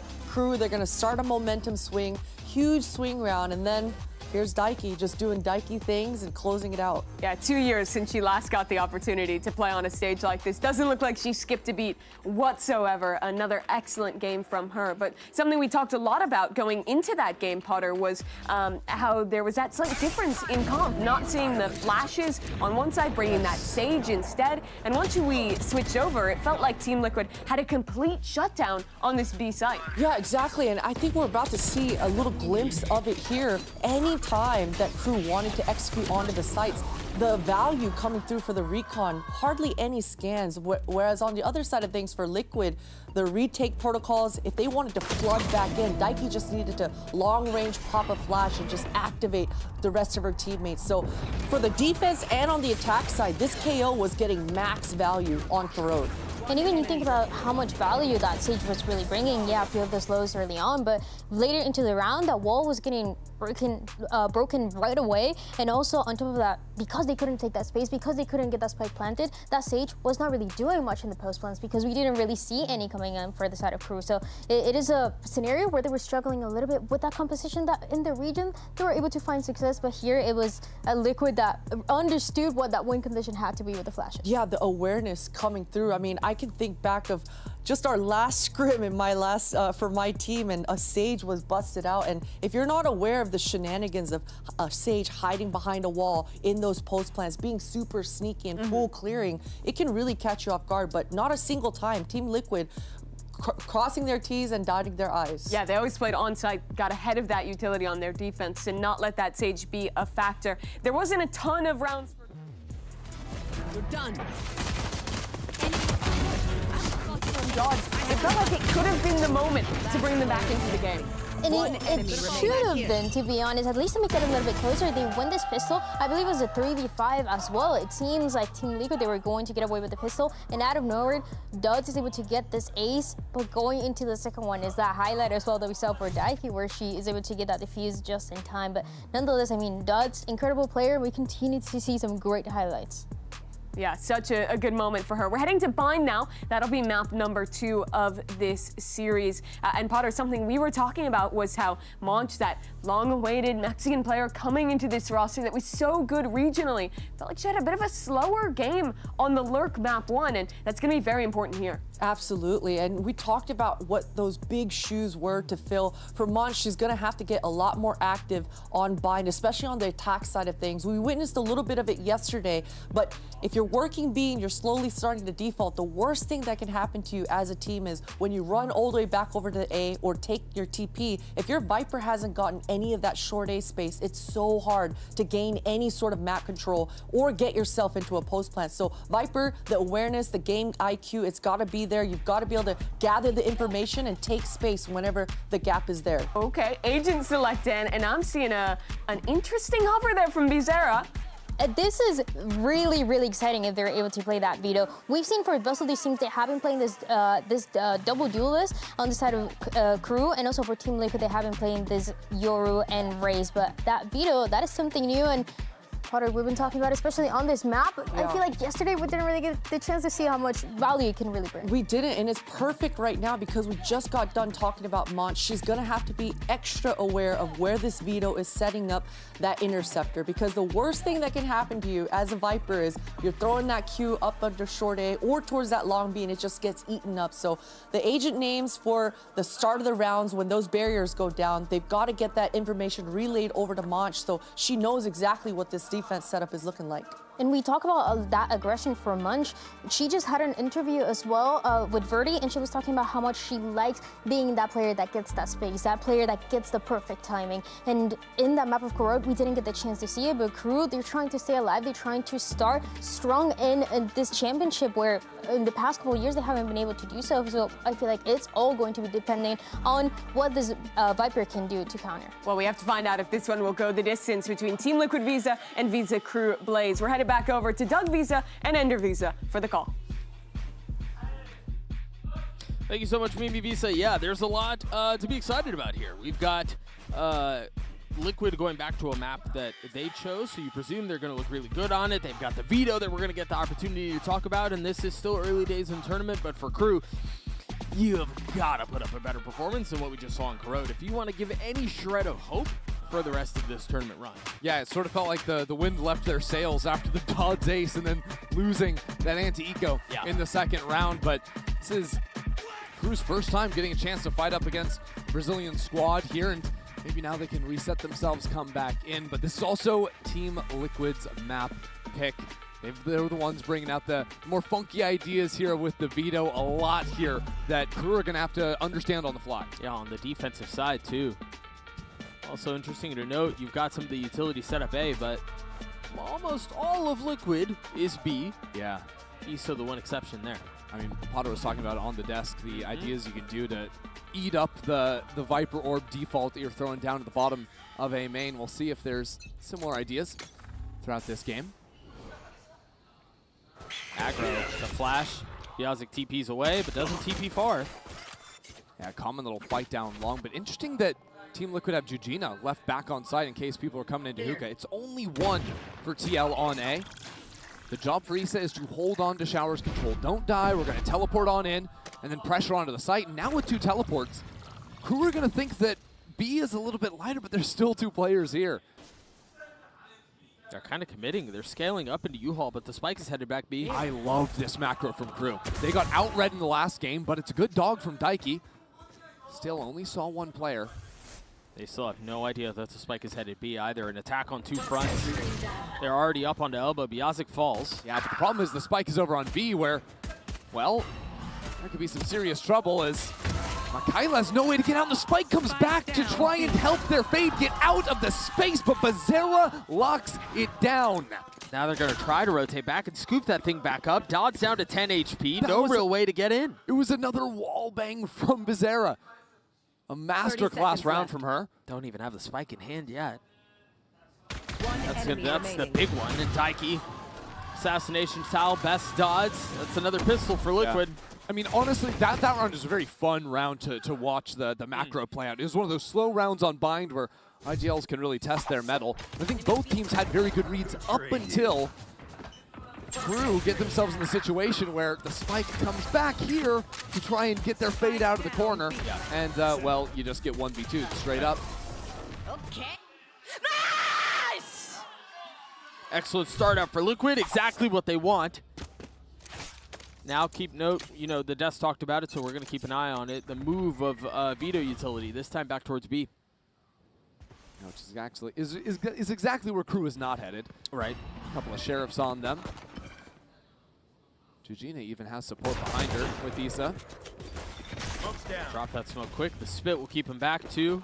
Yeah, good little defensive protocol here on the weak side, having the spit ready to go.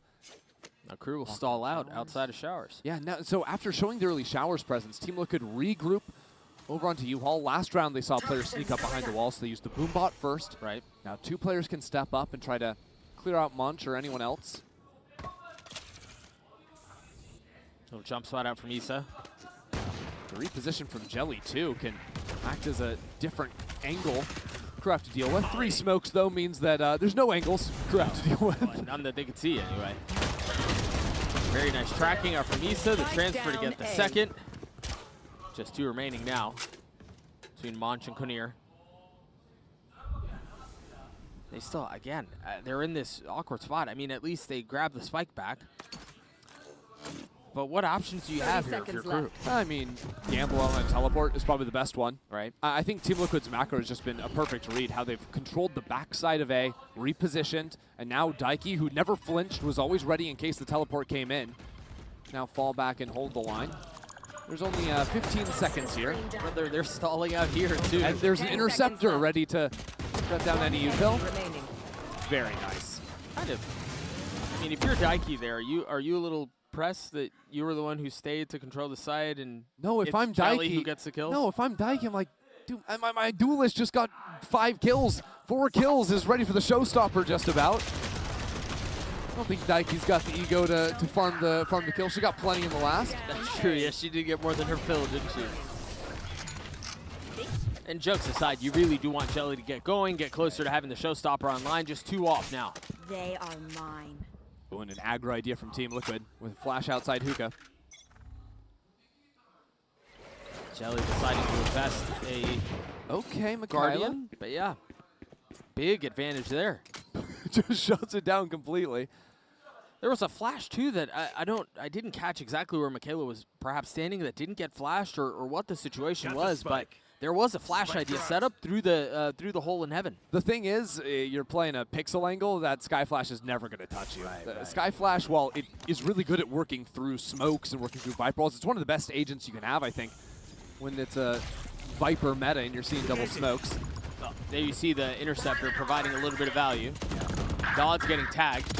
Very nice swing. Very nicely done by Bizarra. 3 kills found. Last player standing. There's a shot at this. Daiki's been good. Daiki's been good. Oh, but just not good enough there. And yet she still makes you believe it. Yeah. Crew absolutely pleased to be able to scrape by a win there, but it's almost the cost of everything. And take a look at that one more time. There's the yeah, you're right. The flash just doesn't connect at all. And the problem is, if you do like a flash right around the corner that would hit that angle, there's then so many other spots that wouldn't get hit. Right. Yeah, so Sky Flash really good on an angle like B-Long, not so much there. Yeah, that was a really good try. Just not quite enough. Meanwhile, back into the next round we go. A flash already down long. Some info tagged, and yeah, that kind of sucks to play against. Yes, it does. Interceptor behind that smoke just means that you get the orb for absolutely free. There. Seems like they want to double down towards B here. Dog will clear a hookah. High-low setup. Right here. Jujin is a player that we haven't talked about a ton, but I mean, arguably just as important as every other piece on this Liquid squad. Yeah, it's been a part here for so long. This stack of 4 going back Time to jump. to that run in 23. Jelly, the only new addition midway through this year. And so far, it looks like a pretty damn good one. I mean, absolutely. One of the strongest players in Brazil, no doubt. Made a finals with MIBR just last year. A little bit of fake info there. The flash down long got a tag, but the spike and 3 members of crew are headed A. I mean, that's a nice shot from Daiki. They're so disciplined. Liquid never move off of early info. It's actually really impressive to watch. It's a ton of fun to watch. And there's still now 3 players on the A site, now shifting over, making a 4th. Issa falls, but the TP comes through. The smoke's just a half second too late, means Dodds gets traded out there. And there's no time, Doug. No, there's not. Nope. 10 seconds left. By the way, if we were sprinting onto B site to plant, right. Daiki's still there. Right. Jelly had the rocket. Come on. And one of the things that I was sort of tracking, didn't get a chance to talk about it, Bizarra's had that veto ultimate the entire round, right? Didn't choose to use it. And I'm wondering if that is an idea to use it for a heal if you get chunked out later on, or if Bizarra's holding on to that for a round where there is a Fade ult in play, or there is a Raze ult in play, just to tank it up and full hard out counter. Anything crew might throw their way. Honestly, I expected it to be in that round. After Issa falls and Bizarra TPs back towards A, I thought, yeah, go full Thanos and take the fight, but hangs on to it for now. One of the other things you'll see Bizarra do is set up teleports to quickly rotate back through spawn. Means that Team Liquid are always having at least 3 players on the site, it seems. Hear the interceptor. Oh, yeah. Not fun. It's chopped. Not fun to play against at all. By the way, look outside of Hookah right now. The full walk-up from Team Liquid, so they can stack 4 players on A. Caution here. Jelly's already found a kill with the op. We'll get a chance at a second, and we'll deliver on the second. Beautiful. A death from 1,000 cuts. I mean, Liquid can do no wrong. The control from TL's macro on this map is just immense. And obviously it's assisted because they're just winning a lot of the forward fights they're taking unassisted, whether it's Jelly with the op or Jujina posted out of showers. But even if players like this fall, I don't think the round explodes from TL because they always are stacking to the right sides. Right. Playing more reserved typically, but then off of some information, it allows a solo player to take space outside B. We saw it from Daiki a few rounds ago, and she almost won the clutch. See it from Issa this round. Oh, that nade doesn't feel good. Konir down to nothing on HP. Daiki's there for the swing. There's just one left now for Michaela. Michaela falls, and that's the round. Even those little fights there, it's just a beautiful bait and switch. Yeah, we'll see what really Crew can do to try to adjust and try to figure things out here as they're down 4-1. There's that replay one more time. Any sort of utility gets caught on the rollout, and then Jelly's there with the op. You're like stuck between a rock and a hard place. And so what options do you really have? I guess call a timeout and then hope that with the injection of the conversation of your coach, you can solve something on the fly, but a tough start here once more. Yeah, for Crew. It absolutely is. You know, I think Crew have actually gotten themselves in good position sometimes, like especially down A short. Mainly because Team Liquid are giving them all that space, but I mean, Crew's issues would solve themselves a little bit more if their work players were just finding these kills. If you could just will that into existence, okay, all of a sudden the macro simplifies, but if you can't do that, and especially now that Jelly has the operator on the field, you can no longer say, okay, Munch, you're free to go do your thing, because 9 times out of 10, you're not just diffing the op. You're not just hard clearing that, so. Yeah, especially with the way Jelly's been playing. I mean, the op alone is formidable as it is, but when you've got a player of Jelly's caliber swinging that thing, I would also say it's highly unlucky for Crew that they don't have a player that is just straight up popping off in the game so far. Like, you were looking at 1-2 kills across the board, and what that's meant is they haven't gotten ultimates online. Like, how is that possible? The fact that Crew were 5 rounds in, they haven't ticked up to an ult just yet. The big heavy hitters aren't there. You were talking about Bizarra hanging on to that ult for an ult. Yes. Potentially. We still haven't seen it. And Team Liquid have been controlling the orb, so Crew are fighting for orb control over showers this round. It's important if they can get dodges within 1. They invested a little bit of utility, Liquid did, through showers to threaten the crunch. But Biazic will get the there you go. orb and have the ult online. What's the plan? What's the plan on the other side of this? Well, what are they going to do with this? Do they rotate all the way back B and then try to grab an orb there too? I mean they don't have the map. line. Yeah, if you're looking at the map, yes, but I mean at that point you still have some tools to clear down B long. Right, sure. My concern is that Jelly could just turn back away from a flash and repost back up here, and Biazic probably doesn't want to ult from so deep. Is going to go into Hookah, so they're going to clear into Hookah first, and that dimensional drift is going to have to go back in to be long to deal with Jelly. The dog does latch. Jelly still pops a shot. Biazic getting up close and personal, and Jelly wins it out anyway. Bizarra does too. And again, Crew find no success. 30 seconds left. It is a disaster. Everything that could go wrong did go wrong. Murphy in full effect here. And again, they have no time. They have nowhere they can go. They have no space on the site. 10 seconds I mean, left. you don't even want to play this round out anymore. No. I mean, that type of round like that could be a scrim ender. If, yeah. if you weren't playing for actual stakes. I mean, that's just brutal. And it just got a little bit worse. Eugenia just got the Brim ult online because of those last 2 kills.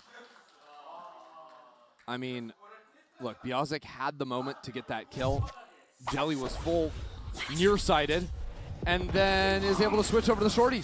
Went knife first, then shorty. Gosh, that looked worse the second time I saw it. Yep. Right, okay. So, crew have ults. Now, they got 2 ults, Sure. and Dodds is one off of hers, and so... Some things are going well, yes. Unfortunately, the money department, you got so distracted by the bright shiny that you realized they don't have any of the bright shiny. None of the green. And to pile it on a little bit more, the little things that are going well are going well by sheer virtue of how the game works, not necessarily because of anything they're converting themselves. Again, even the lucky breaks aren't going their way. No. Konir is waiting for the op and actually diffed the op, got the headshot. It's a Sheriff though, so left on 5 HP. Yep. And Jelly with 5 HP is often more than enough. I think, though, if you just want a good look at how to play a defense side of bind, though, go no further than watching this game. The way that Team Liquid are cycling their utility on the holds to the little push and pull fights they can take, right? Like every single... Jelly's the first one to take the fight. That sets up for the side on the other side. 5 HP, by the way. 2 kills found. Op still in play. Dots finally puts Jelly down, and the ult has been popped, perhaps premature. Daiki just narrowly missing the shot. Dodds 28 HP, and now they have the pit they can play around. But this is a beautiful position for crew. Yeah, Daiki has ult though. And the Seekers are intended to sniff Munch out. Cabbages connect. Dodds falls. What can Munch do? Highly touted on the international stage. Tagged up immediately. 85 HP. Position given away as well. Just dipping back into the pit. Just trying to provide the cover. And Issa swings out behind it. That's another round loss for crew.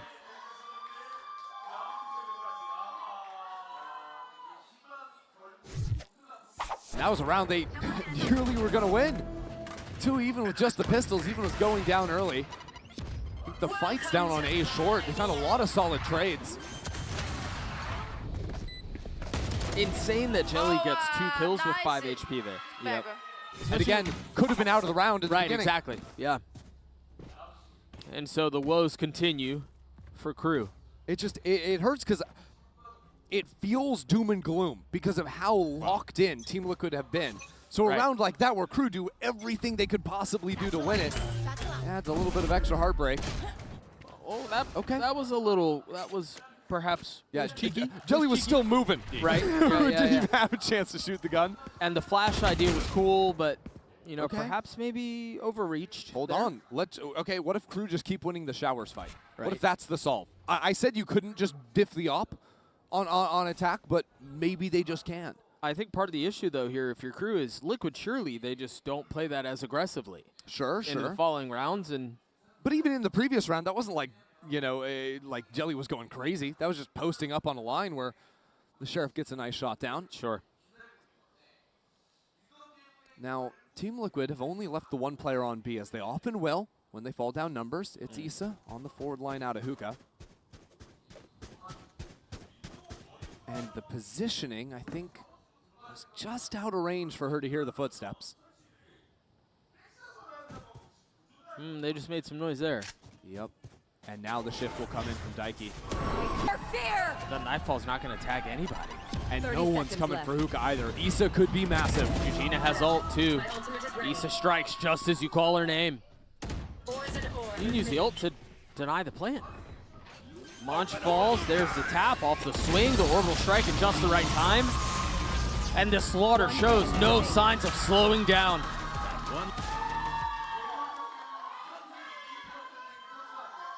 Brother, they're having fun.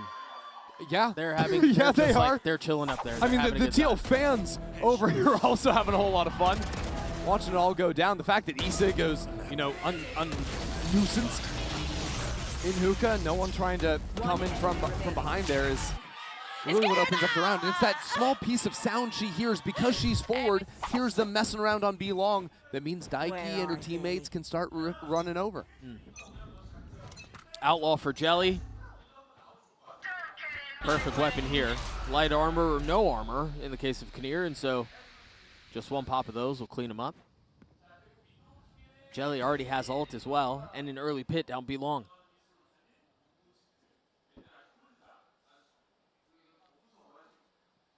I'm going to do that thing where you and I are casting a game that has a pretty impossible situation where it looks like there's no freaking way. And I'm going to do that thing where I ask you the question, what can Crew do to get back into this game? Doug, this is not a question I want to be asked. I do not want to be Coach Bebe. I don't want to be in her position in this one. Yeah. Trailing 7-1. The chance to make it 8.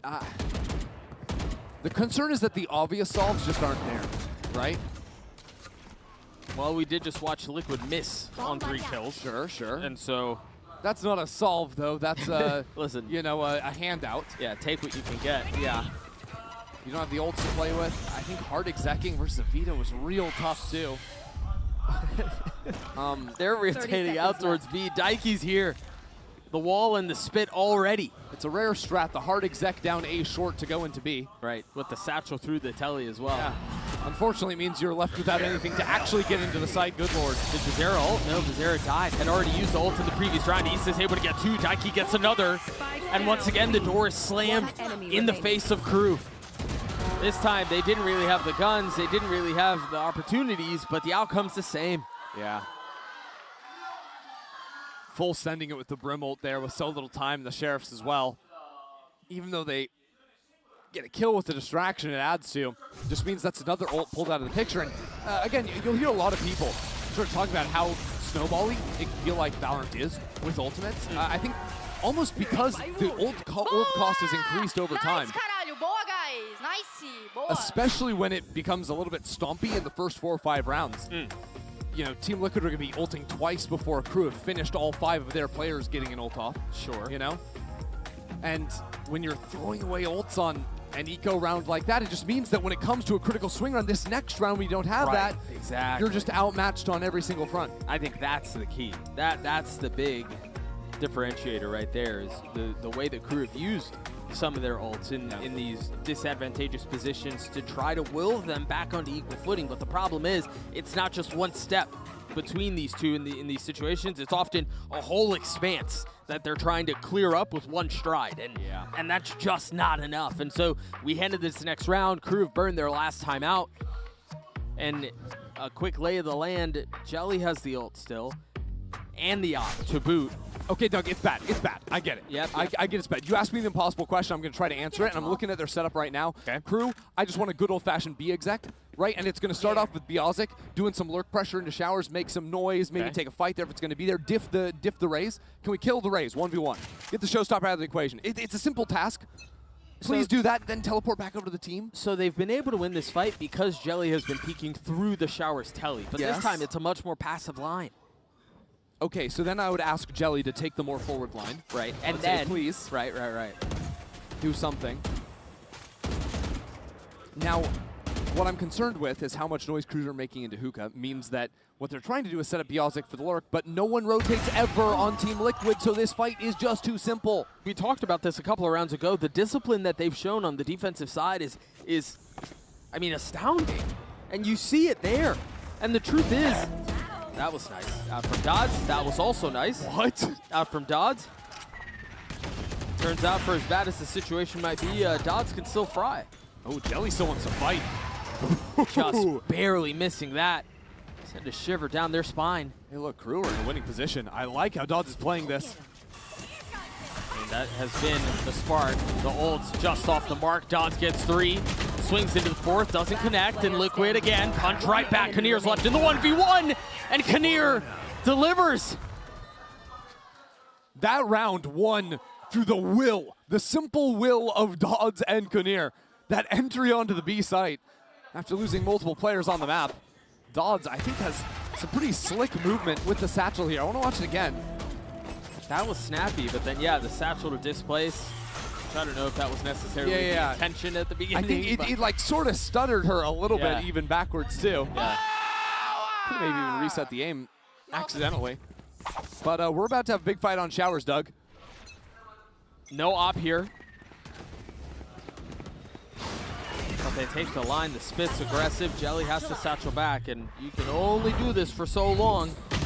Dodds again strikes. There's the rocket popped. But Dodds kind of takes herself down with it. That's a toughie. 1 for 1 here. Turns the flash. Snap trip. Biazik has the spike too. You can't fall down there in showers. No, that would be round ending. Wait, did she see her?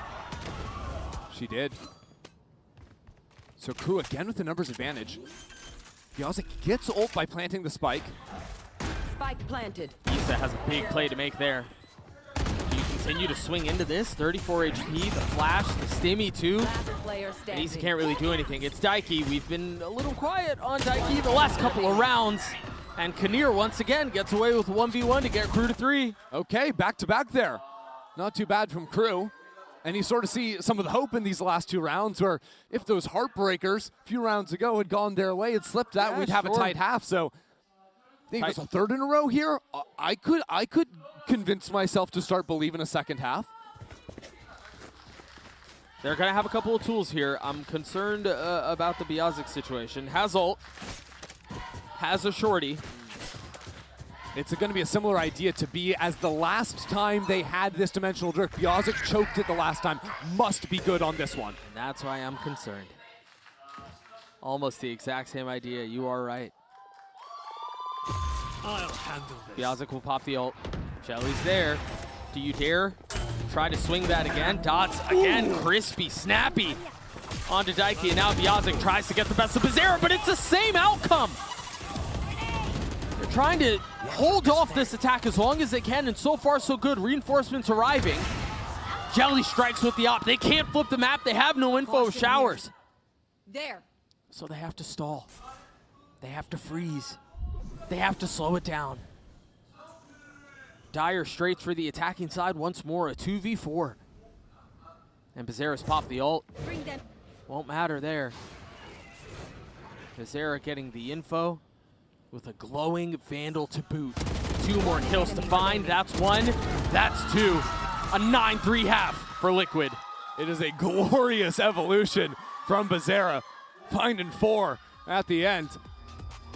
Taken over in this game. If the first game was the Daiki show, this time Bizarra is a player on the tip of your tongue. A beautiful work out of the squad. A 9-3 half for Liquid. If there's any hope, any prayer for Crew, they'll have to find it on the other side of this break. We'll be right back.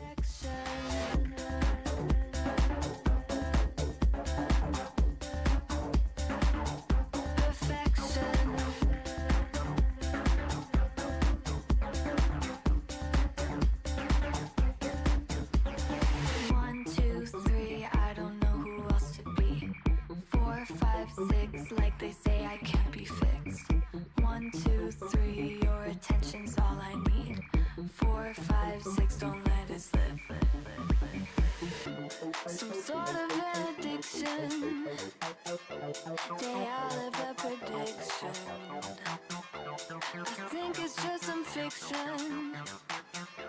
That I have an addiction, baby.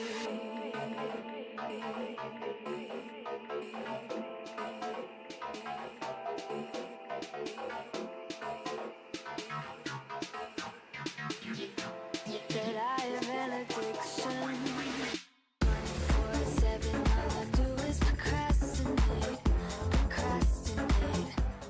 I don't know that the straits get any more dire than the current position that Crew find themselves. They're down 3-9 on their opponent's map pick in the second map of this opening best-of-3 tournament run for them, and unfortunately, this is not an opponent that is weak by any means. We're talking about a team that is has aspirations, has hopes, has predictions of being in the Sunday game, and so they've got to figure something out here, and they've got to do it really freaking fast. Doug with Christy here on the call, and Dodds has been a bright spot, but that's really been the only one. He was pistol around to the second half of the last game. That was the Dodds ace. Don't ask what happened after that. Right. Don't ask what happened after that. You don't. Yeah. Nothing happened after that. Nope. We just loaded up into the next game. Team Liquid got the win.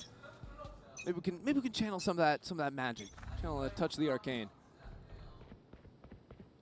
Take a look at the Yazik there. Gonna get some of that early challenge. Again, has struggled, to be honest. I mean, I hate to say it, but the truth is, all of Crew have. I mean, it just felt suffocating. Yeah, it really against did. the deep holds from Team Liquid. Picture perfect macro. Shelly has a chance to hit a belter there, just a tag. Nice. Yeah, doesn't feel good. I mean, Crew have given up so much to the A site. For nothing, really. Yeah. It's kind of astounding to think about how Liquid find themselves in this position to begin with, where they have so much agency on the site for no value, I mean, for no cost.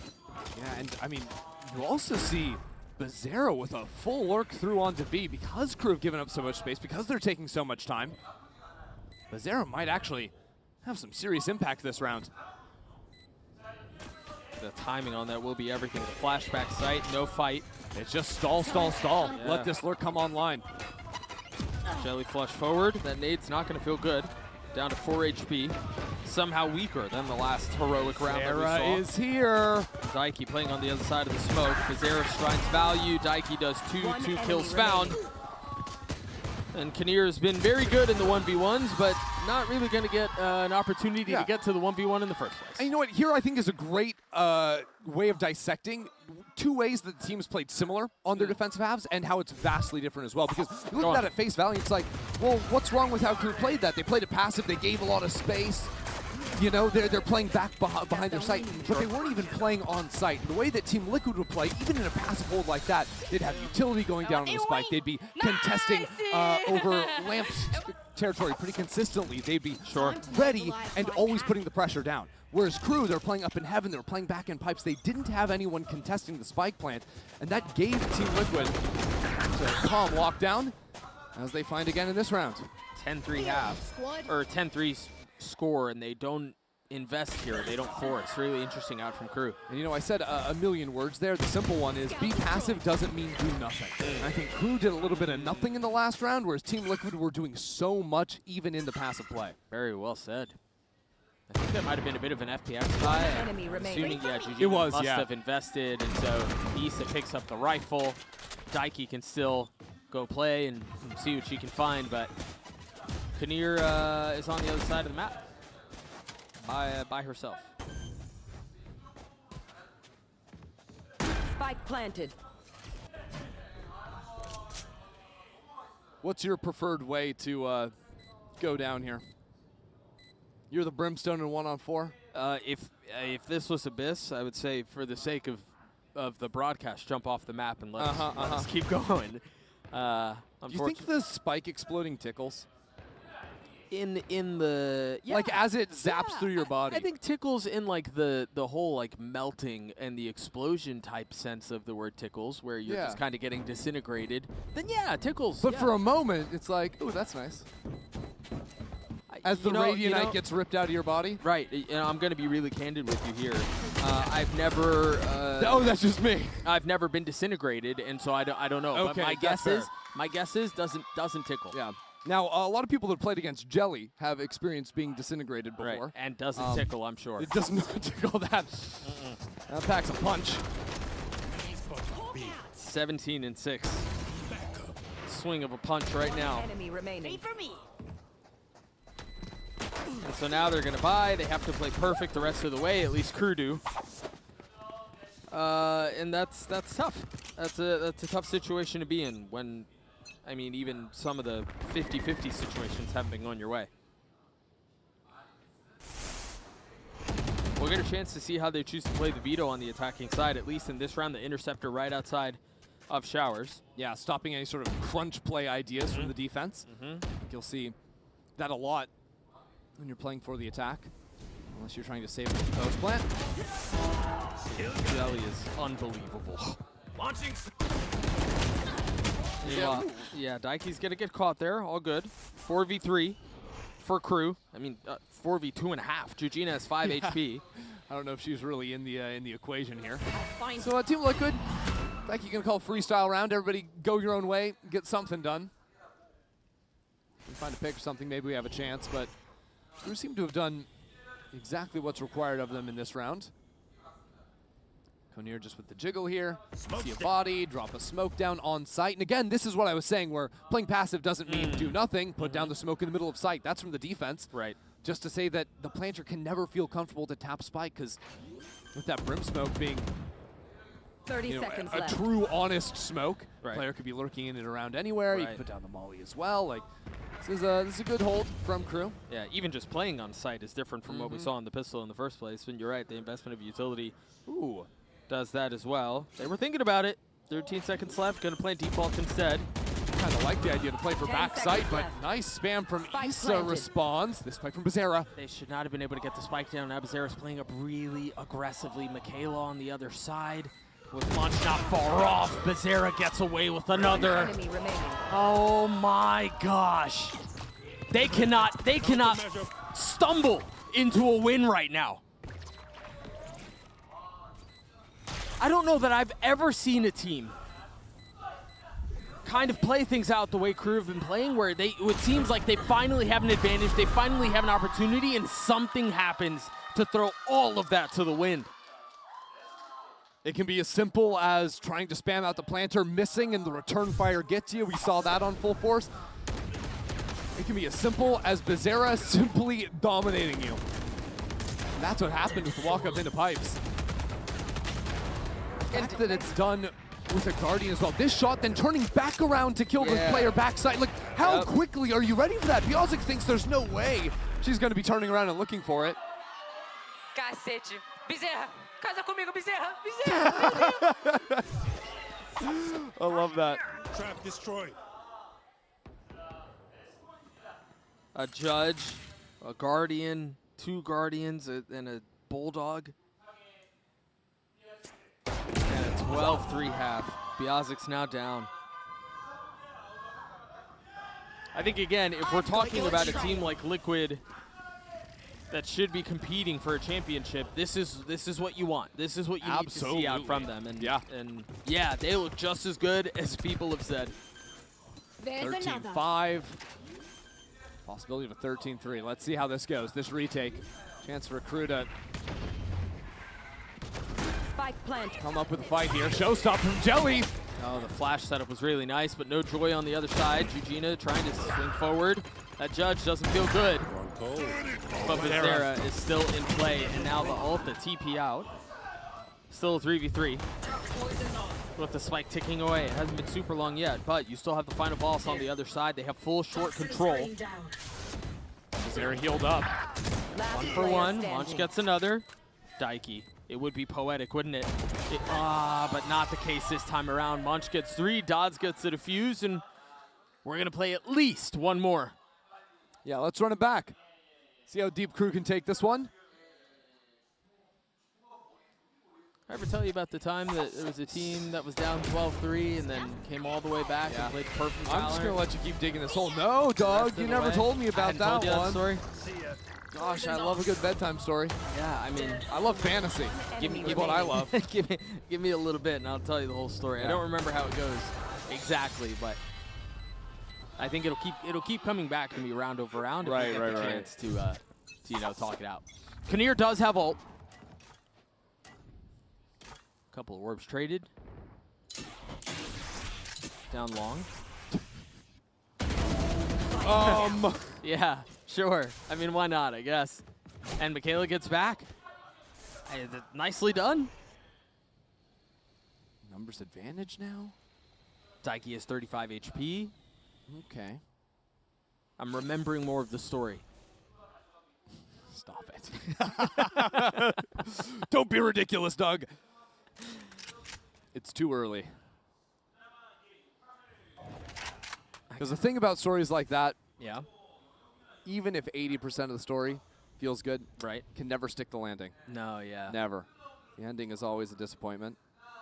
I mean, I got to give the people hope, right? Oh, my goodness.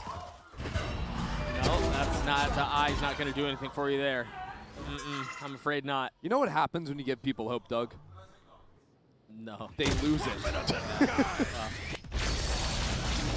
Not quite lost yet, at least this round. 30 seconds left. Bizarre's going to go exploring. Making a ton of noise, but the spike's headed the other way. The TP through. Monch, what can you do? Remember, Daiki's weak, has been weak for the majority of the round, and is going to be the first out onto the site. Got to clear back. Cannot yet. 10 seconds left. The spike's still not down. Rotations and reinforcements arriving.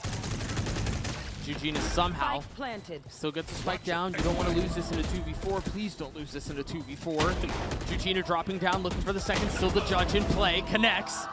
Biazik and Munch, the two that remain. And it's all in Eugene now. Manages to find just enough time to reload. That's a clone. Don't shoot at that one. Munch gets 3.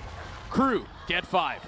Yeah, you know, Munch there is able to play a great little anchor position with the cross-map smoke chucked in from Kunir. On the left side of default. Really like that coming out from Crew just to stay alive on backside. Keep that pressure down, makes it almost impossible to plant the spike. That's what I'm talking about. You see the smoke on the left side. So that's what Daiki's looking at. Is a player waiting inside that? Or are they going to pop through when you try to plant? Down and out. And Munch sort of plays against expectations there by just simply being out in the open. Right.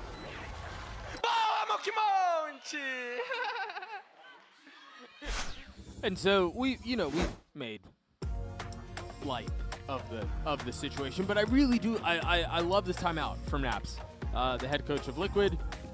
They've gotten a couple of rounds. Hey guys, we're at 12. Can we close this out? Let's just cook up a round and win it. Yeah. And honestly, I'm not even sure if Team Liquid need to reinvent the wheel. No. With something like this here, this could be as simple as just talking together, getting all the timings down, exactly what we're going to do on our next exec into a site. Team Liquid have been playing a little bit more of the map. It seemed like even last round you're letting Bizarra sort of work solo, try and get something done. But I also just was very pleased with how Team Liquid were playing in the last game on their execs and just sort of running it that way, setting up very nicely in post plants. I thought was a big success point of theirs. So instead of playing to chip away at their opponents, play a little bit more macro style. Could always just go back and keep things simple. Yeah, the classic slam a site and see if you win. I think even a part of this one was talking about the money when you see Guardians and a lot of regen or light shields coming in, discussing whether or not just a full save is the name of the game. End up deciding to go for this one. And so if they lose this, there's a good chance that Crew will be able to put another round together as well, given that Liquid will be on a busted bye. And we were talking so much about ults in the first half. The fact that Dodds has a showstopper here. Went out on a swing round is big. What are you going to do with that judge there? Probably shoot some people. Jelly will be first. Easy now. Yeah, they didn't like how that smelled. A little strange. But if you don't like what that smells like, are you going to go back towards the pit?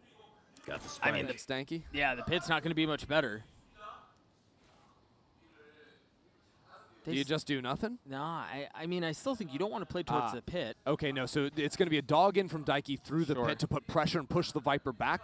Maybe force Crew to think about that space a little bit more. But with the Prowler going through the TP, not seeing anyone showers, all of a sudden the B is a little bit more obvious. Yeah, they're going to speed up onto this, aren't they? Michaela's going to drop a little bit of util. A smoke drops 2. And Dodds is starting to rotate over. Going to arrive at the scene, has 2 satchels and the ult and the nade. A full belt of utility. The nade's already out. Pizarro falls. And now the Nightfall invested. The rocket connects. And they keep everyone back. He's still left in a 1v3. No shot. I think that's just a good round out from Crew. And Team Liquid taking a little bit too much time at the end of things. That first shot out from Michaela, getting the kill, unlocking the Nightfall. Sure, it costs Crew 2 ultimates, but makes that B site completely impenetrable. This shot here, thing of beauty. And then wasting no time, even pivoting back into that site smoke. That smoke they're always throwing down. Yeah. So crew can flood out from spawn really easily. Yeah, if not for that smoke, that she gets killed before the nightfall even goes off. And very that's different like situation. That. Yeah, absolutely. Dodge probably doesn't get out from spawn with the showstopper either. Right. The problem is we've seen situations like this end in an eco many times, and that is what Liquid find themselves in right now. A Bucky and a hero rifle for Bizarra. And this time a lot of attention towards A. Here still has the judge, by the way. Oh no. Dodds falls. There's the judge, spotted by the Roomba, 70 HP. That shouldn't happen. A Bucky from that distance will clean it up. We'll get the kill. Too. Jelly. With a nade as well. It's a game of chicken. Who goes first? Who swings first? It's Jelly. Kunir down, a 5v3. It's a double flank too, Doug. That's being held by Jujina. And the flash, even the presence of mind from Daiki to flash there, confirming there's a flank. A little bit of damage dealt, not quite enough to do much else. Nisa strikes, Piazzik falls. 2 guns left for the defense, 2 guns left for crew. Caution here. And 2 final opportunities to extend this once more. It's just out now to Munch. Munch gets 3 on the round, still 2 more to find. Time is short. Time is incredibly short. And so are the hopes of crew. 13-6, the way of Liquid, and a pretty complete showing, all things considered. Just like that, that story writes itself. Yeah. Team Liquid, they were the main characters, taking that one after fumbling a couple of rounds there, just on the eco. Take it right back. Do it for the culture. Yeah. I mean, the players of the moment there, Bizarra and Jelly, 22 kills, 21 kills respectively. Beasting it up there for their first showing on the big stage since they jumped to Shopify 2 years ago. This is the start of what's going to look like a great tournament for Brazil's #1. Yeah, I mean, even if they play it at half of what they look like today, there's a lot to be excited about. I just love the macro. This team, Daiki, plays such a great game. Team Liquid have been the top of their game for so long, have the crowd out here in force to support them too. This is exactly what you want to see from them. Yeah, Daiki looked incredible. We talked about Bizarra a number of times, and for good reason. But what just a beautiful way for this to end, with Bizarra being the first. Yeah, and to win on the Mastercard Thrifty as well. Yeah. Whether it's sheriff shots or a little fun step up on the Bucky. Team Liquid always making things a little bit more interesting at the end. Yeah, this has got to feel so freaking good if you're Liquid to come out this way, to swing the way you were, for to not really have to show a ton either. I mean, you start to think about this is more of a marathon than a sprint, and for Liquid to get through it again the way they did just is really, really nice. So.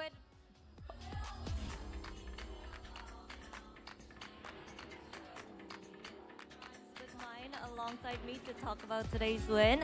네, 팀 리퀴드 브라질의 젤리 선수 만나보도록 하겠습니다. 먼저 오늘 다이키 선수도 굉장히 많이 일어서서 도발을 열심히 했고, 또 젤리 선수도 진짜 이 곰돌이로 귀엽게 도발하는 모습도 보여줬는데요. 먼저 이런 도발, 자연스럽게 분위기를 타서 나온 건지, 아니면 조금 더 의식적으로 흐름을 가져오기 위해서 조금 더 신경 썼던 건지, 그리고 이 도발의 비하인드 스토리도 한번 들어보고 싶네요. Congratulations, Jelly. Now, Daiki was standing up, yelling, right? You had your fair share of trash talking with your flex toy as well. So what kind of message were you trying to send with the little bear hanging out its tongue? And was this something that happened naturally, or were you guys more doing it on purpose to get the vibes up?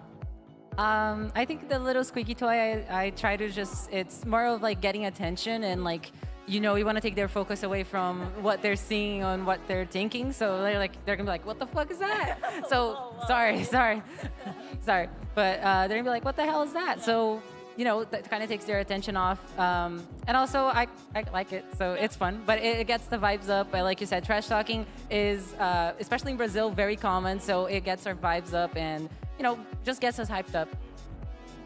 워낙 또 브라질 지역이 이렇게 트래시 토킹을 좋아하고 또 분위기를 끌어올리기 위해서 트래시 토킹을 많이 하는 지역이기도 하지만 그리고 오늘 특별히 저 곰을 들고 나와서 보여준 이유는 상대 선수들이 그걸 보고 뭐야 뭐 하는 거야 하면서 약간 집중력을 빼앗을 수 있는 그런 고도의 마인드 게임이었다고 얘기를 하면서 또 이렇게 의식적으로 조금 더 트래시 토킹을 해주면 뭔가 분위기도 더 좋아지고 흐름을 더 가져올 수 있을 것 같다고 그렇기 때문에 오늘 열심히 트래시 토킹을 했다고 얘기를 하는데요. 자 그리고 사실 젤리 선수는 리퀴드 이적하면서 첫 후대에서 타격대로 포변을 한 거거든요. 그래서 국제대회에서 타격대로 경기를 치른 건 이번 경기가 처음인데 이 포변이 선수로서의 성장에는 또 어떤 영향을 줬는지 물어보고 싶네요. And you switched roles. Joining Team Liquid, you went from that initiator role to the duelist, and I was told that this was actually your first international match on the duelist role. What was that transition like for you, and how did it kind of help you grow as a player? At first, the transition was kind of hard, honestly. It changes a lot of how about you think. Initiator is more info focused, so I was thinking a lot more about the game. So, like macro, micro stuff. But coming on to the duelist, I can actually focus a lot more on my individual plays and like stuff that I want to do. So it gets the main focus that we try to have is getting me comfortable, getting people comfortable with what we're doing. So it's a pretty big change, but honestly, I've been adapting very well. But it cannot be understated how much my team has helped me. Since it's a role I've played before, but in the international stage, something I've never done before. So my team also has a huge amount of work put into it.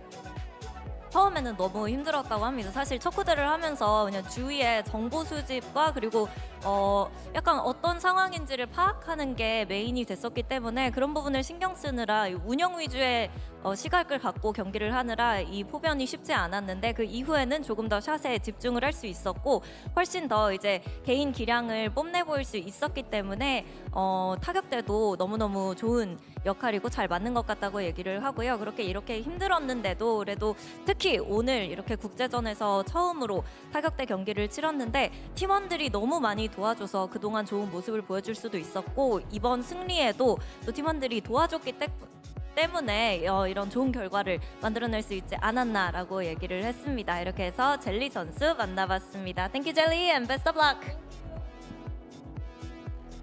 think everyone was in the other team, so it was like the Yeah. Well, hi, we're live. Thank you so much for joining us here. Daiki from Team Liquid, hot off that win. We were just chatting already about some of the experience of getting to come here and play at GCC again. But I want to start with that because 2 years, Daiki, the last time that we got to see you play at an international event, just barely missed out last year. How does it feel to be back competing with this team internationally?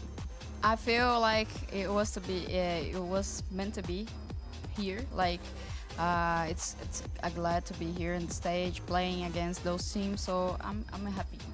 Yeah, it's so cool to see. And I think the first thing to talk about, I know you've been asked about it a ton playing in Brazil, but for an international audience, the big change is Bastarda now wearing an MIBR jersey and you guys competing with Jelly in the team. Can you talk a little bit about the decision to make that change and then what it's been like to have Jelly in the roster now?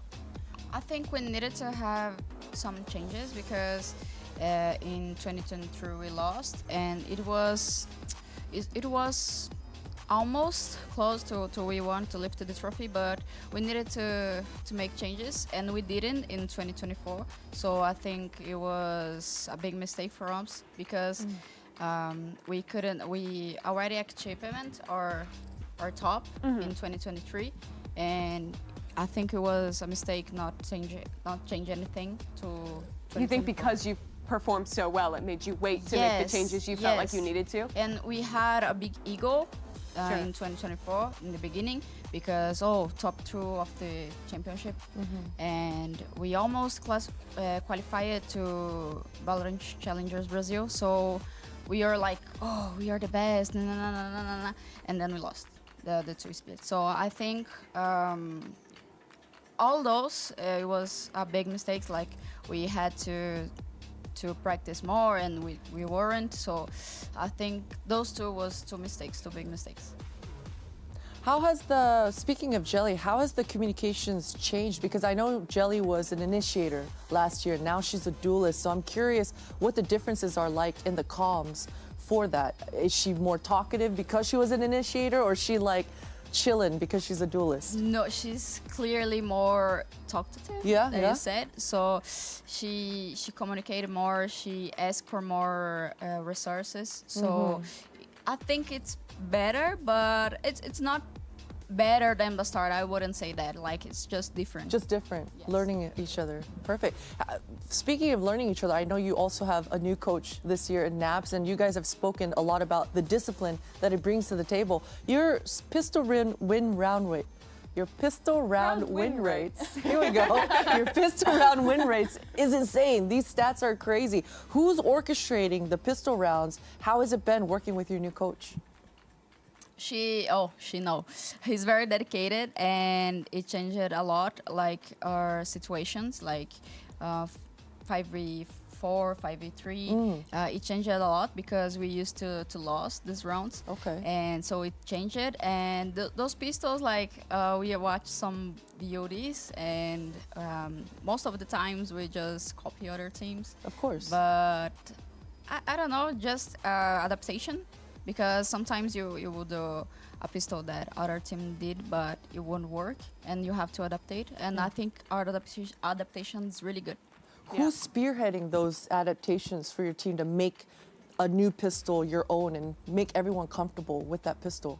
I think everyone can talk a little. Like we have the freedom, that freedom to everyone. So if Bizarra sees a gap in the map, she can call it, and me or Isa or Jelly, everyone. All your players are stepping up to do that. I want to ask you personally, as an IGL, as a leader, because the first time we saw you competed at GCC, you were so young when you came to Berlin, and now 3 years on from that first tournament. I was watching a lot of the vlogs that your team puts out, and you were talking about how you felt like you needed to be more strict. You needed to step up and be more of a leader after losing in 2024. I want you to reflect on that now and talk to me about how you've changed and how you feel you've improved as an IGL, as a leader for your team. Happiness, I think it happened because I don't know, I'm more like more rude or something like that. Like stern, I think, maybe? Yeah, no, I'm like, I think my team just feel comfortable with me and trust me every time. So I think that was the captain I wanted to be every time, so I think I could achievement it. But you're getting a lot closer to being that captain that you want to be. Yes, and that's going to be so cool to watch develop throughout that one. Thank you so much for joining us, Daiki. Let's get ready to talk about what's happening next in this tournament, because with that win, you guys have secured yourselves a match that fans of GCC going to be fairly familiar with there. As you see, Team Liquid moving up to the winner of Nova versus G2. I think a lot of people would expect G2 to win that match. I know that you've played them so many times in the past as well. Would you be excited to get another opportunity, or do you think there's a chance for Nova to come and upset there? Nova surprised me because I thought Ninetales would win, but I don't know, maybe Nova wins. I don't know how it is G2 now, because they lost a couple of splits. So, but I don't know. Maybe G2, maybe Nova. I don't know. Do you care who you play? Is there a team you'd prefer? Maybe G2 because I'm used to, but I have no problems to face Nova. Just want to play anyone in the tournament. Yes. That's the right mentality. Well, thank you so much for your time today, Daiki. The matches coming up tomorrow are that G2 Nova game, as well as our former world champions. Back-to-back Shopify playing against MIBR. Thank you guys so much for joining us today. And one more time, thank you, Daiki, and congratulations on the win. Thank you. We'll see you back tomorrow at the same time and the same place for Game Changers Championship live in Seoul. Good night. The next generation of Game Changers takes the stage in our opening match today between Zipto and Carmine Core. Capricious out of the round. They've lost the Astra, and going in for more is Anasilia. GX is pushing down very slowly on mid, but there might be no one left to brawl with by then. The stars shining bright for KC in round number 3. Zipto and GX, the one going hella aggressive. They know she's up close, but dealing with her is another thing altogether. GX back to her old ways down there on mid. She's having a whale of a time in this map. Looking now to get a little bit aggressive as the Nightfall comes into play. Those players are main flanked up on as GX pops the ult, gets a double, but somehow Zipto stabilized. The decay starting to fade as Yumi up top to 3rd in the round already. This was looking like KC had snuffed out the flame of Zipto. But still, the spark was there until Glance comes in. A 13-7 from KC, and a dominant start to their story here in Seoul. It's Visa v Visa in this South American showdown. Kinnear waiting on the other side. She's gonna stick it. She stuck it the whole way. It's a stolen round. Unbelievable. Wait, she could full stick? Yeah, once is so far away. It's not planted for her. Oh my God. Daiki's gonna stick it. It's a full stick. Oh, stops. Daiki gets a kill anyway. She gets it. I don't know that she does. She does. What a play from Daiki. Jelly still pops a shot. Gyaza getting up close and personal. And Jelly wins it out anyway. Unfortunately means you're left without anything to actually get into the site. Good lord. Did Bazera ult? No, Bazera died. Had already used the ult in the previous round. East is able to get 2. Daiki gets another. And once again, the door is slammed in the face of Crew. This time, they didn't really have the guns. They didn't really have the opportunities, but the outcome's the same. That has been the spark. The ult's just off the mark. Dons gets 3. Swings into the 4th. Doesn't connect. And Liquid again. Punch right back. Kinnear's left in the 1v1. And Kinnear delivers. With launch not far off. Bazera gets away with another. Oh my gosh. 13-6. The way of Liquid. And a pretty complete showing, all things considered.